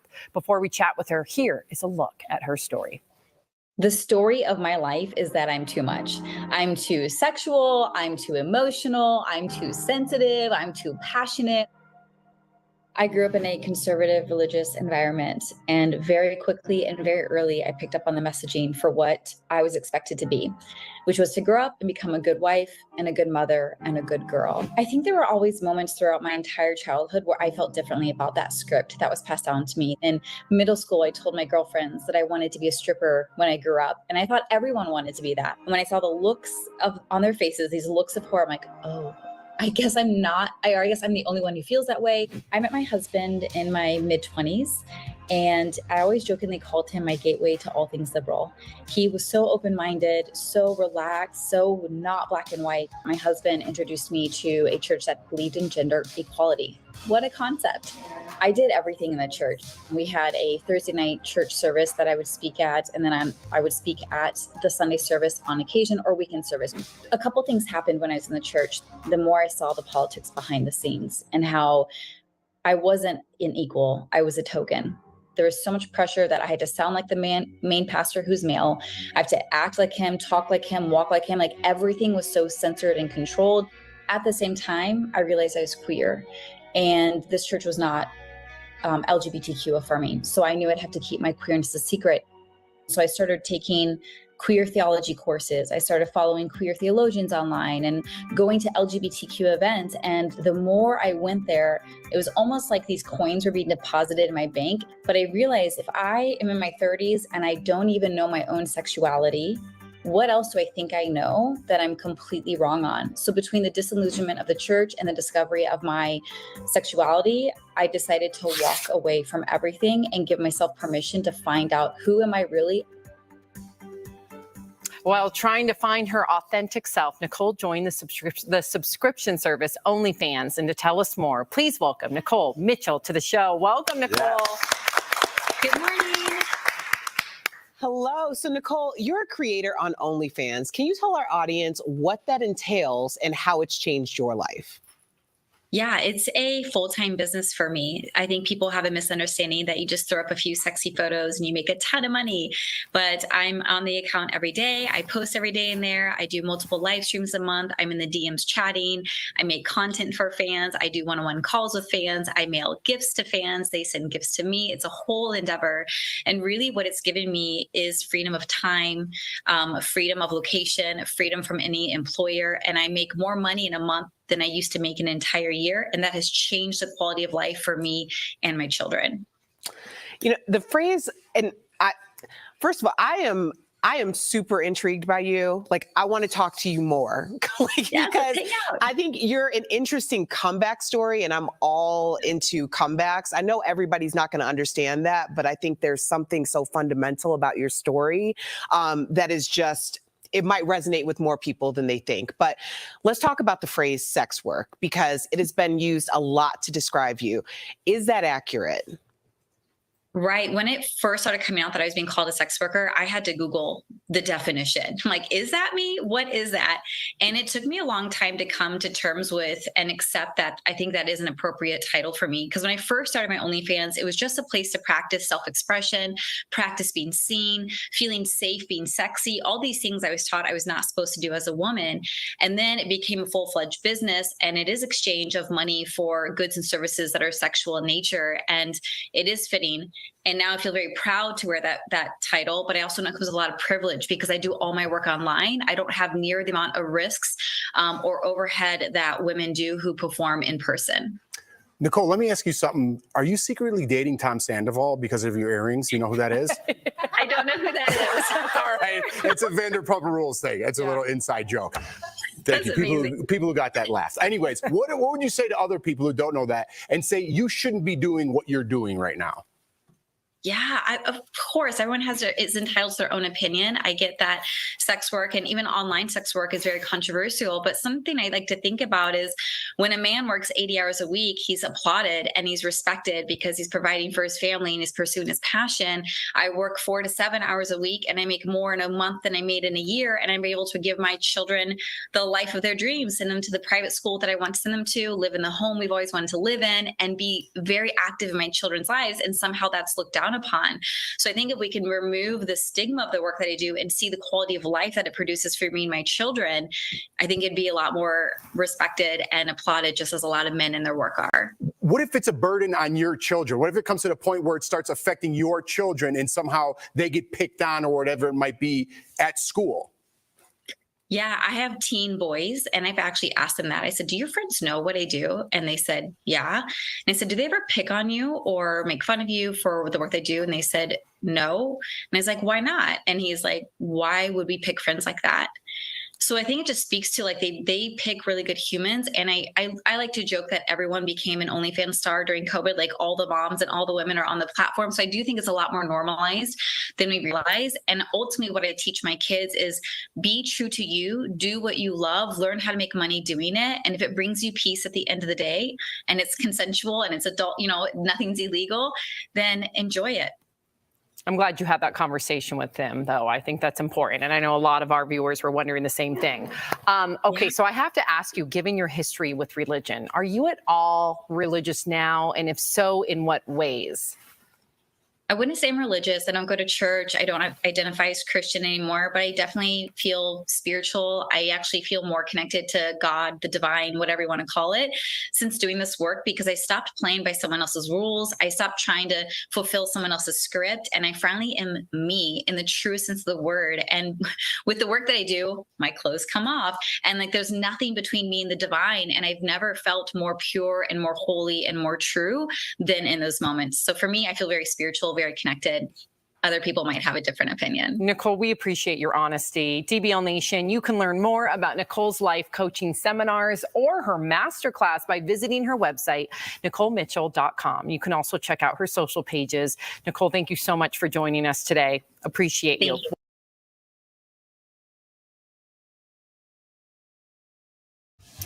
So there you have it. You have a story of a white woman named Nicole Mitchell who originally was a preacher at a church and was married to her husband and eventually decided that I guess that wasn't the life for her to live anymore. And basically she felt like she wasn't being true and honest to herself. So she decided to leave the pulpit and go behind the virtual paywall and give herself to the almighty entity that is OnlyFans. And pretty much Stay behind the building.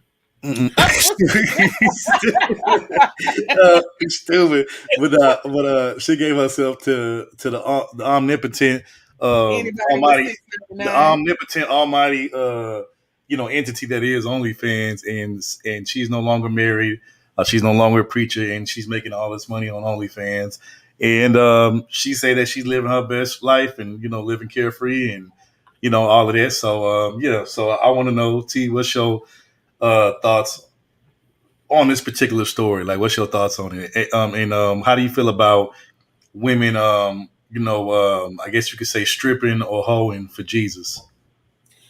See, because I didn't give a fuck until you got to the end talking about for Jesus. God they never told you to go get hold on. a stripper. Stripping for Jesus. No, stripping for Jesus. If you want to be a stripper, just be a stripper. Leave God out of it. Isaac, it's you, bro. It's you. The one and only. All right, you got it. You got it. And you know Isaac for this Isaac go. Before Isaac go, all I'm gonna say is, you know how when you tell somebody they going down the wrong path and they be like, only God can judge me. I feel like if we try to do that to her, she gonna actually bring out Bible verses to back up why we, why we wrong.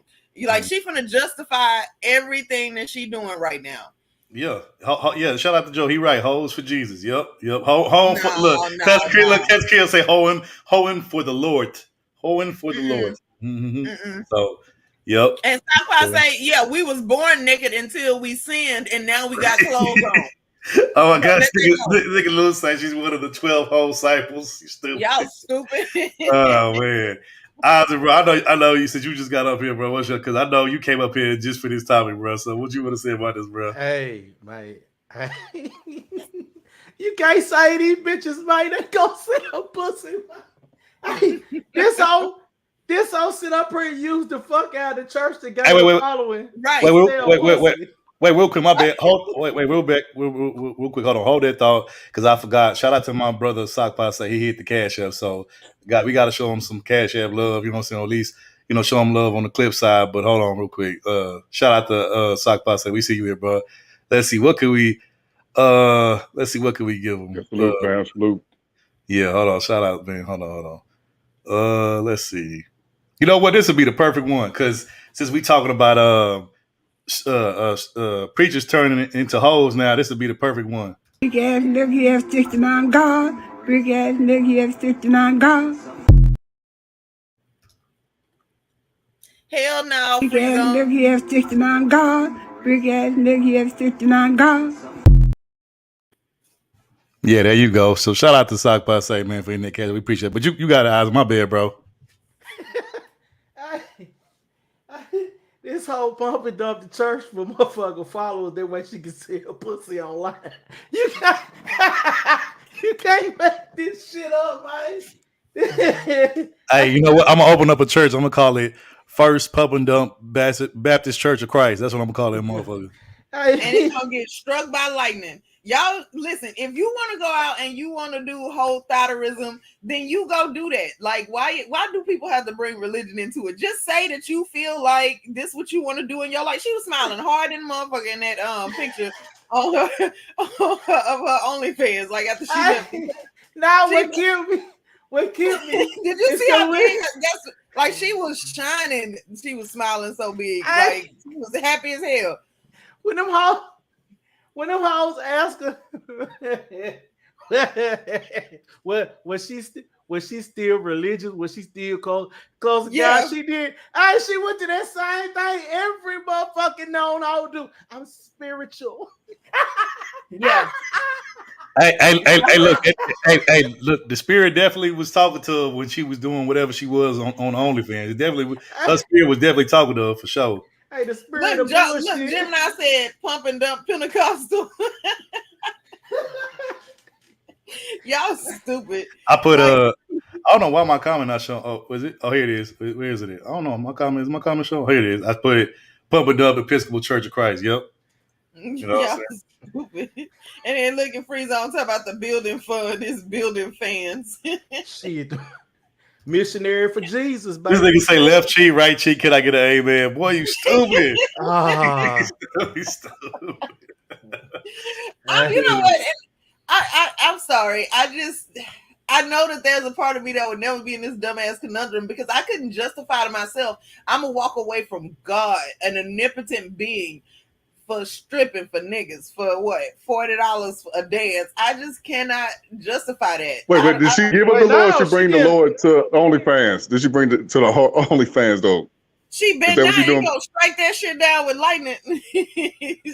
She's trying to that's not cute. Because I thought she was I'm thinking she was stripping and reading the Bible at the same damn time or something on her OnlyFans. That's what I was look. It would not surprise what dude would let her strip and read the Bible anytime? Like if she looks halfway decent, they're not gonna allow her to get through that strip dance reading the Bible. They're not going to do it. Okay, look, she'll have her glasses on, be up there, in the lingerie, she reading the Bible and all that shit. Hey, look, I'm just saying, man. Look, we can't do that. Hey, I was had to catch him, so he gonna say reading that Bible. Well, it is bullshit because look, this motherfucker. What she doing is bullshit. I know how you feel. Yeah, not the Bible being bullshit. She ain't on shit. Hey, what's coming out of her motherfucking mouth is bullshit and calm. But anyway, look at y'all. This y'all friend. I'm just telling the truth. And then remember that pastor that we talked about on here where he had the prayer drills? No, hey, he look, said prayer panties. Hey, look, you know what? I'm gonna start making manufacturing some bracelets like they used to have. What would Jesus do? I'm just gonna say WWTHD. What would the hoes do? See, that's the problem. Hey, her motherfucking OnlyFans will bring a whole new meaning to the house of love. Hey, but no bullshit. I'm not even trolling when I say that. If I was to, make some what would the hoes do bracelets and shit like that, how much you want to bet them hoes will sell out though? I bet you them things. Somebody gonna buy them. Hell yeah. Right. Depending on how many you make. Not trying to give this lady any excuse, but I remember that story we did about a former NBA player. I guess he was going through financial problems, and his wife decided, "Hey, I'm gonna start OnlyFans." You talking about the Liz chick? What's her name? Liz something? You talking about the tall, light skinned chick? Liz something. Yeah. And her husband used to play in the NBA. But anyways, not trying to give her no excuse, but she was trying to do that to support the family, whatever. So what's the main reason of her doing this? I assume that her husband and they was doing good until she just come on, Brandon. She woke up in the morning and say, "You know what? I want to start OnlyFans." Wait, doing that, Brandon. I'm gonna tell you the reason is hold on. You so gorgeous, and she heard that enough times to where she was like, "I damn make more money doing OnlyFans than being." It's the same. Wait, Brandon. It's very simple. It's the same reason why all these other hoes do it. It's the quote unquote. So I can find myself. I need to find myself. Find myself. Yeah, that's saying. Do another dick. You won't find it on OnlyFans, but okay. The point. She found her Lord. She found her Lord and salvation on the dick. You know what I'm saying? So see, and that's I'm just not. She was basically being herself. She was being fake in the church. But no, what you were saying? What was your response to it, T? What was you about to say?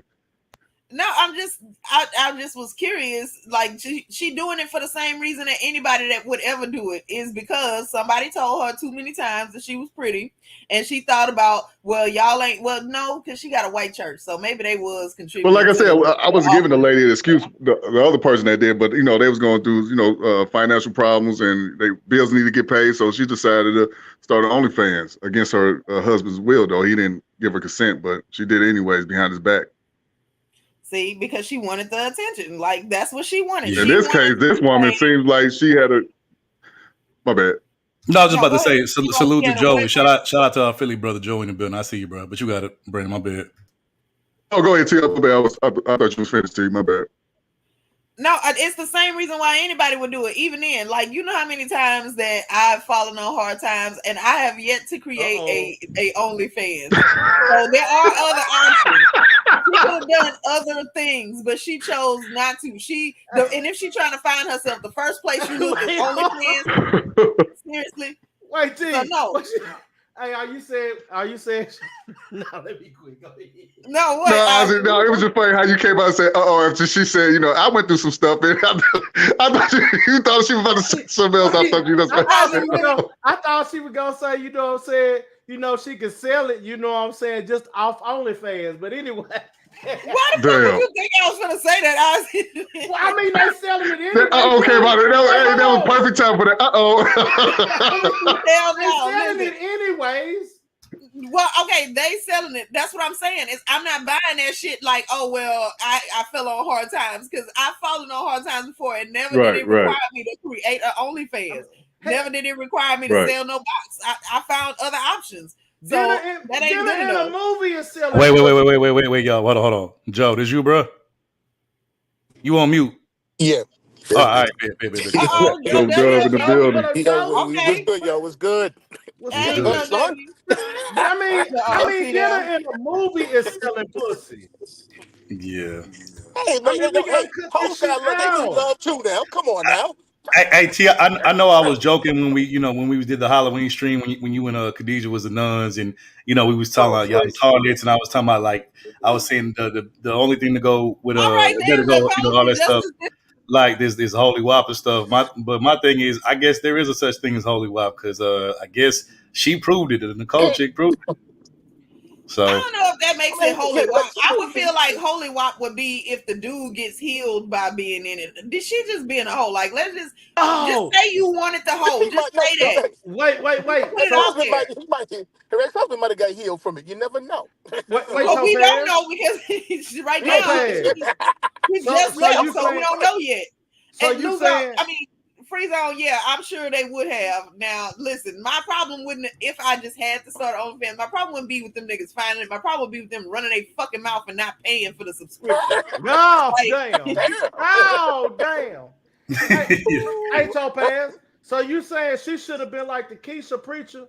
She was putting. Oh yeah, I remember that. Congregation, it was healing them. You know what? We did do a story on it a while ago. We did do a stream. Yeah.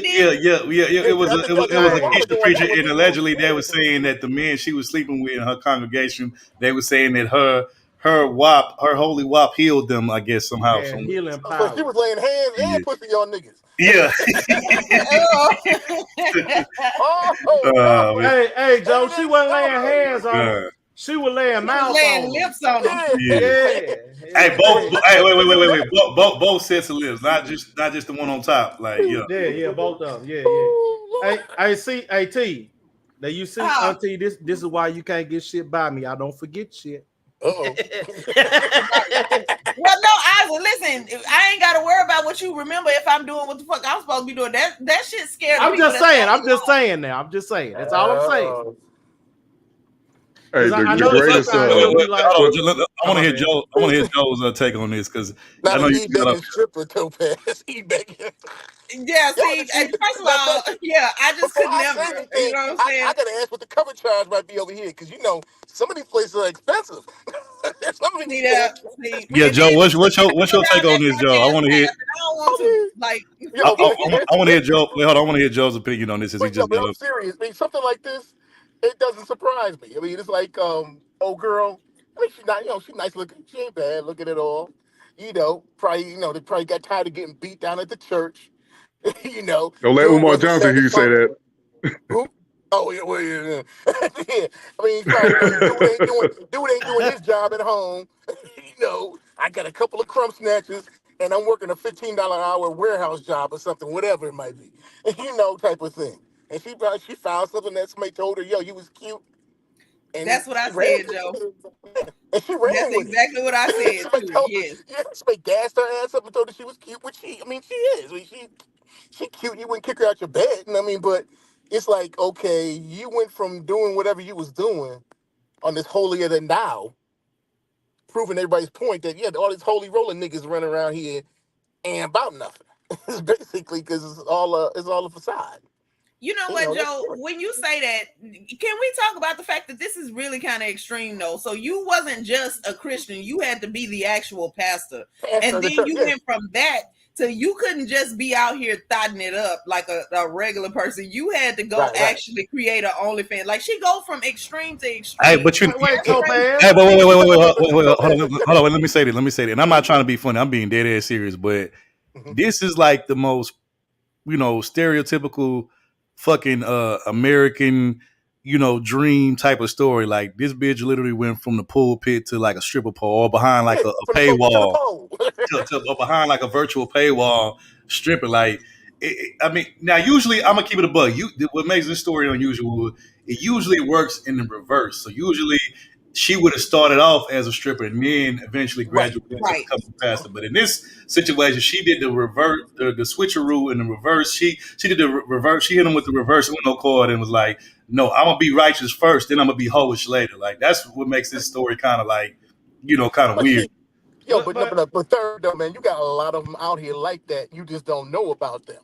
Yes, a lot sir. She's out there. She put it out to the street. Like, yo, I'm for the streets. I'm this and that. I'm a hoe. No, she for the road to salvation. Right. She took the road. Yeah. But are you saying that pussy the road? Let me quit. Sit up in these churches there and be like, yo. No, the pussy is salvation, but it ain't the road. The pussy is the salvation. No, it's the road to salvation, all right. Yeah, but let me say this: like you know how many stories there is out here of former pimps turn into and that's actually turning to pastors and stuff. Yeah, that's actually probably the most convenient route for them to go after people because they have that. It is very They similar. can't have a regular job. That's why. Well, that too, but I'm saying it's very. Plus, it's easy for them to transition into that because they have that magnetism about them. They know how to speak. They know how to use certain terms and verbiages, and they have like a certain vernacular. They know to get that money out of it. So that's actually an easy transition from a pimp to because it's damn near the same shit. Only difference is one is pimping illegally and one is pimping legally. That's really the only difference. Right. And the thing is, they know it because they know how to get that money out you. They know how to do what they need to do. They know how to work that certain crowd. That's why you got women that go to church more than men do. Because we're sitting back, come on here. I already know what this nigga about. I already know what you about. That's because whenever they talking to these bitches, they giving them inspiration and hope that they actually gonna be something other than the fucking hoe when they not. Lou, I can't stand you, bro. You ain't shit. This nigga say, hold on, let me put up my speed page. He said, hold on, y'all about to fuck it up. Hold on. He say, hold on. In the beginning, God created the OnlyFans. And then the WAP came. Look at that. No, look at this one. Look at this one. Nigga right here, man. Yo. Oh my God. I love our chat, bro. Our chat in the trolls and the shit. Man, hey, you need that Morgan Freeman. You need a Morgan Freeman to read that shit, third. But check it out. Oh my God. Wait, I got you. Hold on. Wait, hold on. I got you. Hold on. Oh, okay. Wait, man. Hi, my name is Morgan Freeman. Pimps and pastors all sound alike. That is it. You stupid. That's it. I don't know why you sound like Eddie, Peter Griffin to me. Yeah. Oh, damn.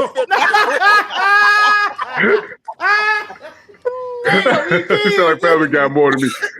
But you know what's worse about this situation? This bitch got to get on the platform to speak on this. You left your husband. I assume she might be still seeing her kids, whatever. But and they got smiles on their face. Like if it was a dude that said, "Oh, I gave up the lifestyle of being, a husband to be out here dogging hoes or being with other women," they'll be, criticizing his mind. This bitch get all praise, clapping hands. Oh, I need to talk to this woman. Like, wow, that's crazy. No. So I guess that slogan, "Hoes is winning," that definitely goes with this. But no, think about it. If she was black, they probably would have a different attitude about it too. You know what? Yeah. But you know what's funny, Joe? The black woman, praised her though. She said, "I got to talk to you. We need to talk." Joe, this Joe. Come off as Griselda freaking Blanco.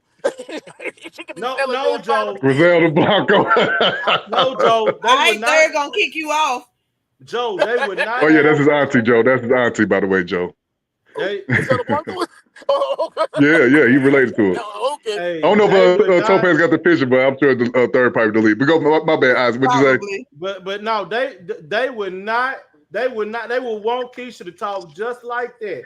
She was all smiling and shit for the interview. She was like, "Oh, right. This is a comeback story." Yeah, coming back to hoeing, bitch. I mean, that shit. Hey, she was excited.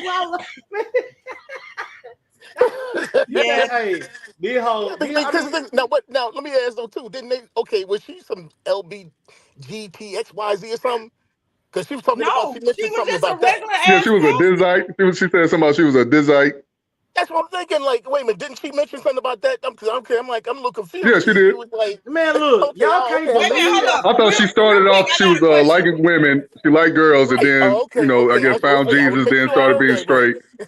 hold on. I got a question. I had went to go get me something to drink, but I came back to her telling a story about somebody, like it was women talking to her. And I was just like, yep, that's how they got her. Because was they like explaining the business side of stripping or something? Or they was giving her like the only God can judge you speech or something? Did y'all hear that part in this story? They probably at any point did she talk about women telling her something? Hey, they probably did all of that shit and munched on that carpet. But you can't. See, that's what I'm saying. Section Man 316. Y'all stupid. You can't.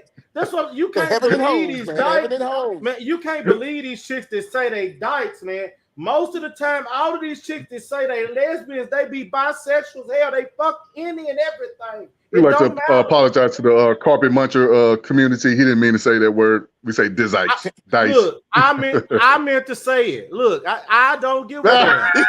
I mean, you know it's funny. You can get away with saying the dyke word, but you can't say the FAGGOT word. You can't say that. That's funny. Oh yeah, shit, that'll get you yanked off the damn. Yeah. And people do it anyway, but it can get you yanked off the damn. I usually say. Oh yeah, I didn't know that. Okay. I usually say skittle niggas, but anyway. I'm talking about the D word towards women, lesbians. Yeah. People say that. They'll sit there and complain about that, but if you say the F word, right, they complain about the F word. Is right. Yeah, right. They be ready to flag and stuff. Depends on who's listening, Shoot. Exactly. Yeah, but that's a wild story there. From heaven to hose, man. Man, don't shock me. We seen stories like this all the time with these damn pastors or their wives, whatever. Shit, apparently hell knows too, Joe. But anyway, wait. Heaven, hell, it's true. Heaven, hell, and hose. Wait, hold up. This is pretty much the type of time that pastor, she was on this bullshit right here. Hold on. For tonight, I'm gonna be twerking for Jesus. Who's that, New York? This morning started and Erica was in Yeah, bed with yo. Tonight she's at the club twerking. Doesn't add up. For tonight, I'm gonna be twerking for Jesus.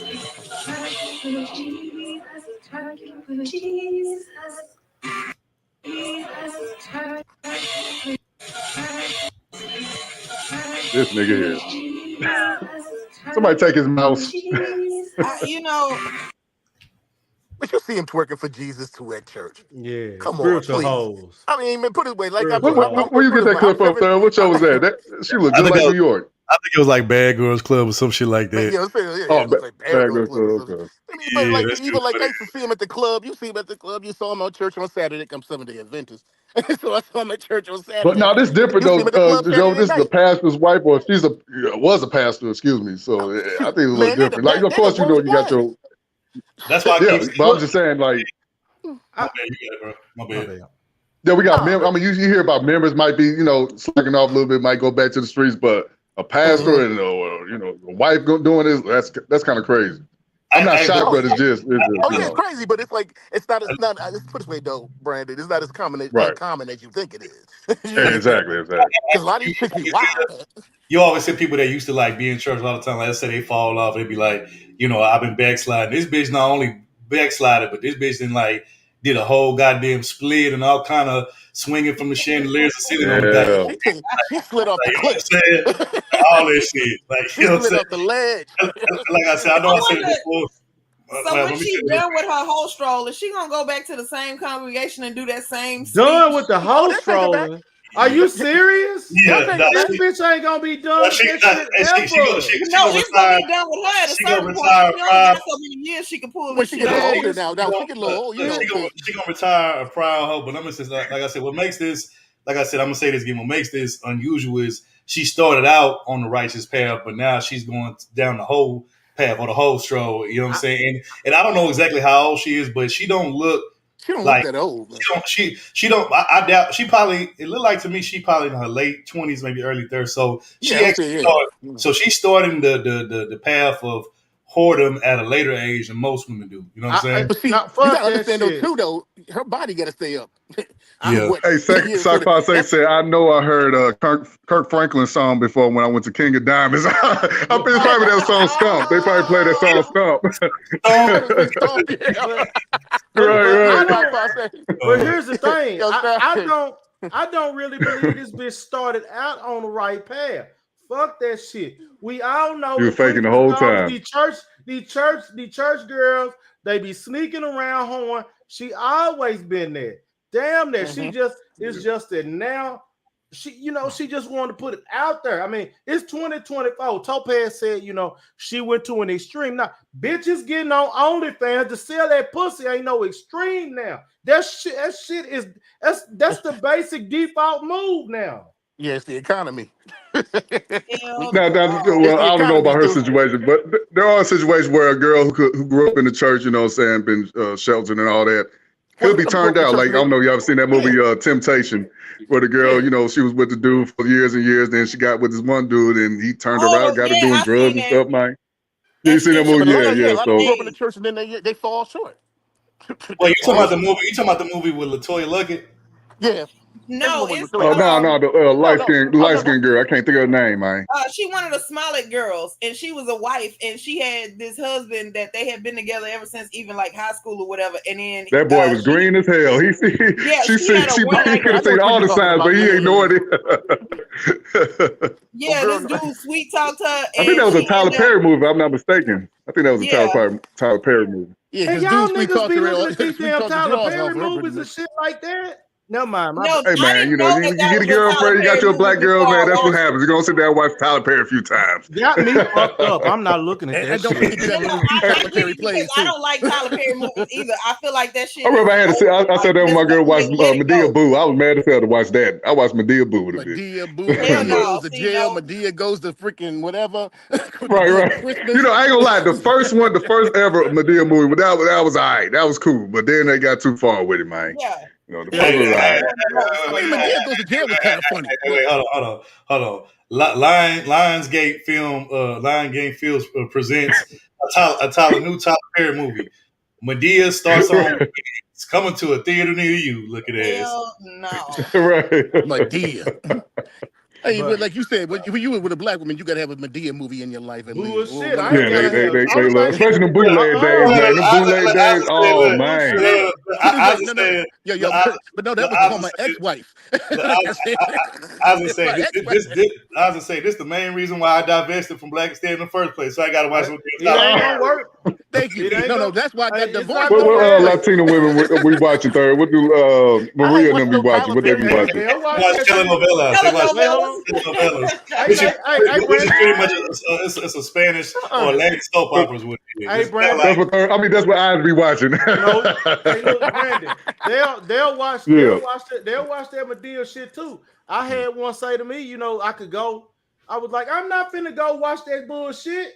And she was like, it'd be a great way for us to spend time together. Shit, so we can find another way to spend time if you want to do it. But I'm not doing that shit. Shout out that's like my ex-wife had me go to Mary J. Blige. Shout out to Misha Mack in the chat. What's going on, Misha? Appreciate you. Mack in the building.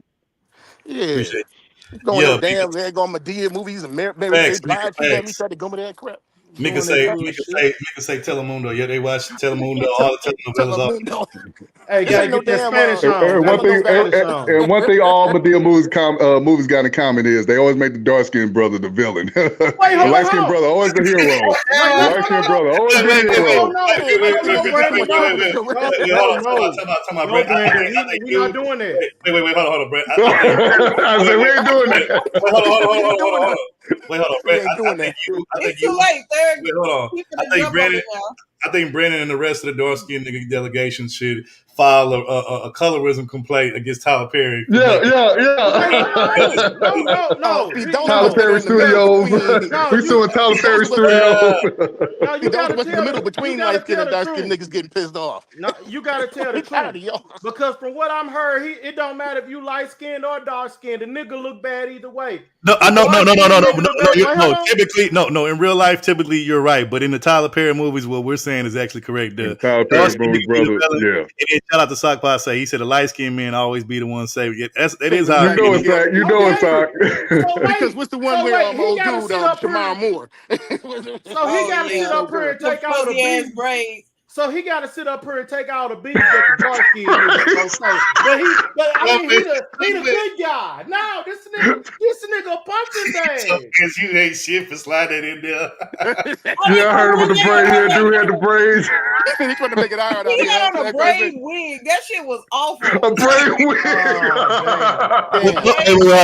It's your fault because I heard you the one that sold that motherfucker in his head. So it's your fault. Hey, Topaz, every black woman saw this movie. I gotta ask you this. Everybody move on. What's that? Diary of a Mad Black Woman. You saw that, right? Yeah, I seen it. Light skinned nigga. I know you seen that. You know, the dark skinned brother, you know, say he cheating on his wife to be with the light skin. You know, that's how they make us. We got portrayed dark skinned brothers to look like we just leave dark skinned women for the light skin. Hey, come on, man. That's cap. Hey, yo, I ain't gonna lie. When she went back home to like get her lick back on that nigga, bro, and she threw him in the tub, man. I was cracking up. His punk ass couldn't get up. That nigga was about to drown. He was like, "Baby, please save me, please."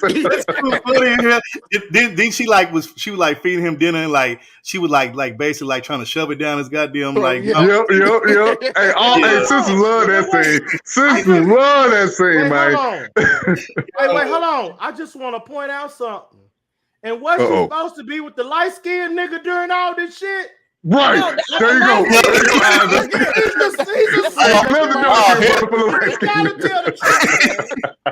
Oh, wait a minute. You agree now? You see what I'm saying now? You see? In the story, that's true. What I'm saying is, Tyler Perry imagination works as follows. Imagination. Until she went back to try to help him to prove that she was a good woman. Because I was sitting there going, I would have not gave enough of a fuck to do any of this. Imagination. The women were asking, like, why would you even go back trying to help him out on some, I'm a good, faithful, loyal. Well, she did torture him, though, a little bit. She did torture him before she started helping brother out. Or trying to kill that nigga. Delete that, bro. Excuse me. She tried to kill his ass. That was my favorite. Right. I know she be beating up on niggas. Damn. Because the light skinned nigga was the one that popped him and I'm shot. Yeah. I don't know. I forgot the brother name. The last one. The brother, he played in Set It Off. He was Jada's Pickens. He saved her, the dark skinned brother. What's that brother's name? Blair Underwood. That movie, Tyler Perry, like the first scene, they was all happy. He just slapped the shit out of her. Like he always played a good guy. This in one of Tyler Perry movies, he a villain all of a sudden. That brother always played a good dude. Well, hold on, Brandon. Look, Tyler Perry has a clause in his movie contract, or his contracts for his movie. The contract reads it says if you a dark skinned brother, you ain't got no choice but to play the villain or the fucked up nigga or play the toxic ass nigga. The monster, yep. All my good nigga roles is reserved for light. I mean, he slapped the shit out of old girl, man. Like, damn.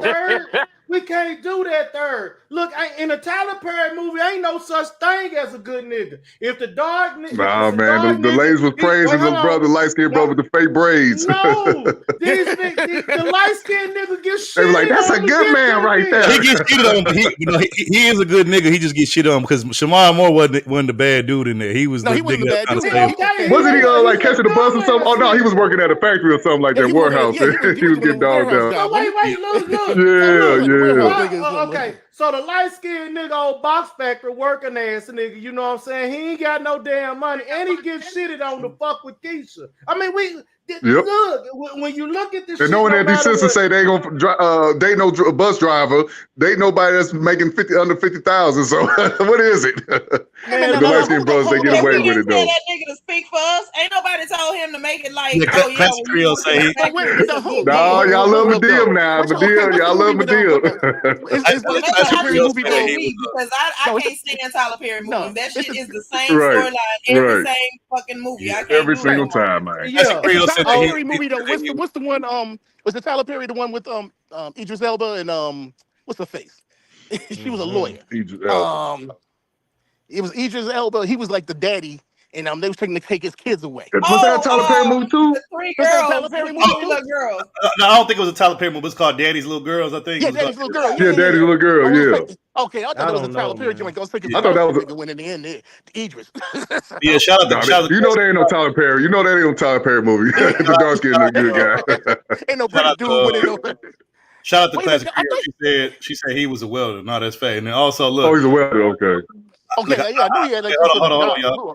Hold on. I hate to inform y'all. This is gonna break everybody's heart, but Classic Creole is officially a part of the sisterhood. She said her favorite part of that movie was when the wife was abusing her husband. You know, right. She threw him in the tub. Classic Creole, your sisterhood called it. I ain't gonna lie, that part was funny as hell. I can't lie. The dog brother, that shit was funny though. Classic Creole, you're officially. My nigga was like. Her sisterhood card has been Wait, revealed. Brandon, did you see the part where she threw him in the bathtub and he couldn't swim and she was like, "Stop!" Yeah, that's the part. That's the part I'm talking about. Classic Creole said he was about to drown. Hey man, he was about to drown. He was doing his best to keep his head above flow of the water. Wait, hold on. How you gonna be laughing at how the dark skinned nigga get done? I'm sorry. Listen, when I see this funny, it's funny. But at the end of the day, yeah, we still. Look at Isaac trying to get me over. He's trying to get one on me. Oh god! He up her leg. Yo, I can't. I'm laughing at part of the sisterhood. Anyway, all right, let's move on. Let's move on. Let's go to the next time. Boy, y'all ain't shit. Boy, Isaac got a point though. You team dark skin, but you ain't supposed to be laughing at y'all. I can do that because I'm light skinned. Hey, he was. Hey, dude was bubbling. He was blowing bubbles in the tub. Yeah, he was. Wait, hold on, Brandon.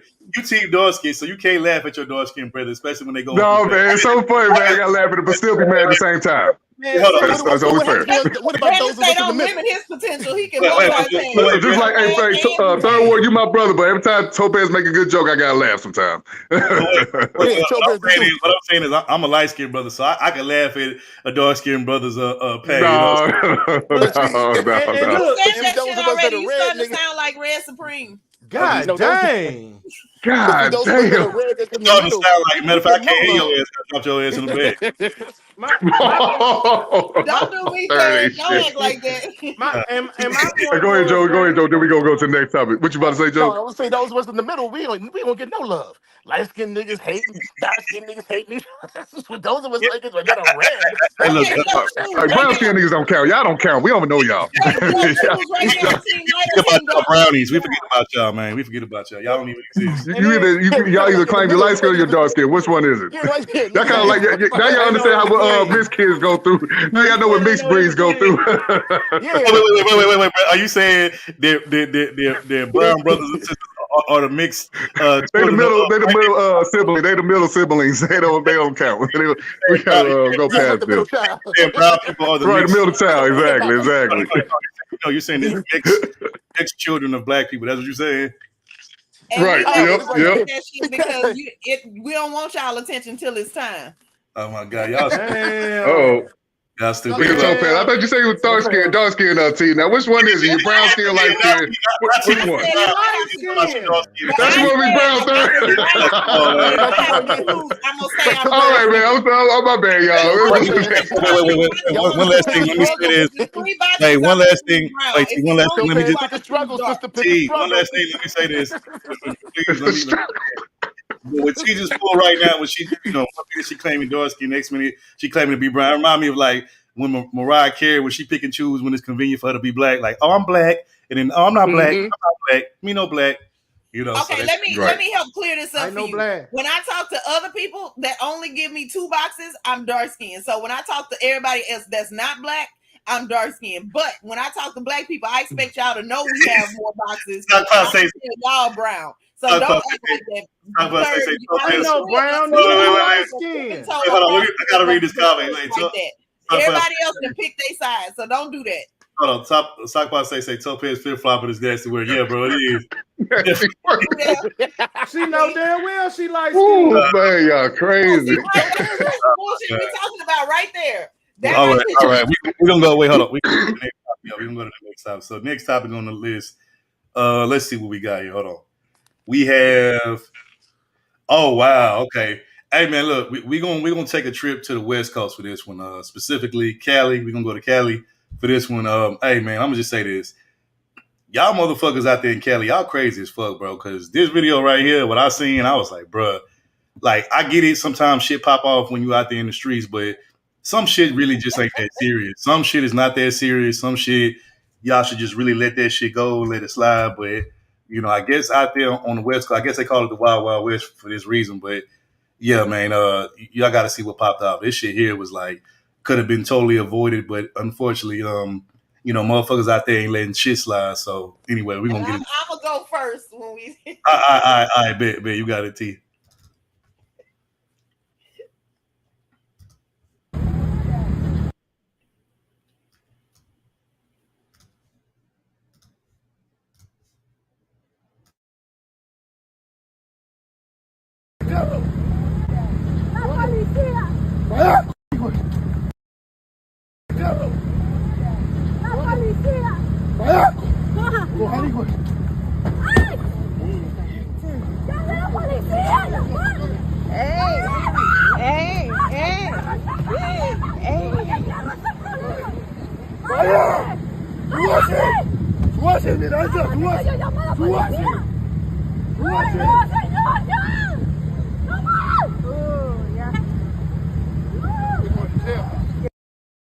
Road rage rampage. One driver stabs another in a wild Southland street brawl caught on multiple cameras. The long-running traffic dispute turning into a bloody assault in the middle of the day.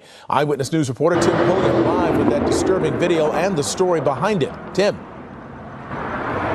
Mark, tonight, new video shows how the road rage fight ended with one driver nearly running over the other. As 80s band Depeche Mode plays on the radio, in seconds, watch as this driver's dash camera captures this silver vehicle nearly hitting the man crossing its path. In slow motion, you can see the silver vehicle barely missing the man who keeps running. In slow motion, you can see the silver vehicle barely missing the man who keeps. In slow motion, you can see the silver vehicle barely missing the man who. In slow motion, you can see the silver vehicle barely missing the man who keeps running. It appears this is how the road rage incident between these two people ended. The information that we have is that it originally started where one of the individuals cut off the other, and that's what kind of initiated that confrontation. It happened on Saturday at the intersection of Holt and Mountain in the middle of the day. Surveillance video from a business shows a white SUV pulling into the parking lot, the driver getting out, then gesturing and yelling at the driver of the silver vehicle across the street. That driver waiting for traffic to clear, then speeding into the parking lot, pulling up next to the white SUV. That driver getting out, marching up to the white SUV, appearing to attack the driver, not once, but twice. But the violence continues even after the silver vehicle drives away. Dashcam video shows the vehicles in the middle of the intersection with the man in the white shirt lunging at the driver of the silver vehicle, even chasing him around it before walking away. Then the driver of the silver vehicle gets back inside, seconds later ramming the vehicle into the side of the SUV. Cell phone video capturing the crash and the man in a white shirt attacking the driver in the silver vehicle with a knife. Police tell us the driver in the silver vehicle is hurt but didn't go to the hospital. The driver in the white shirt with the knife fled on foot. From this angle, dashcam video showing him nearly getting hit in the process by the other driver. Police arresting the running man a short time later. Police say if you ever find yourself in a situation like this, do not engage. Call 911. Tim Pulliam, ABC 7, Eyewitness News. Police say that they have a suspect in custody after a road rage dispute led to a stabbing this past weekend, and it was caught on camera. Investigators say a victim suffered minor injuries in the stabbing attack. Inland Empire Bureau Chief Rob McMillan has a video and advice on what you need to do if you ever find yourself in a similar situation. Road rage in Ontario. This cell phone video showing one driver appearing to attack another driver with a knife. The information that we have is that it originally started where one of the individuals cut off the other, and that's what kind of initiated that confrontation. It happened on Saturday at the intersection of Holt and Mountain just after 2 o'clock in the afternoon. Surveillance video from one of the businesses at the intersection shows a white SUV pulling into the parking lot. The driver getting out, then gesturing and yelling at another driver of a silver vehicle across the street. That driver waiting for traffic to clear then speeding into the parking lot, parking right next to the white SUV. That driver getting out, marching up to the white SUV. He then appears to try to punch the driver. It happens at least twice. Eventually, that driver gets back into his vehicle and tries to leave the scene, but a woman in the white SUV then gets out and tries to take video with her cell phone. The driver in the silver vehicle leaves, but it's not over yet. The white SUV now giving chase. Another camera from a different business picks up the action from there, showing the driver of the white SUV getting out of his car in the middle of the road, the driver of the silver vehicle who's in front of him then making an illegal U-turn in the middle of the street, appearing to try to pin the white SUV in. That's when the violence escalates. This cell phone video showing the driver of the silver vehicle ramming the white SUV. The other driver then retaliating. You can see he's armed with a knife, using it to stab the other guy several times. That driver was hurt, but didn't have to go to the hospital. The driver with the knife fled the scene, but was later arrested. Ontario Police Corporal Josh Luster says if you find yourself in a situation like this, don't try to solve it yourself, but rather call 911. Absolutely not. You don't want to engage these people, especially when they're in that emotional mindset. You don't know what they're capable of. Look at that incident that happened on Saturday, how it escalated so quickly. In Ontario, Rob McMillan. Now at 11, an arrest in a case of road rage that was caught on camera in Ontario. A man with a knife appears to run up to another car and then begins stabbing someone. NBC4's Robert Kovacic in the newsroom with the video and what the man who recorded this video had to say. Robert. Colleen, now that man who recorded the video has removed it from his social media. The reason? He fears retaliation. He declined an interview, but I spoke with him this evening, and he describes what he witnessed on Saturday afternoon when one car cuts off another, and it doesn't end there. The final result is bloodshed. The man who captured this video says the driver of a silver car used it as a weapon to ram a white car with a man behind the wheel and a woman in the passenger seat. At the intersection of Mountain and Hope in Ontario, the driver of the white car with his female companion behind takes out a knife and stabs the other driver in the arm repeatedly. It was the culmination, our witness tells us, of blocks of road rage. He was behind the two cars as the drivers yelled at each other through open windows. At one point, he says the woman threw water or some type of liquid at the other car. What you are watching, he adds, was seen by many. People stopped at the intersection as the knife attack was underway. The man who shot this video says he was in his car with his family, including a 6-year-old child. But he says he didn't stick around, fearing further escalation, and that the next weapon used could be a gun. I'm not sure if you heard that right there, but the injured driver, who, by the way, did not need to go to the hospital, says to his attacker, "You're going to jail." Tonight, the Ontario Police Department confirming to NBC4 they have arrested the man with the knife, adding that the cell phone video you just saw and additional surveillance video helped to find him quickly. In our newsroom, I'm Robert Kovacic. Colleen? Caught on camera, a road rage confrontation that ends in a stabbing on the streets of Ontario. Now, all of this happened Saturday on Mountain Avenue and Holt Boulevard. As KCAL's Joy Benedict shows us, one driver has now been arrested. It's the end of a frantic scene as a so-called road rage incident went from frustration to a stabbing, all caught on video. It's crazy. Bob Villarowan manages this store on the corner of Mountain and Holt in Ontario, where the security video starts the story. BMW pulled in and is yelling across the street at the other car. Police say one driver cut off the other, and they both pulled into the paint store parking lot. Words were exchanged, but that's all the video shows. They both sped out into the turn lane on Holt Avenue. Off-camera witnesses say the driver of the white car got out of his vehicle again in the middle of the road. The guy in the white car was yelling something, and then the silver car basically made a U-turn and crashed into him. And that's where a nearby driver with a cell phone picks up the tale. The driver of the white SUV is heated. His female companion screaming, trying to break them up. The driver of the white car appears to have a knife in his right hand. And after his car is rammed, he attacks. More heated words. The woman tells him to run, and he did. Officers canvassed the area and was able to locate him and also arrest him without incident. Corporal Josh Luster is with the Ontario Police Department, which responded immediately. There was obviously a lot of incidents that happened that led up to that actual stabbing. He says the lesson here is clear. Do not engage with these people, especially when they're in this heightened emotional mindset, and also do not try to de-escalate that situation. Just simply call 911. As it appeared, both drivers had more than one opportunity to take a breath and drive away before any of this happened at all. I don't know what started it, but yeah, there's a lot of crazy drivers.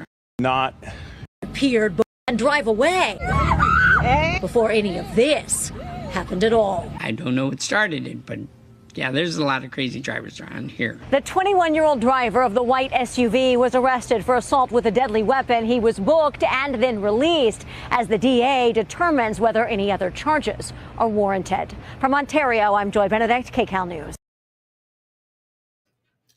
So you had a situation in Ontario, California, where basically, it looks like, if I had to say, one looks like a Latin or Hispanic dude, and the other one was a brother. And basically, they got into a little road rage, and actually, it wasn't little because it turned deadly or violent. But they had a little road rage incident, whatever. And what was crazy is before the whole stabbing incident even happened, as you can see in the video, the Latin dude damn near almost got ran over. And I don't even know why you would run in the middle of a street with cars coming on to the street like that. Like, that was dumb. And look, most people, they probably would have just ran that motherfucker home and kept going, because they'd have been like, look, you shouldn't have jumped your stupid ass out there. You know what I'm saying? But he damn near barely, escaped getting hit by a car. Then y'all follow each other to a business store parking lot to engage in more foolishness, more effery. And then y'all leave there. And then in the middle of a street, a random street, right across from the gas station, y'all, one of them runs, I think it was the brother who ran his car into the other person's car, to the other man's car.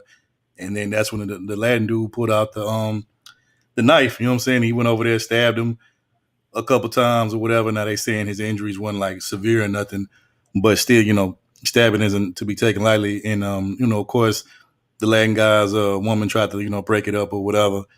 But yeah, that situation, man, that situation could have totally been avoided. It wasn't that serious for them to take it to that level, but unfortunately they did. They anger and their ego probably got the best of them, and that's how they ended up in that situation. But yeah, that situation could have totally been avoided. Like, y'all tripping. Like, it ain't like if I'm gonna drive somewhere and somebody like got some type of road rage with me for whatever reason, I'm gonna let them motherfucker go. Look, if you want to speed up ahead of me, cool. If whatever it is, bro, you got it. Because it's not, first of all, we all in a rush going somewhere, you know what I'm saying? And like, I'm not finna play with my life or risk my life to try to beat you to a spot or try to beat you, on the road or on the freeway. Like, nah, you got it, bro. You know what I'm saying? Because you basically rushing to get nowhere. And then shit, at the speed you going, you might crash or something might happen. So that's why for me, I just let motherfuckers pass me by. You can go, bro. It ain't that serious. So, that's just how I feel about it. But yeah, all of this shit could have been avoided. But T, what you think about this? Well, at first I thought they was trying to be funny. I didn't realize that like it had gotten to that point. They went several different locations, got caught on 7 different cameras from 7 different angles. And I agree with you. I feel like this could have been avoided, but also that dude, like, I don't know, that I think is an escalation. And we got people around here running around that if you argue with somebody, you supposed to pull out a knife and start stabbing. And then Joe talking about it would have been a shootout in Birmingham. That ain't okay either. Like, at the end of the day, all y'all did, like, what could make you angry enough with somebody to stab them? Now, I didn't cuss people out before. But he stabbed them. The Latin guy stabbed the brother after the brother rammed his car into their car, to him and his girl's car. Yeah, see, like they, I can't necessarily be that mad at them because like they each kept going up a notch, like it was only gonna end that way. Nobody tapped out. They kept going back. It kept going tit for tat, like, you know what I'm saying? Right. I don't know which happened first. Like, did he almost running him over thing was after he got stabbed, and he obviously wasn't that hurt because he didn't need to go to the hospital. So, like, yeah. No, that was Him don't even matter no more because this shit was crazy. No, you got it backwards. Him almost getting ran over happened first, and then they followed each other to like 2 separate locations after that. Well, and I just feel like that's crazy too, because if somebody almost ran you over, they obviously don't give a fuck about your life. Like, what you chasing them down for? An apology? Like, what could have ended this? What would you have wanted to get out of this dude? Were you looking for an apology? Were you looking for the pink slip? Like, what is it that you wanted to get? Why chase somebody that tried to run you over?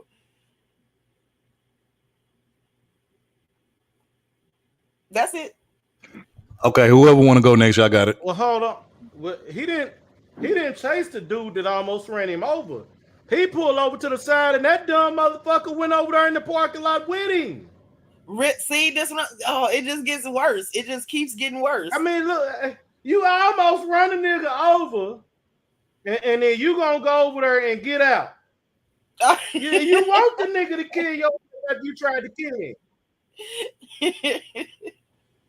See, and then how did they? So the very first thing, what he was like walking out of the store or something. Like, how did they even get to that point?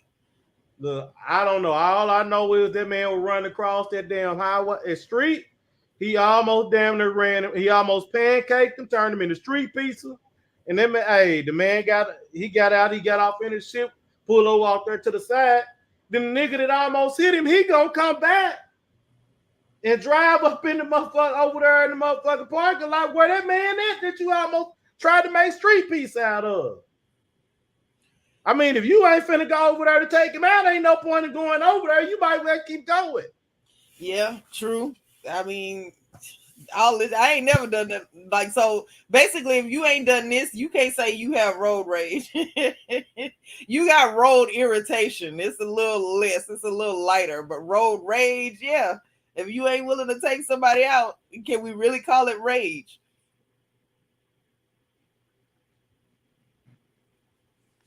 Nah. Hey, Slim Duncan said the last thing he would have heard was vroom, vroom, vroom. He would have been gone. She putting this foot on the gas. Right. You got to Joe. Isaac, you done? I'm done. Yeah. All right, go ahead, Joe. Yeah, this went to a bridge too far, man. Something like this don't need to happen. But California, they in a different planet, especially Ontario. That's SoCal. If I'm thinking carefully, because I know my brother lived. He used to live in Temecula, so I think it's around that area somewhere. But yeah, a lot of people, man, stress the freak out here. They're crazy. You don't know what they're gonna do. Like I said, this probably would have ended up down here. Would end up in a shootout because everybody got guns. California ain't quite the same thing, but it's unfortunate. You know what I do in a case like that, man? I lead your ass right to the daggone state trooper barracks or the police station. We gonna drive right there and take care of that problem right then and there. I mean, the chick was calling for La Policia. Yeah, so. Policia. Yeah, she kept yelling Policia. So, but yeah, because by the time they show up, sheriff's department or whatever, or whatever jurisdiction that takes care of that particular area, or California Highway Patrol or whatever, shoot, you'll be dead. And by the time them cats, so let's say in the neighborhood, let's say happen to be there around that area. But it ain't. They ain't. If I'm trying to 99 reasons why I need to get killed, it wouldn't be one of them. I ain't made it this far to get taken out by some stupid, hitting, fender bender and running across the parkway or the street or whatever that was. This fool, like you said, he can be about to be pancaked. He about to get pancaked, and you got people that would have stepped on the gas, like old girl said, vroom vroom. That's all you would have heard. He would have been right. Out of here. Right over your ride. Doom doom. That's what he would have doom doom. Hey,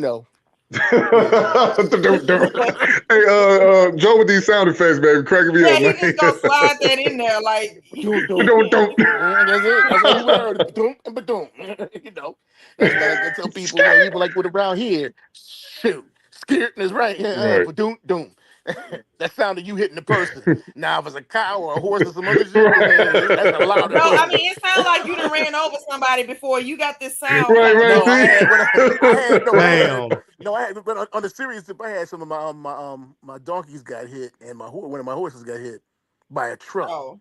And it's a loud ass noise when it happens. It's like, damn, that's what it sounds like. Something just blew up. I'm like, what the hell? I never hit no donkey, but I have hit a raccoon before. I hit a raccoon before. That motherfucker was loud. I said, damn, I was in my old Charger back then. And damn. I said, man, I know that motherfucker hurt something down there. Oh yeah, but see, something like that'll tear your ride up. That's why I knew it was a truck. Yeah. He just kept going. Yeah. He just kept rolling there, and he took them out. And if it was a car, I know that car would have been towed up. You know, it's like I know a dude down the road from me hit a cow one time. Nah, there ain't too much left. Ain't too much left. Shout out my brother. Shout out my brother, my STL brother Ron 314 in the building. What's going on, bro? Yeah, I'm glad the pro black brother up there. Go ahead. No, I was just about to say. Only thing I was about to say is I ain't never hit like an animal, but one time I was coming down like this steep hill, and where the steep hill was, it was like this like a wooded area, and like I guess I was going like the perfect speed, because had I been going any faster, I would have hit this deer, because the deer had just like shot out like out of nowhere, and I was like, oh shit. But I barely missed it. I missed it like probably like, I was like, oh shit. And I barely missed it. I was like, I got scared of the motherfucker. I ain't gonna even lie, because it just hopped out of nowhere. I'm like, what the fuck? Damn, though, you never hit an animal, nothing? Not a squirrel? Nah. Squirrels be playing with you. They be playing with your emotions. Squirrels will do what they squirrels, listen, man. Them squirrels don't know when to make up their damn mind, man. See, cats stay smart. They know when to go or not go most of the time. But they got 9 lives. Play games with you. Play games. I'm like, nigga, okay, if you don't move, I'm finna hit you then. The pigeons be like sitting there waiting on you to come out. This nigga Top City say, last thing I'm gonna do is swerve. Damn, you just going through that.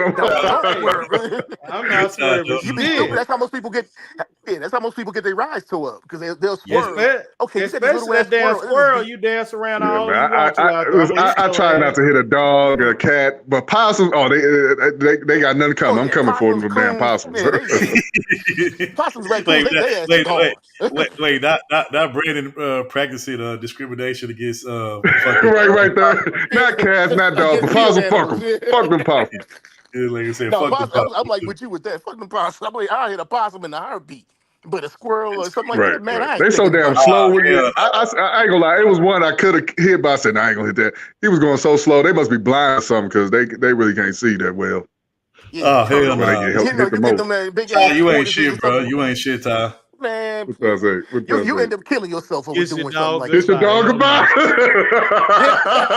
Hey, third one dog lover. You love dogs, man. Don't say that. Look, you got Slit talking about some all dogs go to heaven. All dogs go to heaven. Fluffy going to go. Damn, man. Oh man. But no, one road rage incident, I definitely agree. I know y'all said, you should avoid them and all that. But one I did agree with that one that happened with George Zimmerman. But too bad the dude ended up doing 20. He's doing 20 years right now, actually, for shooting at George Zimmerman. Y'all remember that story? Yeah. George Zimmerman had a road rage incident, white boy, and he pulled his gun out. Yeah, I remember that. Yeah, I remember man. that. Yep. See, it depends on where you live at, too. You can get away with certain things in certain places. Florida's kind of a funny one. Florida one. Yeah, so this situation, did somebody get arrested? Did the boy did the stabbing? He got arrested. Yeah, they finally found him. They said the dude that ran across the road, he got arrested. I thought. He got arrested. He got arrested like probably like an hour or two later after that. He should. Wow. Yeah. They should have arrested the dude that tried to turn him into street pizza too. Yeah. But see, they're gonna take it to court. He gonna tell his case. He gonna tell the side of the story, I guess, and see what happens. No, they're gonna do the slim. They're gonna do the slim on you. Just put the vroom. Shout out to Slim. She's stupid for that comment. But yeah. Mika said I didn't know about that story. Oh yeah, Mika, yeah. White boy doing 20 years right now, man. I should put some money on this bus, man. He didn't get the job done, but we all know we want him to do. But too bad. So George ever gets to live another day. They give you 20 years just for doing whatever. They tried to give old girl 20 Damn, years. I really felt bad for that white boy, because I know George Zimmerman provoked that situation. I know he did. Probably, yeah. Hell yeah, he did. Nah, shout out to Rona. I think we done all had road rage at one point, but not so much to the point where we trying to crash out and get stabbed. Oh, Roland, let me tell you something, man. Going to work, if I'm running late, I kind of got a little road rage. Like, get the fuck out of my way. It's red. It's green light. Let's go. Oh, man, please. I'm from New York. I stay in a perpetual state of road rage down here. These people don't do stop signs. They don't do stop lights. I ain't gonna put out no peace now on you. I'm gonna blow the horn, probably cuss you out, but that's about it. That's only the last resort. There's only the last resort. Some dumbass out the way. When somebody do something stupid on the road, you definitely going off on that motherfucker. Your dumbass out the way. I ran into this chick. She had a road rage thing with me at the damn McDonald's parking lot. So, man, come on. I'm just like, yo, I'm trying to get a damn. And let me say, white people do not like it when you blow the horn. When it's, they look down their phone, there's green light. You blow the horn, they sticking that middle finger up at you. People down here, period, don't like you when you blow the horn. Yeah, I did that one time. My wife was like, I never had no brother or no sister do stuck the middle finger, but white boys, I had them do it one time. Man, I'm gonna just turn up my speakers in my car, and what they gonna hear playing if they don't move when the light turn green because they busy lollygagging on their phone. They gonna hear that move, bitch, get out the way, get out the way. Salutatorian. Yeah, salutatorian. Yeah, thanks. Yeah, man. Wait, so did everybody get a chance to get a take? Everybody had a chance to. Oh yeah, yeah. Okay. Well, shit. Well, unless y'all want to add more to this, bro, we can go to the last topic of the day. Nah, it's about to have got in there. But like everybody's saying, avoid these situations, just move on. You don't see them all, man. yeah, facts. Okay, all right, man. So we're gonna go to the last topic of the day. So this last topic of the day, I wouldn't say that it's like it's not like physically. It's not like nothing with physical violence and nothing like that. It's nothing to do with that nature. But the three words I would use to describe this last topic would probably be cringe, weird, and definitely unusual. Those would be the three words that I would use. I'm glad Mika around 314 here for this one. I'm glad they here. Y'all listen to this one. Yeah, I would say weird, cringe, and unusual would be the words to describe this last topic. Wait till y'all see this shit. Like y'all gonna be like, what the fuck? So hold on. Yeah, this crazy. Like I saw this, I'm like, yeah, this had to go on the list. So here we go. We finna get into it now. Go ahead and keep it.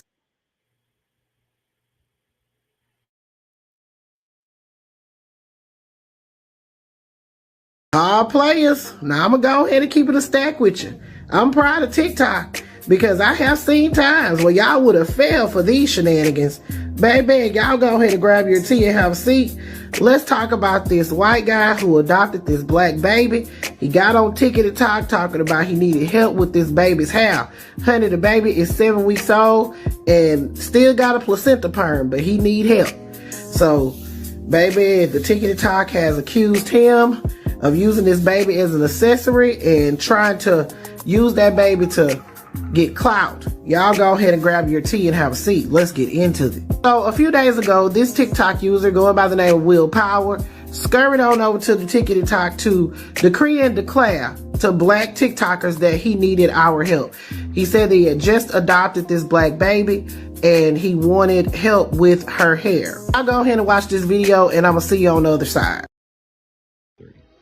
I'm hoping to get this TikTok over to black TikTok, any black parents. We have adopted a black baby. Her name is Zoe, and I don't know what to do for her hair. I have this little brush. I have something from Shea Moisture. I really don't know what to use, so please, any black parents or anyone who knows what to do with black children's hair, please help me in the comments. Thank you.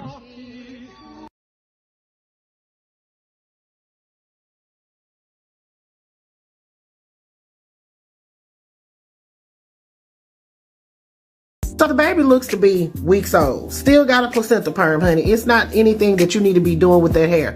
However, there were some people in the comment sections that came through and said, hey, not anything you need to do. Just keep it moisturized, brushed, and washed, and you will be okay. But baby, there were some that looked at the way that he was brushing this baby's hair.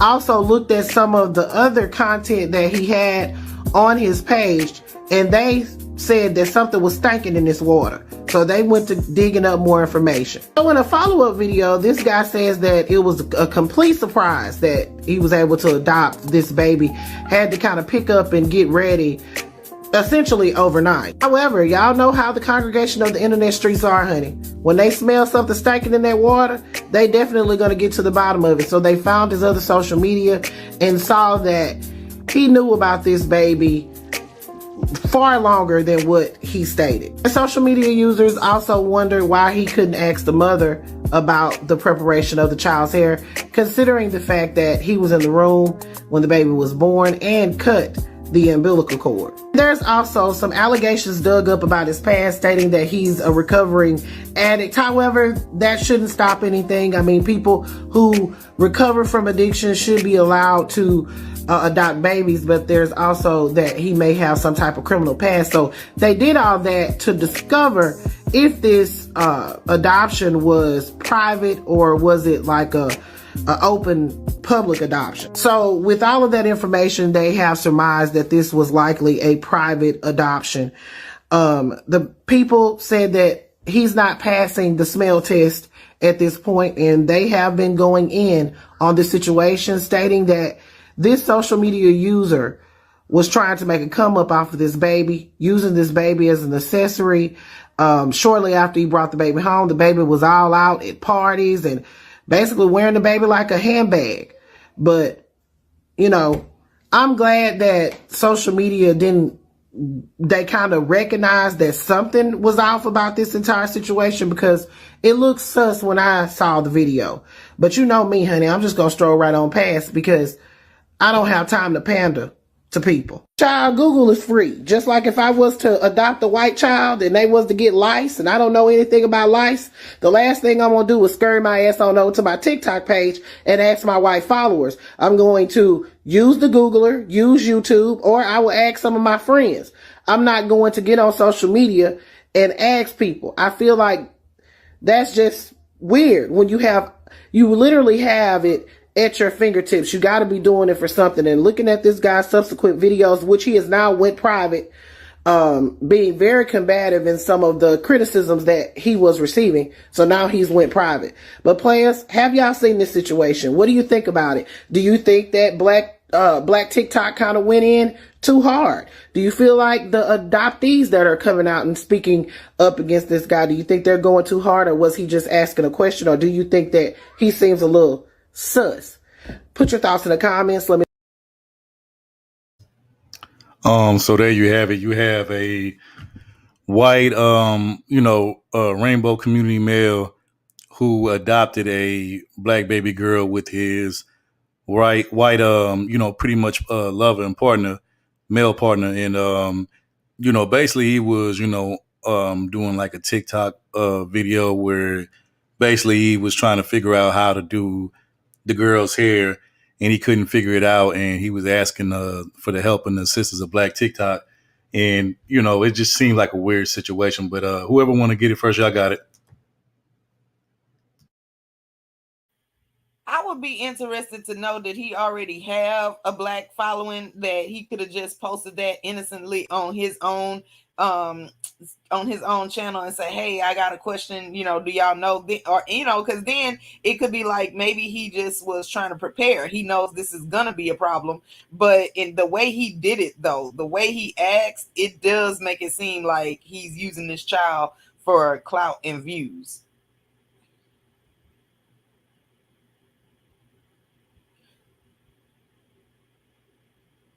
Oh, that's it. I ain't got no long diatribe. I thought you were going to go in, sister. Sister T. No, I thought you were about to say that. When I was, first of all, the baby is a beautiful baby right there. But, when I first heard the story, I thought it was a regular heterosexual white couple. I didn't know it was a Skittle couple shot of the eyes. But no, man, I like I said, I ain't got no problem with them asking, Black folks, about how to do a child's hair. They don't know nothing about it. But to put it on blast on social media, asking everybody, is like, it is kind of look like you're trying to get some views out of it. So I do agree with that. But like if I had adopted a white child, I know white folks, they got to wash their hair almost every day, right? if I'm not mistaken. So, you know, Yeah. to ask They questions got about to. other races and how they do. Would you say, Isaac? They got to wash their hair every day, and they babies come out bald. They babies don't come out with no head full of hair. Exactly. Right. Exactly. So yeah, I'm definitely gonna be asked questions. But I wouldn't put my adopted child on blast to let everybody know, the whole world know I don't know how to do this, you know, white child's hair. So I definitely understand what that sister was saying in the video. So that's what I'll do. My take. So I ain't got no problem with asking, but you know, it is weird to do it and put on blast for everybody to know. Yeah, you know that wasn't a sister though, right? What was it? Not a sister. That was speaking. That was speaking on it. Yeah. What you mean? It was a dude. Yeah. No, 30. Oh, damn. Third clip in the rainbow community. No. Well, I mean, Okay, I take all that back. Everything I said, I take it back. I will say I agree with the brother. I didn't know. Because they own community said it. Oh man, damn. Oh Okay, man, I ain't know Third was gonna clip that. And then another thing. Third, you know this? Third, she lying. Wait, Third one, she Kevin. No, it's a T channel. You can get a nail screen. This nigga quiet. Hey, I don't know where Third get his videos from. I just read the little when he be posting the schedule, and I just read that and I go along with it. I don't know where he get these videos from. She says a T channel. Hey, Third one, like, no, this she lying. She come on, Third, say something, help me. Okay. Isaac, you got it. Well, wait, hold on. The other thing is the way he was asking too. He was like, it was some kind of experiment. It was like, I don't know what to do with her hair. I mean, I feel like he could have at least tried to brush her hair, because right now he would have figured out that it ain't shit you got to do to a newborn head. But he's asking it like it's some foreign concept. Like, and then he looking like he treating the baby like he was a damn animal or something. I don't know what to do with that. Yeah, exactly. Like, I don't know. What do you feed it? You know, stupid shit. Like, that's the attitude that came off. I ain't like that. Yeah, I ain't like that. I don't like no child being around them type of people. Hey, I can't blame them because the biological parents, they didn't want the babies. So I'm really mad at them for giving this child up. But I guess I don't know the situation. Maybe they both died. I don't know. But most likely, you know, people can't, you know, raise a child on their own. They got to adopt it. So, man, but you got to ask them. Obviously, and that's another thing. Like, Black Twitter, them was some dumbass questions. We needed to ask the real questions. Okay, he could not ask the mother who was in labor and probably still doped up on the epidural, perhaps. You know, and then two, what makes you think she know what to do with kids' hair? She obviously does not want children.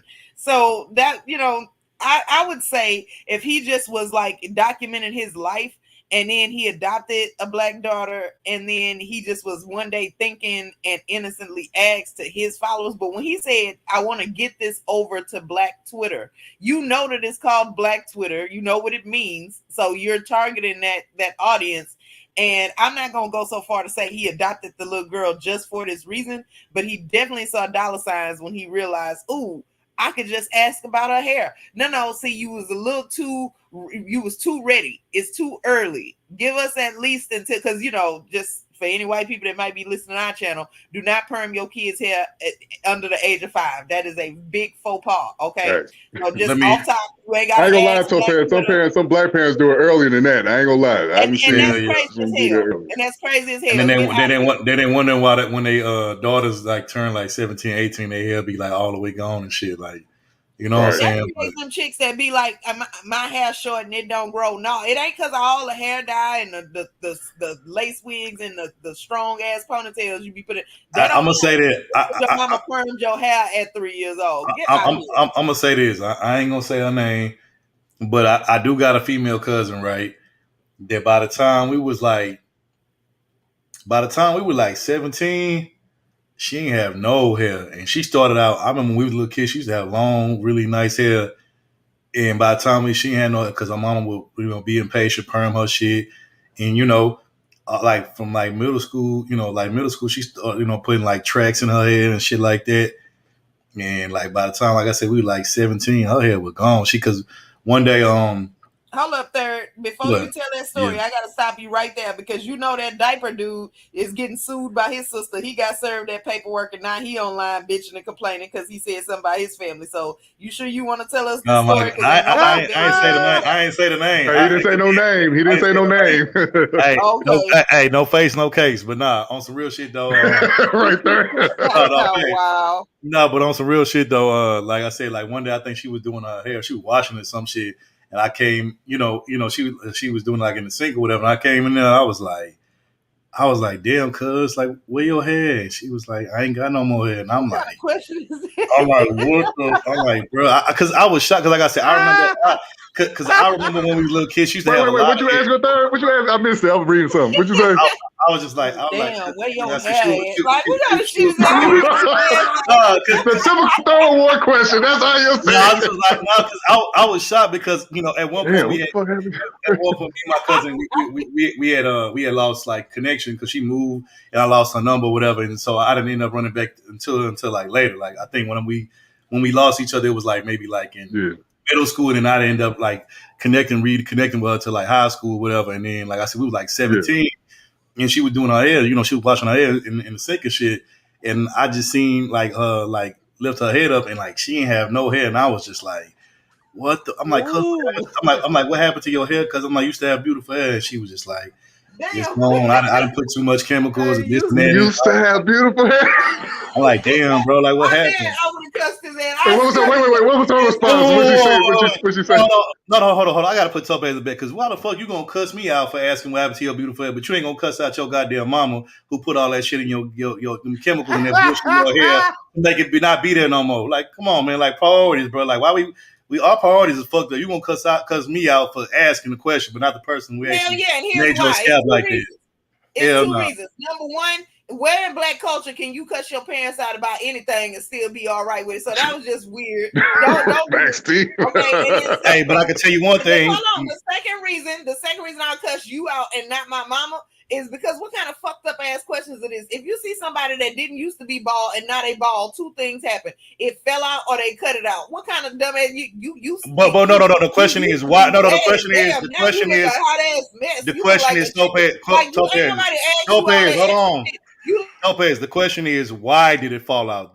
Things don't just fall out on their own for no reason. There's a reason on why it fell out. So the question is, that ain't the question you asked. You didn't ask why did your hair fall out. You was like, damn, why you look so terrible today? Like that's what the fuck we heard. I don't know. See. Now you adding 100 on 10 because I ain't say all that. I just said, because what happened? I said what happened to your hair? Because like, goddamn. Ain't there? What you should have asked it was it. Damn, cuz you got leukemia or something, you taking see that now Isaac agreeing with you. So what even Isaac, the most evil motherfucker on this panel, even said, I'll be a little bit more sensitive. I'm just saying, wait, hold on. Wait, we gotta act like people can't, they be getting canceled. Here come Big Mover. Mover with the link, man. Let's go, Mover. Yeah, they're gonna set you straight there. But no, I understand what they're saying. But you be shocked to see somebody used to have a head full of hair, then you see him one day like, damn, babe, what's going on? Cuz you all right? But I understand. Me personally, I wouldn't really say that. I just like. Hey, right at that moment, I like the new style. Right at that moment when my cousin showed me she ain't had no hair. You know what I should have started playing? I should have started playing that bald head, scaly way. Ain't got no hair. I was fucking with you. I ain't gonna do that. Sisters are sensitive about their hair, man. You know it. I'm just trolling y'all. I'm just trolling. Don't take me seriously. No, I'm fucking with you. I'm fucking with you. Or look at Classic Creole amping her up. Let's go, sissy. Let's go.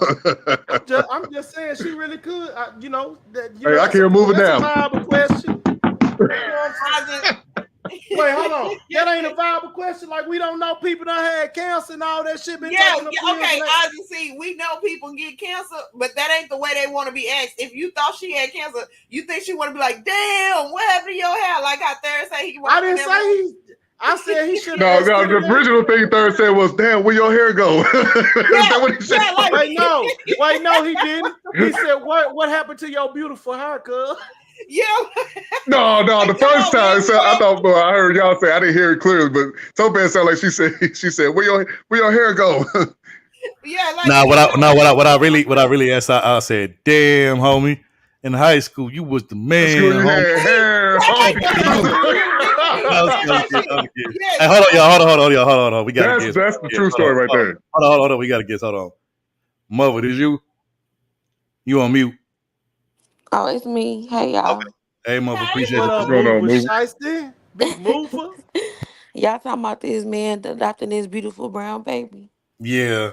I had rewinded back to make sure I was, because I had to step away for a second, but Yeah.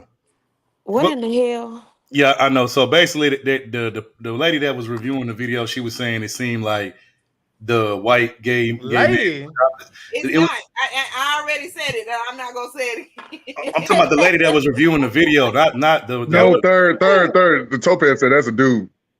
Oh my God. Anyway, whatever. I'm gonna say whatever it was. Whatever it was. Right. Yeah, whatever it was that was reviewing the video. That thing was accusing the white gay male of adopting the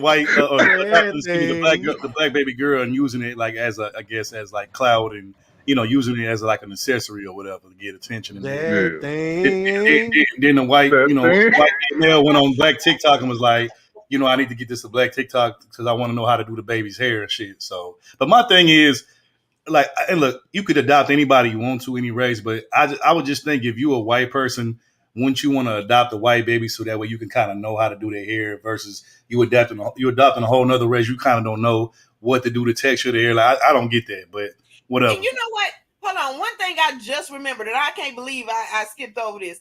These are two gay white men. They got money to take that baby to the beauty shop. Why are we even playing like this going to be a daily morning struggle for them? Like that. Thank you, can we mention that part? Thank you. That's what I was about to say was, well, if y'all pay attention to these men, they know how to get the help they need. They didn't need to really put that on TikTok. I'm not going to say they didn't need help. I think that they do need to figure out how to take care of her hair because her hair is not like theirs, but it's very simple for them to get the help that they need. All that going on TikTok, social media shit, that wasn't necessary. So, well, you know what? This hell, pay me. I'll do the baby hair. Hell, you know what? This is what I say. Of course, what happened to third cousin? Shit, they and now people like Eisen have this information, and that woman ain't never finna hit the end of it, all because of you, third.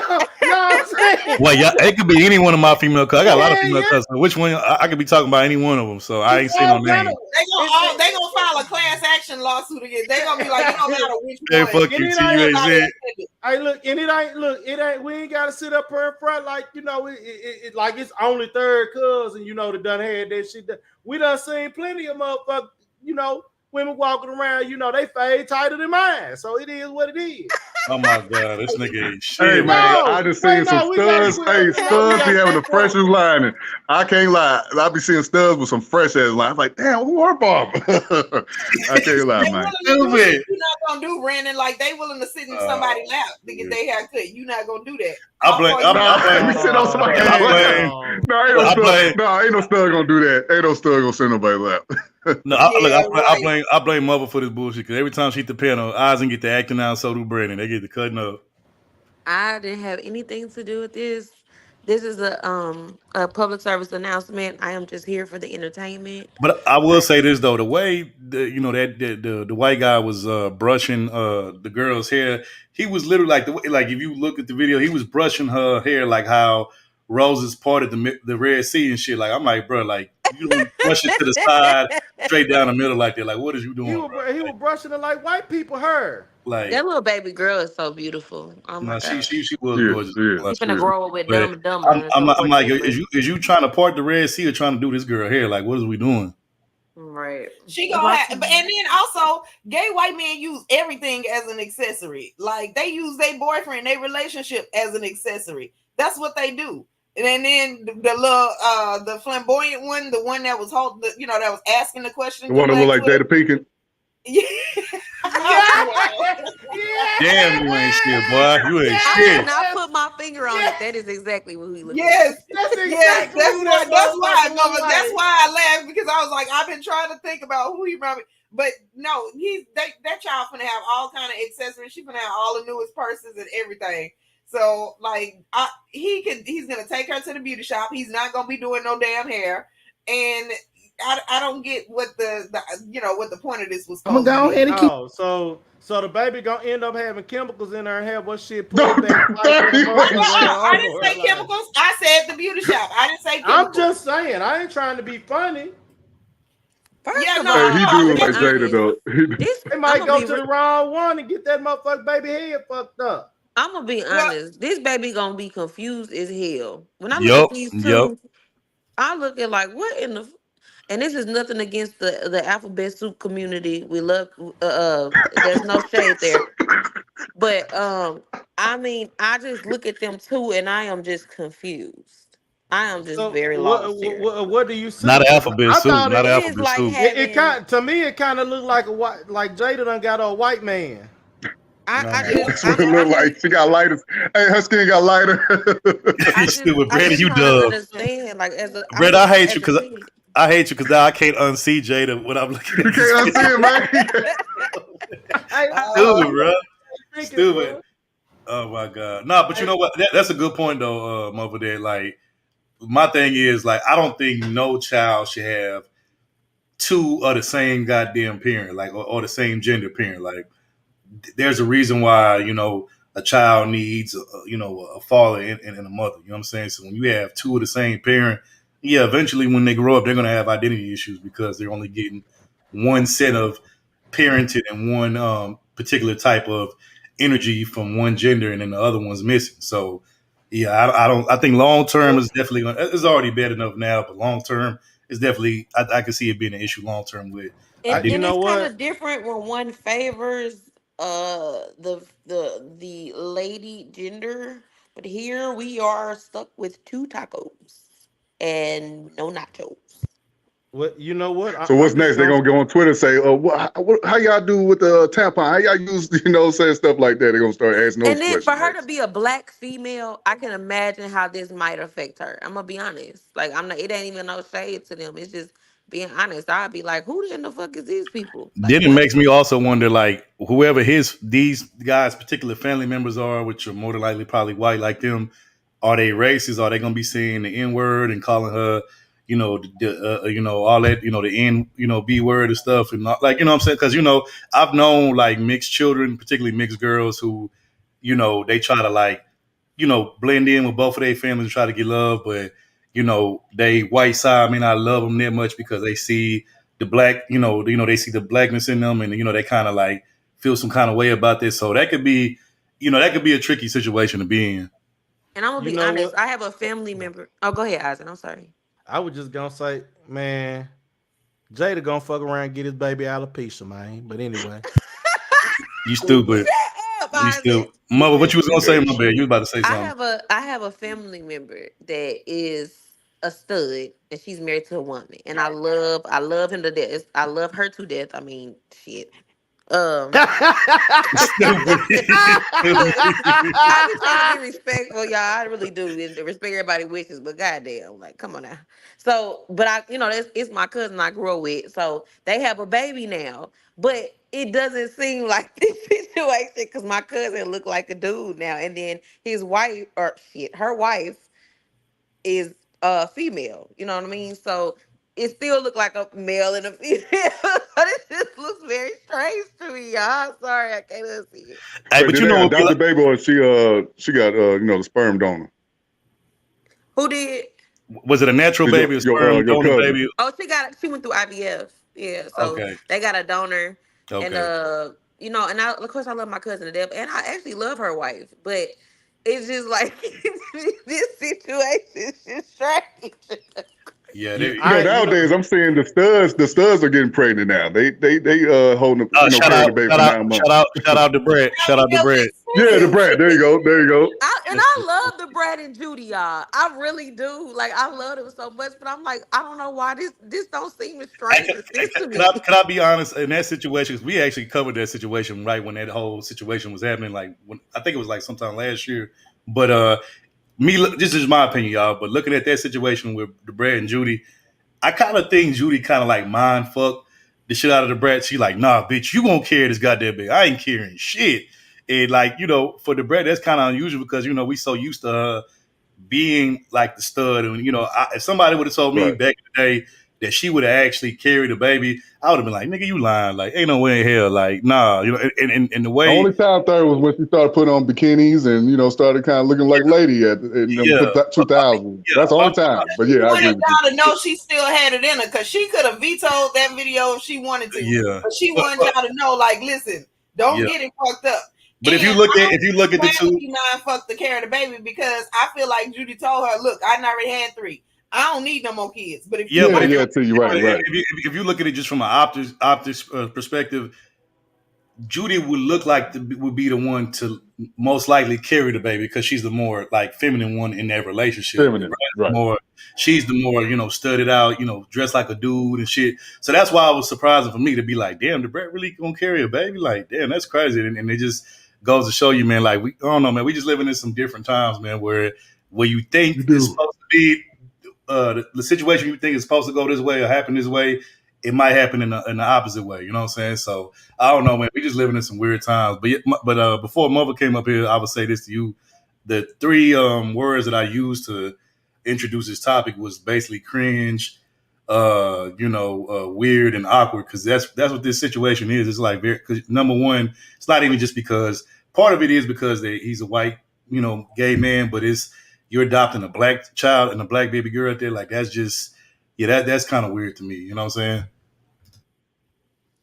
Yeah. You know, Booba and 30, I definitely agree with y'all. But I always say, you know, you got to blame the original parents, the biological parents, for giving this baby up, you know, for them to, you know, take on. So, because where would this baby be? Lost in the foster system. So who's going to get her? They probably thinking too, because, you know, as a parent, typically, if you're involved, you usually have to approve the foster parent unless you're unfit and the state takes the child. Then the state will It had to be approve something like that. But in this situation, if the mom approved it, she probably was looking at it like, oh, they got money, the child gonna be taken care of. She probably didn't think about the other way. Brandon. You know what I mean? Hey, she might just want to get rid of it and go ahead. I'm not taking none of my child, and I be out here and I go to Snooks and my baby is there like, mama, this look like this could be my mama. Oh hell, because I am, and we in the same aisle. No, absolutely not. It'd be a lot of unfit. You know, birthers and, you know, donors out there, you know, that, you know, hey, they just want to get rid of birthers and donors, real talk. They just want to get rid of them. That's all. I can't relate. It ain't for me, but you know, that's to each their own. That's why I like I said, like I'm agreeing with Third Move about, you know, I don't agree with them raising this baby, but it's like, who's gonna do it, you know? And I don't have a problem with them raising the baby. I'm just saying, I know that. I'm just thinking, like, as a black woman, I'm thinking about all the things that we go through as a younger person. I look at them and I don't see nothing. When I look at my parents, I saw me. So it's just different now. Like the things that's happening in the world, man. Because when that girl grows up and she gets to like looking at herself in the mirror, she's not gonna see any resemblance of those 2 white gay dudes, and she gonna start to ask questions like, why I don't look like y'all? Why is my skin tone different from y'all? Like, so yeah, that's gonna be you know a difficult situation to deal with. But you know, since we was just talking about you know, Debray and that whole situation, I just want to give a shout out to, you know, T for, you know, carrying a baby and you know having a healthy delivery. You know what I'm saying? Congratulations to her and her you know, motherfucker here. Yeah, I was on the phone. All I heard was shout out to T. I'm like, she got pregnant. Yeah, that's this guy named Nuruddin from the sector. He's a school bus driver. He's a school bus driver. Yeah, he's a school bus driver moving. Yeah, I'm going on mute. Not mirror. Oh my god! But yeah, shout out to T, man. Who knew T that would actually carry a baby? Damn. We Toe Pratt. This Toe Pratt. So we can raise our kids together. Yeah, Toe Pratt. As usual, but there's a buzz of excitement and anticipation in his heart for something new and. So don't act like you know, like you. Not Third World Piccolo. Not Third World Piccolo. You're the Namekian. Yeah, so Third got a lot of intimate knowledge about, you know, wrongful birth. So yeah. Hey, what let's troll say Third Seahorse, male seahorse. Damn, man, y'all wow. Oh man, y'all ain't shit. But yeah, this is just weird to me. Like, you know, if they would have, I mean, I'm still like, with them being, gay. I'm like, first of all, I'm just trying to figure out what does a gay couple want with the child? Because my thing is, I thought the purpose of being gay was so you don't have to have children. Like, at least that's how I see it. I could it be got wong. something to do with who they want to sleep with. Third, it ain't. But that too. But I'm saying, They don't want to be a parent I'm saying because they two want to gay, sleep with the same sex. two gay people can't create a child. You know what I'm saying? Unless you go through the other. But I'm talking about naturally, you cannot create a child. So that's the thing that's number one for me. But then two, like I said, why just not adopt a child from your own race? Like you gonna be dealing with not even the hair. The hair is just the least of their worries. You know what I'm saying? The black hair or melanated hair is the least of their worries. What about the culture part of it? What about what I'm saying? Like unless y'all gonna raise her up to be pretty much whitewashed and shit like that. But my thing is like what about all the extra other shit that matter? They ran out of clear babies. So. I don't have a problem with a heterosexual white couple adopting a black child, or vice versa with a black couple adopting a white child. So I don't have no problem. I do have a problem with the two same sex adopting, but like I said, the child ain't got nobody else, and they the only ones that's gonna feed her. There, that's the only reason why I'd be all right with it. And I'm gonna respect the fact that if they really truly care about the child, that's one thing. Right, they really truly care, because we did a story not too long ago about it was a white couple. I mean, I don't care if it's a white kid or not. The couple white boys did something. They was abusing the kids, the white kids. So those are stories out there. But there's stories about heterosexual adopted parents that do wrongs to kids too. So I ain't gonna just put it on them. And just because you're GA or YAG does not mean that you won't be a good parent, So it doesn't mean that they don't have the right to do that. It's just it's just new from some of us. I just prefer a child be raised by a heterosexual couple, but if it don't work like that, and nobody wants what I say for the safety of the page. Right, hey, I'm with you too, man. I'm on my tiptoeing. But no, I prefer kids be raised by a mother and a father. I'm lying. All I know is I ain't got none. I ain't got to worry about that. Ain't nobody asked you. Hey, look, I got on this panel, so I did get asked. Come to St. Louis. I got several baby mamas that would love to meet you. No. Oh, and then Isaac gonna come back on you. Hey, matter of fact, we're gonna start them off with the most known baby mama. That's it. We're gonna start. Wait, hold on. We're gonna start them off. We're gonna start Eisen off with Sexy Red. That's gonna be his baby mama. Oh, hell no. I'm gonna take a trip down to the north side for you, Eisen, and I'm gonna introduce you to I'm Sexy good. Red. I am good. No. I mean, not Brad. Excuse me, Eisen. Hey, Mover, is Corey Bush single? Is she single? Is who? Corey Bush, Congresswoman. Oh, the lady that went off on Skeletor Muscular. Yeah. That's the one. She's single, ain't she? It don't matter. I thought that was the right woman for Eisen. No, you get at her. I'm good. I was gonna say. I don't believe you. That don't sound convincing. I don't give a damn what you believe. What you believe don't matter to me. I am good. Specifically. Oh my God. I just say I'm looking for the hoes. Mm-hmm. Hey, look, and then Dr. Umar, they ain't with me, so I divested. So. OMG, Eisen, come on back to the dark side. I mean, you ain't doing shit else. What? Oh, Mother, you missed early. You missed early. So there was a story there. I think it was the second topic where there was a white female preacher who she's a white female preacher, and she went. She did it in the reverse way, because usually it happened the other way. But basically, she went from being on the pulpit to being a white female preacher to giving all of that up to go be on OnlyFans. I saw it. I went back and rewound. Okay, yeah, you saw that. Talking about some, she actually feels close to the God. Yeah, she twerking for Jesus. That's what she do. She twerking for Jesus. Girl, if you want to be if you want to shake ass on TV, just say that, okay? Right. Shout out to the Lord got to do with it. The Lord, leave the Lord out of it.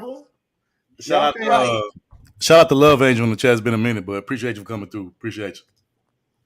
But I'm like, damn. I'm like, so, and you know what? Shout out to Eisen, because this is his philosophy. But basically, the one phrase to sum up their story was, even Jesus can't say these hoes. Like, You know, see, they running away from Jesus to OnlyFans. So Hey, I ain't mad at the hoes or the women that like to express their bodies. One day I'm gonna open a strip club. I'm gonna open a strip club, and you will treat my ladies that decide to dance with respect. Okay. mother, well, I can see your ass being like a madam or something. Like I can see you wearing the top hat and everything, and like getting them girls into shape and whipping them up into shape. I'm gonna treat these I'm gonna motherfuckers make sure like they're hoes. well They taken hoes. I'm care gonna treat of. them like Okay. hoes. Matter of fact, that's what you need to be for the next Halloween stream. You need to be like a madam, you know what I'm saying, and like be like whipping and then get you like a little whipping and whip these girls into shape and shit. You know what, third? That might be a thought. Okay. Whip them hoes into Okay, shape and sir. shit. Don't tell it. What else do you be thinking about? Oh my god, you Let me stupid. find out Y'all third. You stupid. think about me in a madam costume, y'all. Oh my god, You y'all just stupid. found out. You ain't hear this nigga. He had a Oh whole my god. scenario. Y'all stupid, bro. Yo. I mean, I wouldn't be mad at the visuals of it though. I mean, you know. See, that's what I I'm mean, saying. Like, so, you know. But Third gonna have Third, I y'all done gonna raised all you have like a this. personal invitation to my new strip club when I open it up, y'all. oh my god, that's true. Okay, listen. I'ma just listen. Don't Ron be stupid. Wait, hold on. offended. Ron stupid. He said that the tithes and the offerings wasn't enough to steal. You stupid, bro. Right. Yeah. And mother, don't be offended, but I'm not eating at your strip club. I'm gonna eat before I get there. This I want you to understand that. Don't be looking at me all Stupid. crazy. Stupid. Hell nah. Hell nah. But they're gonna ask for extra twerk win with his. You don't want no wings. You don't want no wings. You don't want no wings. Extra twerk wings. No. I mean twerk win on my wings, please. Yup. Yeah, you got a little extra Let's twerk go. win back there. I always get wings when Yeah. I go to the strip club, but I get them on the way out. See, I After don't I eat in ate- strip clubs. I'm not gonna do it. And after I I ate, just them for chick- information, I don't even eat wings. What? After I had them chicken wings at the Pink Slip, I still feel dirty. I I still feel dirty to this day. Oh, yeah. Topaz, she's a white woman in a black woman's body. She don't eat wings. No But matter of if fact, she she did eat wings, she would eat them with a fork. yeah. No, she And no, no, actually I don't like getting stuff on my hands. she eats white people. Wait, she eats white people wings. That's a good one. Wait, y'all. Bougie mode, bougie No, hold on, as y'all. hell. Wait, hold on. She eat white people wings. What I mean by that, she eat the boneless wings. She don't like the bone wings or the bone. Oh hell! So if they not don't do me. Okay, like if they not boneless, she don't want them. Knife and fork. Shit, you know what, Topaz? I don't eat watermelon, so take my black card. Everybody take my black card. I don't eat watermelon. I can't stand either. watermelon. I'm allergic, Brandon. Pull your pull Oh, your sorry, back out the okay. closet then, Brandon. That shit make my throat swell up. I start sneezing and coughing and shit, about to go into a seizure. So I can't eat I can't eat watermelon. And I be mad as hell. I be trying to sneak a piece anyway. That shit is delicious. I know. No, I be still sneaking me some now. I be like, shit, if I'm gonna be close to I Jesus, this might be thought worth it. y'all eat watermelon. Yeah. Let me get a cold one. Hell yeah. I'm gonna be honest. Let me get a cold one. I don't Ivy, really you like put to eat. salt or sugar on your watermelon. What do you put on your Man, why watermelon? I'm gonna put sugar on there? He Put put both. He put both. He put Okay, salt. no, salt and I sugar. just had to ask because that was a whole fucking debate, and I didn't understand like who let these serial killers out. Okay, if I do have to eat it, I will use sugar. Look, See, that's why. Ron That's say, why you kept your black card into that bullshit. look, Ron say, wait, hold on, Damn, Ron I fucked it up. I fucked up. Look, Ron Yes, say, I'm gonna let you keep it. wait, hold on, Ron say, Brandon eating that pink slip is wild. Oh, Hey man, Brian, I still feel dirty to this day, man. I still feel dirty for that. But hey, man, we were starving. Many girls with. We were starving. And we ate them, and it was good though. It was good. I ain't gonna lie. I'm gonna keep it a book. I really just don't like eating watermelon like itself, like just eating it like as an actual like fruit and shit. But I do like watermelon juice though. I do like watermelon. Like I don't like. I do like. What you say, T? I do like watermelon juice though. I do like watermelon juice though. That shit do be good though. So Well, as long as my throat, when I start getting that itchy throat and I start to feel like it's gonna swell up, then I stop eating. you stupid. Yeah, she gotta have an empathy and eat the watermelon. Wait, you allergic? I'm allergic. Yeah, that's what I I'm ain't know saying. that. I'm allergic to it, but it like if I eat a few pieces, it's not like a severe allergy, but that can change. So you really shouldn't even play with it. I'm gonna be honest. But Hey, I'm Brandon, one of them hard-headed people that's like, God damn, this watermelon look good. Hey, Brandon, You hard-headed? No. I can't even be mad at you because I'm allergic to shrimp and chocolate, and those are my two favorite things to eat. So yes, but every now and then. Wait, no, you know every what? now and then I'm like, fuck it, I'm gonna do it anyway, and I just had a Benadryl on deck. Okay. And then I just know that I ain't gonna do shit else after the day because I'm gonna take this Benadryl Yeah. and go and sleep the rest of this shit off. Wait, Mama, let me say this. When Like, it's fried in the cornmeal, it is fully fucking worth it. Yes. And then, Mama, and hold then on, the wait, hold on. chocolate, I just get in the mood where I have to eat chocolate. But other than that, then I be like, nope, I'm gonna act right. Wait, hold on. So, Mother, what's kind of like shocking and surprising to me, because I know a lot of people with a lot of different allergies, but I don't think I've never heard nobody say they're allergic to water. It's like a first for me to hear somebody say they're allergic to And water. it wasn't always like that, third. Like out Yeah. of nowhere, like when I became grown, I was eating Mhm. watermelon and I started feeling like my throat was closing up and I started sneezing and I was like, what the hell going on? And then I realized, oh shit, I got an allergy to this. Yeah, And that's now crazy. Apparently, I started allergies kicking it. evolve. Like I didn't know that either. But yeah. Wait, so T, when you say you're allergic to chocolate, you mean like all chocolate? I don't know which chocolate because I didn't go back to try to figure that shit out. Like, so I remember I was like, well, it don't matter which one because I'm gonna still eat all. Well, you of know what? them. Let me say. I think T is only allergic to dark chocolate because she didn't divest it. She went overseas, got her overseas poppy and shit. So she probably can eat white chocolate because she's divested. So, but I don't think she can eat dark chocolate though. That's what I would say. But anyway, That weak ass joke. That's why. shout out to that's why you. shout out to Brownie and Brandon says this comment was directed towards you by Ron at first. You read this comment that Brownie put up. Kind of pink slip. Yeah. right. Now, speaking of Brownie, man, y'all know it was some chick that got exposed for tricking on some dude. Here go Brownie on her post. She said, I'm finna turn into a female dating coach because I'm tired of y'all bitches going out sad. Y'all here down bad, and I don't like that. Should I do a game stream? Let's go, Brownie. Hey, Brownie Let's said go, the sisterhood down Brownie, bad, get the man. money. Get the money. Not her doing a game stream. Or Now, Third gonna be there for that game stream. Game stream. He love giving out that game, man. Game stream, these women ain't down. They good. Hey, bro, I'm just a lame nigga, bro. I'm a lame ass nigga. I ain't got no game. I ain't got nothing, bro. I'm just it was a girl exposed for tricking on one of these YouTubers on here, man. I ain't gonna say dude now, he a fuck boy. But no, Wait, hold on. Why are we acting like we surprised? Shit, hell, we just had last week where it talked about shit. Somebody gave, the preacher $90,000. Hell. Oh yeah, I forgot about that one. Yeah. Island, we didn't say we were surprised. We said, how could we get money? We didn't say that we were shocked. Well, they gonna get money. Women gonna get money. It's always some food for them to get a lick. See, and I'm just trying to understand, like, what am I doing wrong? Hey, Ron, wait a minute. She gave out 20,000. It was 20,000. Yep. No, 90. No. I'm talking about it was the other situation. Oh, okay. On YouTube. Yeah, we talk about the little. Damn, 20K. 20,000. Good God Almighty, where she at? The little leprechaun right there. Damn. He came from the woman that he was dating. On she said female tricking is wild. Right. Hey, Brown, you gotta be a dating coach for the sisters now. We need you to be a dating coach. Get that shit going, man. I it don't take 20K shit. I'll take. Yeah, I thought old boy, what's his name? We on Lock Nation. I thought he was tricking bad. He gave old girl 12,000. She done gave 20,000. Who gonna take that? And that's how that conversation happened. We just trying to figure out, like, how does one get into that scenario?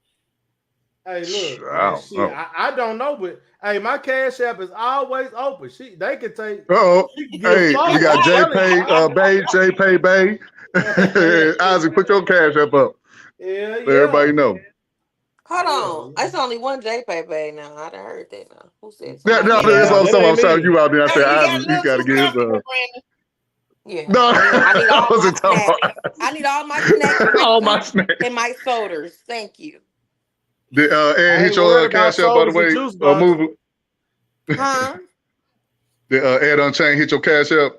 Oh, damn. You know what? I get the Fiji water in my cell. Hold on, y'all. Hold on. We got somebody at the door. Hold on. Brownie, is you? Yeah. Okay, what's going on? Hi, Brownie. Hey, y'all. What's you should happening? have known by the lighter flick. Chilling. Just got back in the house. That's what's up. So which Yeah, Brian, I was telling about your post you had did about old girl. I guess somebody tricking or something. You said you're gonna be a dating coach, man. You know how much it pains me to see these I older know. women going outside every day. It's like every couple weeks I see a woman go outside and it'd be crazy. I just Yeah. I just feel like if I ran across $20,000 at one time, I couldn't imagine handing that over to a dude on YouTube. Yeah, that's because your ass self was as fuck though. That's why you self. Selfish keep me from being sad like this. I'll take it. Like obviously it ain't that bad of a deal. So you ain't sending a nigga $700 off of YouTube? Right? No, I'm not going to even do that. I can't because you know why? Because there's so much other shit I want to spend $700 on, and if I can't have the shit that I want to buy for $700, I'm just gonna hand it to you to do what, nigga? But see, we know one thing. Now that you got that credit card paid off, you're gonna spend at least about a rack tonight on that damn credit. No, look, I the person Come on, across the third. room, I'm not even over there. I'm not even gonna do it. Hold on, y'all. What I fuck just heard bitches on here yesterday just that a giving out woman- $700? Shit. But look, 700 ain't nothing. Yesterday, I heard that there's an individual on here. I'm not gonna say any names. You ain't That got to. put a car in her name for her dude from YouTube. So I Wait, ain't hold never on. heard no shit like that. For wait, a car? Brownie and Third probably know what I'm talking about because they be over there in the ghetto with me. Yeah. Oh wait, Hey, Third, you be in the ghetto, Third? Yeah, you know Third, dude. I know what she's talking about. I wasn't gonna bring it up, but I know what she's talking about. Yeah. What area of the ghetto are we I'm talking about about? the Mo 3 sector, girl. Okay, Yeah, I be missing shit. Hey, Topaz be in the ghetto too, y'all. Topaz be over there too, man. Hey, I be over there, y'all. I had to leave the But that's the message shit I alone. be talking about. What the fuck? Man, Yeah, no, I don't damn. get that. Wait, no. Look, we not finna act brand new. Man, it's been Madden Kings forever. Motherfuckers sit at home, play Madden. Stay right there in that same sector, bro. That Mother was just talking about. It was another situation, where this one, I guess this one woman, she been having marital issues with her husband, right?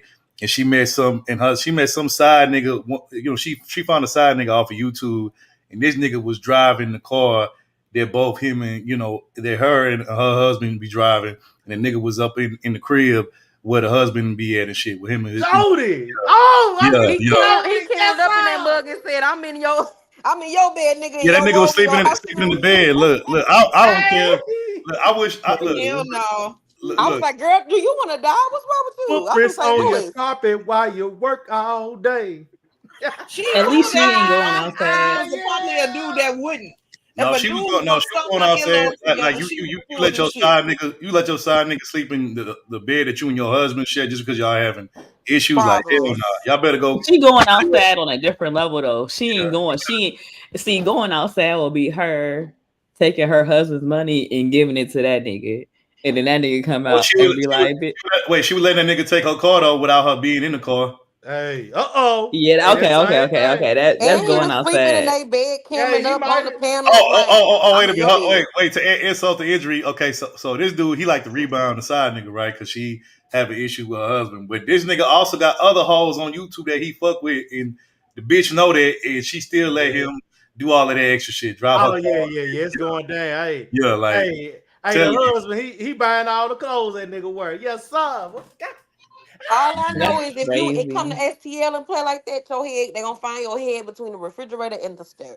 Okay? Look, I get it. Married couples, they have, they go through breakup, separation, all of that. But no matter, like, if I were in a married situation, right, I wish my wife would, like, I don't care what we going through. Like, you better not let no other nigga in this house that ain't family and no shit like that. Fuck married, nigga. If I'm your girlfriend and we live together, you better not let no other bitch in this motherfucker. Facts, bro. I don't give a fuck if we married. Facts. I agree. Because what the fuck is going on? I agree with it on both sides. So because I'm not a biased person, I agree with it on both sides. Yeah, facts. Shit, y'all better go get a motherfucking hotel or some bullshit like that. Like, it's so many different things you could do. You better be in the car or some shit, nigga. Like behind the dumpster or some shit at the park. You better not bring that bitch Yeah, in. nigga could have took his ass to work. Like, it's so look, Brownie catch that nigga. Where he could be Look, with Brownie the catch side that nigga cheating. Your ass at work. Brownie catch that nigga in the same household that they sleep in, cheat and shit, bring another bitch. She gonna burn that nigga car up like whatever. Left eye. No, come on, wait till his hell. On way to his hell. When she put that nigga car on fire. Oh yeah, he Oh yeah, was yeah, in yeah, the yeah, with that yeah. clear woman. No. See, the thing is that revenge is very like personalized. So it's like if I'm your chick, like I'm around you enough to watch you and know what you like and know what you cherish enough to go after that shit to really hurt you. All right. If a nigga got full like total coverage insurance and you fucking flame up his car, that nigga gonna get a better car. Right. That ain't gonna fix shit. Hell nah. We gotta go to the jugular. I gotta sit there and think over all the years what you really what you really cherish. The things that See, just don't touch my mama. Leave my mama out of it. Don't challenge my mama. I'm a Virgo. There ain't some women trying to fight your mama. Hey, look, it's the calmness in Brownie's voice that got me scared like a motherfucker. Like, damn, but like, yeah, man, that's what I said. Leave mama alone. It don't be the loud mouth motherfuckers. It be the quiet, calm ones. That like when they go crazy, that's a whole nother. Hold on, Brownie got some stories, man. She's got some stories. Hey, you talking calm shit? I heard. Hey, look, that shit sound hood than a motherfucker, man. You just gotta hear the tone in it, man. I don't know. I can just tell. But damn, Brownie gonna get y'all ass nightmares. What's gonna happen? But see, Mother, you give me that same. Mother, you give me that same vibe too. Like where you like you know like a nigga think he getting over on you and shit like that. And you kind of play like, oh, like you know, like you green, you don't know what's going on, and at the right moment, you like unleash that calmness into anger. Like, yeah, I don't trust y'all calm motherfuckers. Y'all be YSL Woody. I don't recall. Okay. Oh man, here we go. Like, hey, why you tell that girl? He said, "Get back." Mm-mm. He told that lawyer, "Get back." No, you know what's funny as hell. No, you know what's the funniest part of that like questioning him on the stand. I think the lady she asked, she said, "Sir, are you purposely just saying whatever just so this could be over with quicker?" And he pretty much like admitted, like, yeah. And like the look she gave him was like niggas, like you know what I'm saying? Like that shit was funny as hell. I know she wake up every morning like I got to deal with this nigga. But she get paid though. Get paid though. But yeah, look, like Mother was saying, like, look, man, if y'all just venture on out to other sectors of nigga too, don't get me wrong, there'd be some fucked up shit going on in this sector that we being over here, but you will realize that the most foul fucked up shit in this sector is like kids play compared to some of the other shit that be going on in these other sectors. Like, I'm not. Oh, you ain't got to tell me. I'll let y'all go right on over there. I'm good. Like, man, like I'm telling you. They be calling the beat. Oh, go ahead, Bernie. I'm sorry. This side is real judgy. So you gotta be up to at least a certain level of caliber to even be able to operate. Because motherfuckers gonna come at you about your relationship, your family, your lifestyle and shit. Motherfuckers in other sectors, bitches don't be having their kids. They be doing all types of shit. Period. They calling. So they say somebody gonna be from this sector, but like you not married. You got kids out of wedlock. Everybody do over there. Yeah, I'm gonna say this: the women in this sector are bougie compared to the women in other sectors. Like, am I lying, Mother? Am I lying? No, you gotta be cut from a different cloth. But me and Brown, I'm sure Brownie can say too, because I met her on this other side. But over there, I be in the ghetto because I be like, shit, I don't got nothing going on like this over here.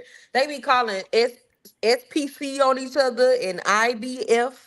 Just, I'm saying the letters backwards because I don't know if it's a trigger. Yeah. All different people trying to get people kids taken. I'm talking about y'all. I ain't never seen nothing like this in my life. Like, I'm talking about they doing stuff where you got to pull up. You got to see me. Like, you playing with people livelihoods out here. One thing. Y'all forgot what they be swapping out each other's baby daddies and shit. Oh, yeah. And that too, like a soap opera. Everybody just get a turn. Like, it's weird. Like, I ain't never seen nothing like that in my life. So I'm like, the hood is on YouTube. Gotcha. Oh, yeah. It's been on this motherfucker. No. I'm just saying the real extreme hood motherfuckers is on YouTube. That's all. Look. Yeah. The prison system is on YouTube. Everybody. That's what I was saying. The hood, the extreme. bro, I done seen, bro. You know what's crazy, bro? I done seen niggas like hit bro. I done seen niggas hit panels that be in prison, bro. Niggas will be in they state prison uniform and everything and hit, and they like, what you doing? Oh, I'm in here with the gang and shit. We, gang. I'm like, this nigga on a panel with an iPhone, bro. In prison, bro, like in the cell, bro. That should be crazy, dog. I follow the prison community. Like I follow this guy named Banky Pound. This other Crip named Big. You good? You ain't got to tell no names. I don't want to know nobody names. But they not in prison no more. For the record, TV have nothing to do with movies talk about. I ain't trying to get shanked over here. My Uncle Big Tune. Move trying to get us shanked over here and shit, man. No, my Uncle Big Tune is from Eastside Avalon. Okay, go watch his channel, y'all. It's my uncle. No, I'm good. I believe you. Y'all ain't lying because shout out my pops. He on lockdown right now. He be FaceTiming, doing all shit on Instagram, man. He still got his phone, so hey, look, they living life like they outside. Look, not only them motherfuckers be having like iPhones, they be having tablets, iPads. They be getting cash apps and all that shit. Yeah. All you gotta do is ask me. I get honey buns. I get Fiji water. I got a laptop. Fiji water. Commissary. My commissary is stacked, y'all. Like, I can have whatever I want.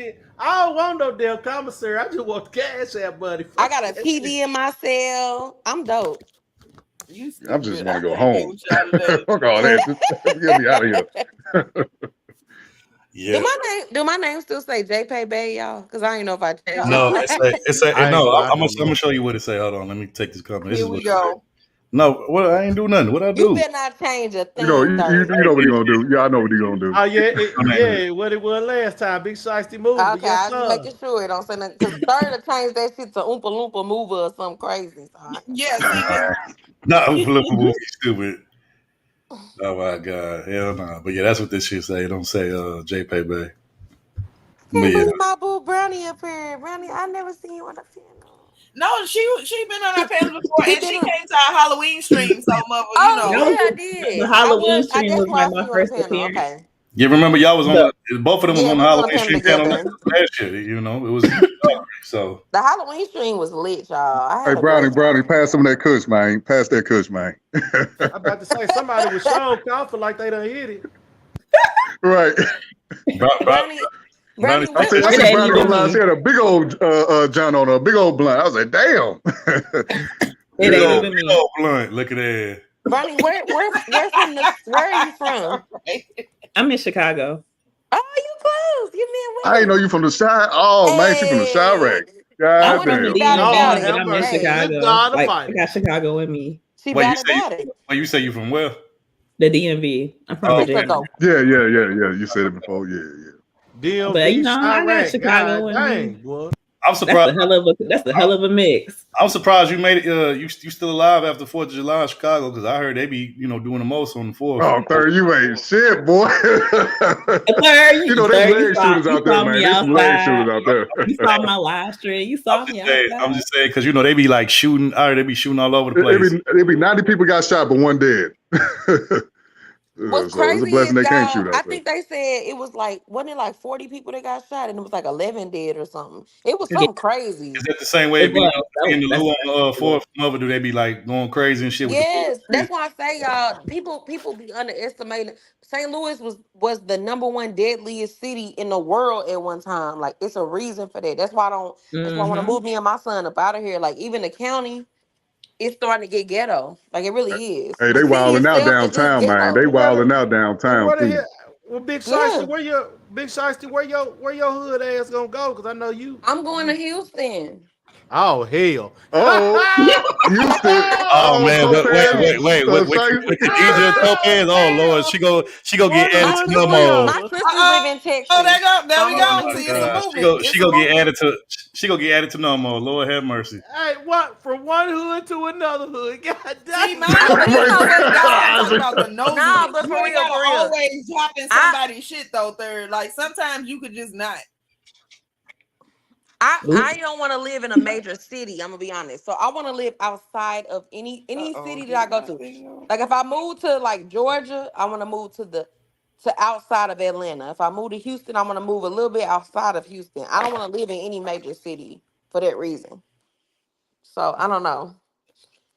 But I come from like St. Louis, Chicago. My family come from, like all of my family members live in places that I feel like are not where I really don't want to live. So that's why I'm like, okay, I want to move to Texas. Besides my sisters, they live in Texas. One lives in San Antonio. Your family Midwest through and through pretty much. Yeah, and then my sisters live. I got two sisters that live in Texas, so that's what's making me want to go to Texas. But I'm trying to convince my mama to get down there. So Yeah. Well, damn, what happened to T? I don't know. Maybe she lost signal. Maybe her shit died. I don't know. Hopefully she come back. But anyway, yeah. I ain't gonna lie, man. Leaving the city, going to the county was weird because it's real quiet in the county, and I had to get used to that shit because the city is all noise every day, noise. So take some time to get used to it. I can't do the city. All them Wait. people, I can't do it. Brandon, let me ask Brandon this real quick. So look, I moved from North County to the Minnows to like 4100 block, Minnesota. Oh, South Side, Well, yeah. I used to come home, Brandon. It'll be crackheads outside yelling, the helicopters Everybody outside. flying. I didn't know the South Side should be like that. I got a homeboy had a studio down there. I didn't know it get hood down there. It's more hood than the North Side Very hood on sometimes, the man. south side, but it's pick and Yeah, choose. Like certain streets cool. One side of yeah. Keokuk and Jefferson is cool. The other side hood is fuck. Like so, it's, Right, you right. just never know what you're getting into. That's why I moved from the south side when I had my I son. I'm thought, like, oh no. nah, mother said she gonna move to East St. Louis. That's where the Oh hell no. East St. Louis. Move, I'm telling you, if the East Side is not, listen, I don't know about your experience. Move, I don't know about your experience, but East Side, it ain't what I thought it was, especially what folks in St. Louis were saying. It's pretty cool, in my opinion, No, when I was living well, out there. my granny lived like Centerville. You know what Centerville is? That's not far Centerville, from where the booty yeah. club is. I used to live in the projects out there with this girl out there back in the day. So So my granny lived in Centerville, and we went to church out there. So I used to be over there in the hood all the time, but I didn't realize it was a hood because it didn't feel like that. But because she didn't live in the hood, but she was like right next to it. She had her house, but yeah, there are projects right. like right down the street from there. Mm-hmm. So before you get on the highway and stuff, and my goddad had got shot out there too, so that happened. But anyways, rest in peace to him. So But, let me ask you this. I mean, I know St. Louis is probably the worst city in Missouri, but is KC just as bad or not too much far back from St. Louis? Good question, Third. Yes, don't go on Prospect Street. That's it. Okay, so basically Kansas City just as bad. It might not be worse, but it's like up there though. Kansas City is like, I've seen some shit because my auntie lived like a street over. My auntie stayed right dead in the middle of the hood. They got like I ain't gonna even lie, they got like, have you ever been to a hood where it's like one house that's nice and the rest of the house is Yeah. I know what you're talking about. Right, my auntie and my yeah. uncle, they've been there for a long time, so they refused to move. So they just been like updating their house. They got cameras. They shit nice as hell, new doors and windows. That's kind of But how. everybody else around them, that shit look like what the hell? You could tell you in the hood. So my they live a street over from Prospect. So like over in that area, Prospect is a very like as you get like down that street, it becomes very hood. It's like Grand in St. Louis, Brandon. Like how how Grand, when you go from South Grand, which is cool, and you go to North Grand, you like, what the fuck happened? Man, yeah, it look nice out on the south side, but it get real dark on North Grand. Man, North Grand get real over there. Shout out to Ron. He said, But they got a club now over there about it. But the motel closed down now over there with all the dope, junkies used to be around there. Now there's a club out there. Do you remember the IP? Oh yeah, Imperial Palace. I used to go in there. So do you remember that time when Chris Brown and Tiger came to the concert? Chris Brown wouldn't even get out his tour bus. Like he was scared. Yeah. I'm sure he wouldn't. If you're a known rapper, a big rapper like them, or a singer, whatever, you should not be right there doing no shows. Right when we was finna leave, they started shooting. Y'all I said, see, this is why Chris Brown would go. Us light skinned niggas too bougie to be in certain areas, you know what I'm saying? So hell nah. But I'm just put it out there, Third. Shout out to Ron. He say I grew up down the street from St. Mary's. Okay. Nah, but here's the thing though. So like what you was describing, the only difference is my hood that I grew up in, Third Ward, which is Southside Houston. They got a bunch of nice houses everywhere. Houses that are like anywhere from like $250,000 to like $500,000. But it's still smack dead in the hood. And then there's project homes that are like, there are different project homes that are in different neighborhoods around these homes. You know what I'm saying? So even if like I grew up in my grandparents' house, I didn't grow up in the project. I'm not knocking nobody that did, but I'm just saying like I grew up in my grandparents' house in the hood, and it was a pretty decent house for it to be in the hood. But the fucking project home was like literally, like if I walk on my granny house, it's like maybe like 30 to 50 steps outside of my granny's house. You know what I'm saying? Like it was right there, and then the corner store right there too. So even the hoods that do got the nice, homes and shit like that, if it's surrounded by like project homes and shit like that, that shit still be fucked up. So, it just be one of them things. And then Ron, people be wondering why, like when St. Louis people go to different cities, we not scared. Like if we come by a hood, because our city is hood as fuck, so we don't be like, look, it just feel like home for real. I ain't gonna lie. When I went to East, I just felt like I was home. I go anywhere, man. I ain't know nobody out there. I just wasn't scared because I'm used to St. Louis. okay, Brandon, let me ask you So this. right. I know you out there in the Lou now, right? But I know you originally from M-Town. To you, what's Yeah. worse? To you, which city is worse to you as far as crime? Well, I was a kid, but I know there's a lot of crime out there in Memphis, so I couldn't, understand it at the time. But yeah, so I know it's bad. A lot of my kin folks tell me it's bad out there in M-Town now. Yeah, it's bad, especially when them Katrinas came up.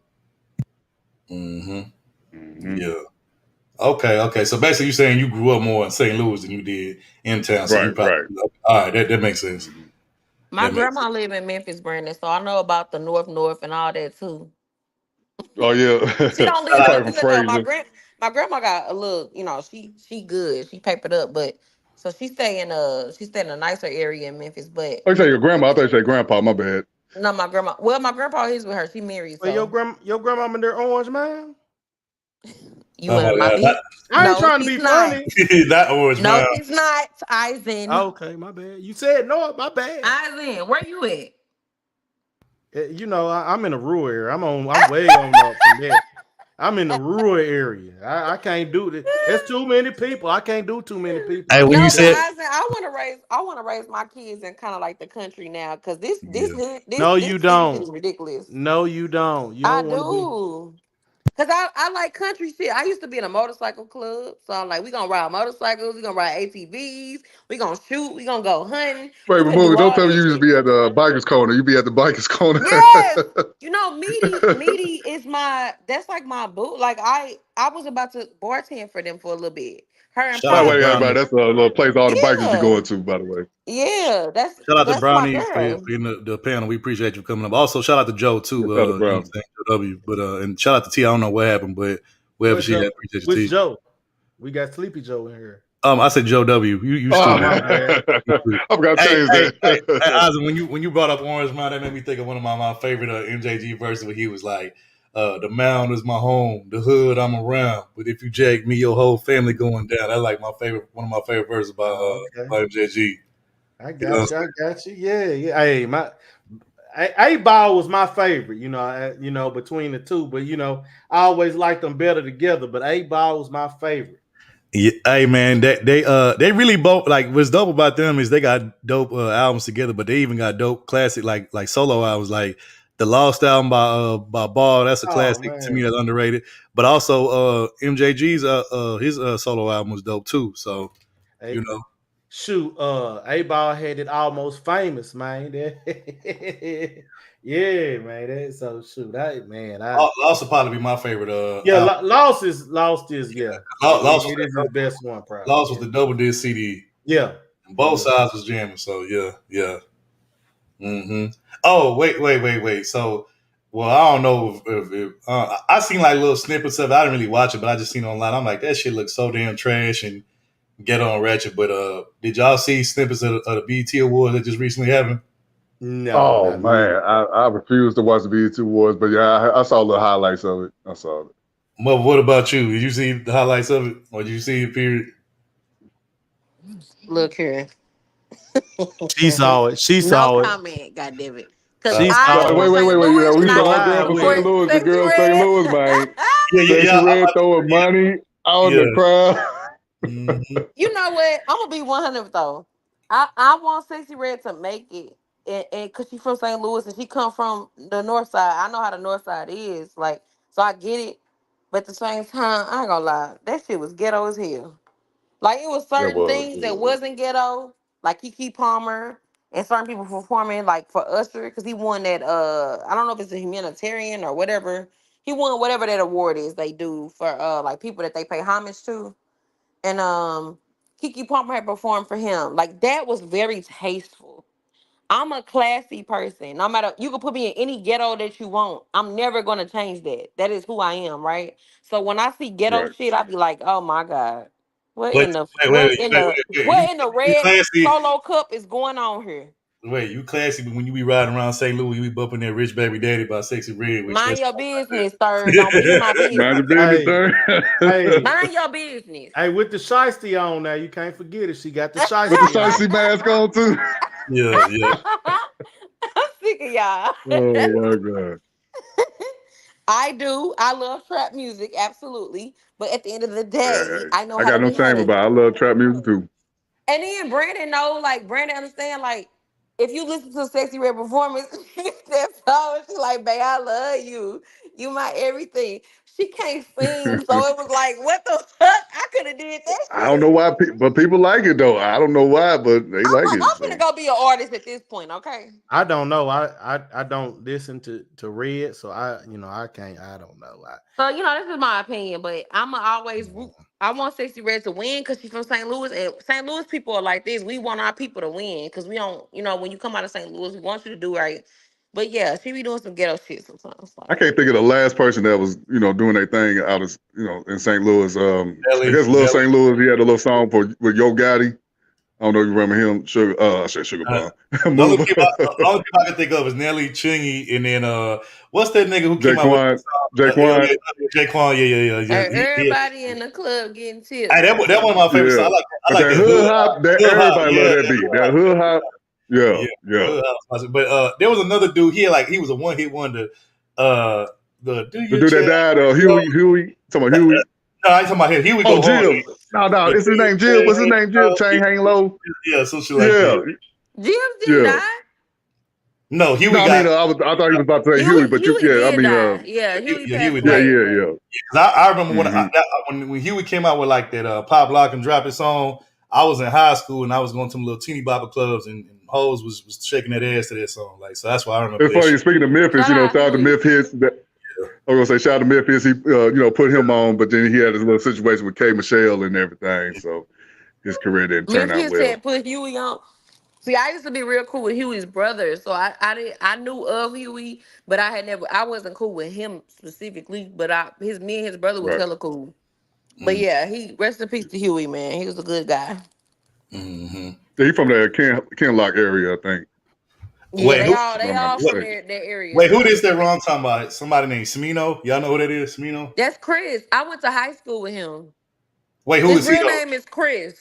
Who is he though? Who is he? He's a rapper. Oh, okay. I don't know who that was. Okay. Yeah, he blowing up now. Like he always like in school he used to do that shit, but I ain't gonna lie, like he went crazy with it. Like they call him Smino now, but his name is Chris. Okay, I never heard. That's why I was asking like who that was. I know, so. Hey, Ron, 314 move. I wonder y'all know Nike Turbo and them. Y'all know them? Jizzle. Yep. Y'all never heard of those? Mm-hmm. Oh, you know that? Okay, good. It's fucked up. He locked up. I knew him and Nike Turbo a long time ago. We did a couple songs together. Free till they backwards, okay? That's what I always say. Yeah. As long as they did no crazy shit, like some weird shit. Hey Brandon, bro, you keep at it, bro. You gonna be the next to blow out the loot, dog. You gonna be the next one, bro. No, man. I hanged up my rap music. I hanged my microphone up. Bro. Hey, bro, we're gonna have to get you back in the stew, bro, and back in the bro. Right. Yeah, so everybody saying they want to be rappers. Sir, how you know about Smino? No, I didn't know about Smino. He was asking Ron asked in the chat. I'll put it in the chat. I just highlighted it. Okay. It's on the screen right now. I was gonna say, damn, he making it all the way over there. Yeah, not because Ron put it in the chat. I just highlighted. That's why I was asking. I never heard that. But Chris always been a dope rapper. I can't lie. Like I remember listening to his rap, like before he was real famous, and that shit went. Like I was like, damn, he gonna blow up one day, and he did. So he still ain't as big as he should be, in my opinion. But yeah, that boy talented. Your ass over there, smacking on pork rinds like Topaz used to do when we first started. Mind your business. I'm going on mute. She over there eating them barbecue pork rind like Tope used to do when we first started our channel. Anyway, yeah.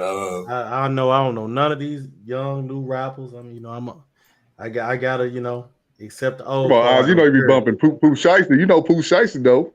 I don't know about no damn Pooh Shiesty. 1738. Shut up, Fetty Wap. Free Pooh Shiesty till it's backwards, baby. Okay, I know him. That's it. Damn. Yeah, but we appreciate y'all, man. We probably gonna go ahead and shut this thing down because we've been on here for a minute. But shout out to everybody. Oh yeah, hell, I gotta get up. Shout out, yeah, man. Shout out to the parents. Shout out to Oz and Mother.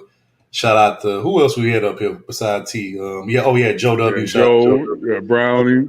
Brownie, yep. Shout out Brownie. She just came through. Appreciate you. That was it. And shout out to the movie. Shout out to the chat too. You know what I'm saying? For always holding us down. Anybody shared the stream. We appreciate y'all. Yeah. You know what I'm saying? Y'all. Good night. Okay, all right. Now. Thank you for having me. Appreciate you, Mother. All right. For sure. Yeah. All right, Ozen, bro, what you want to say before we get up out of here, man? Hey, look, Jesus can't save these hoes. You try, I know you. Hey, Jesus can't save them. They gonna hold. They gonna sell that thing, man. You gotta give it up. Oh my God. Peace, y'all. All right, bro. Man, peace, fam. Bro, what you want to say before we get up out of here, man? Hey, man, I want to tell everybody good night, and I'll see you guys next weekend. I'm Sleepy Joe for real, man. I'm tired as hell. Oh my God, you stupid. I ain't gonna lie, if Topaz was still up here, I would have been dropped there. I've been knocked out, but I'm trying to stay awake. Y'all stupid. All right, man. Shout out to everybody, man. Shout out to the whole For the Record 4TR chat, the whole family. You know what I'm saying? We appreciate y'all. Shout out to let me give a shout out also to the new people that's been coming over here lately. Like, I'm gonna say move. Ryan, you got work tonight? Damn. Yeah, man. I thought you lost, man. It's the weekend. Ron be do your thing, man. Yeah, be safe out there though, for real. But Ron be working that third shift. But shout out to Ron though. But shout out to all the regulars, like I said, Mother. You know what I'm saying? Ozen. Joe just started coming back around, but he was around from the beginning. Shout out to everybody that come over here on a regular, but also shout out to the new people too. Shout out to Missy T. Shout out to Miss Parker. She came up and those are all House of Love. My brother Corey, people, they good people over there too. So shout out to everybody that's been recently coming over, all the new people, man. We love the regulars, but we definitely welcome some new people too. As long as y'all come over here, be cool and chill with us, man. We welcome the new people as well. But shout out to everybody though, man. Y'all have a wonderful weekend. Hopefully y'all had a wonderful 4th and shit like that. Spend time with your family, ate some good food.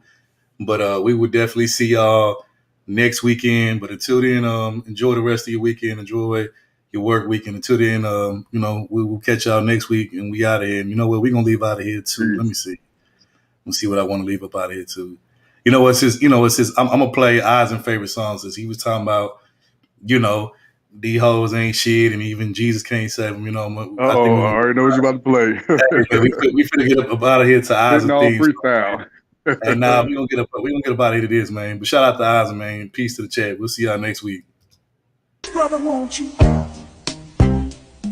The man can't do nothing for you. All these hoes ain't loyal. Ain't loyal. All these hoes ain't loyal. Yeah. These hoes ain't loyal. Yeah. These hoes ain't loyal. Ain't loyal. Ain't loyal. Ain't loyal. Ain't loyal. Ain't loyal. Ain't loyal. Ain't loyal. Ain't loyal. These hoes ain't loyal. When a rich brother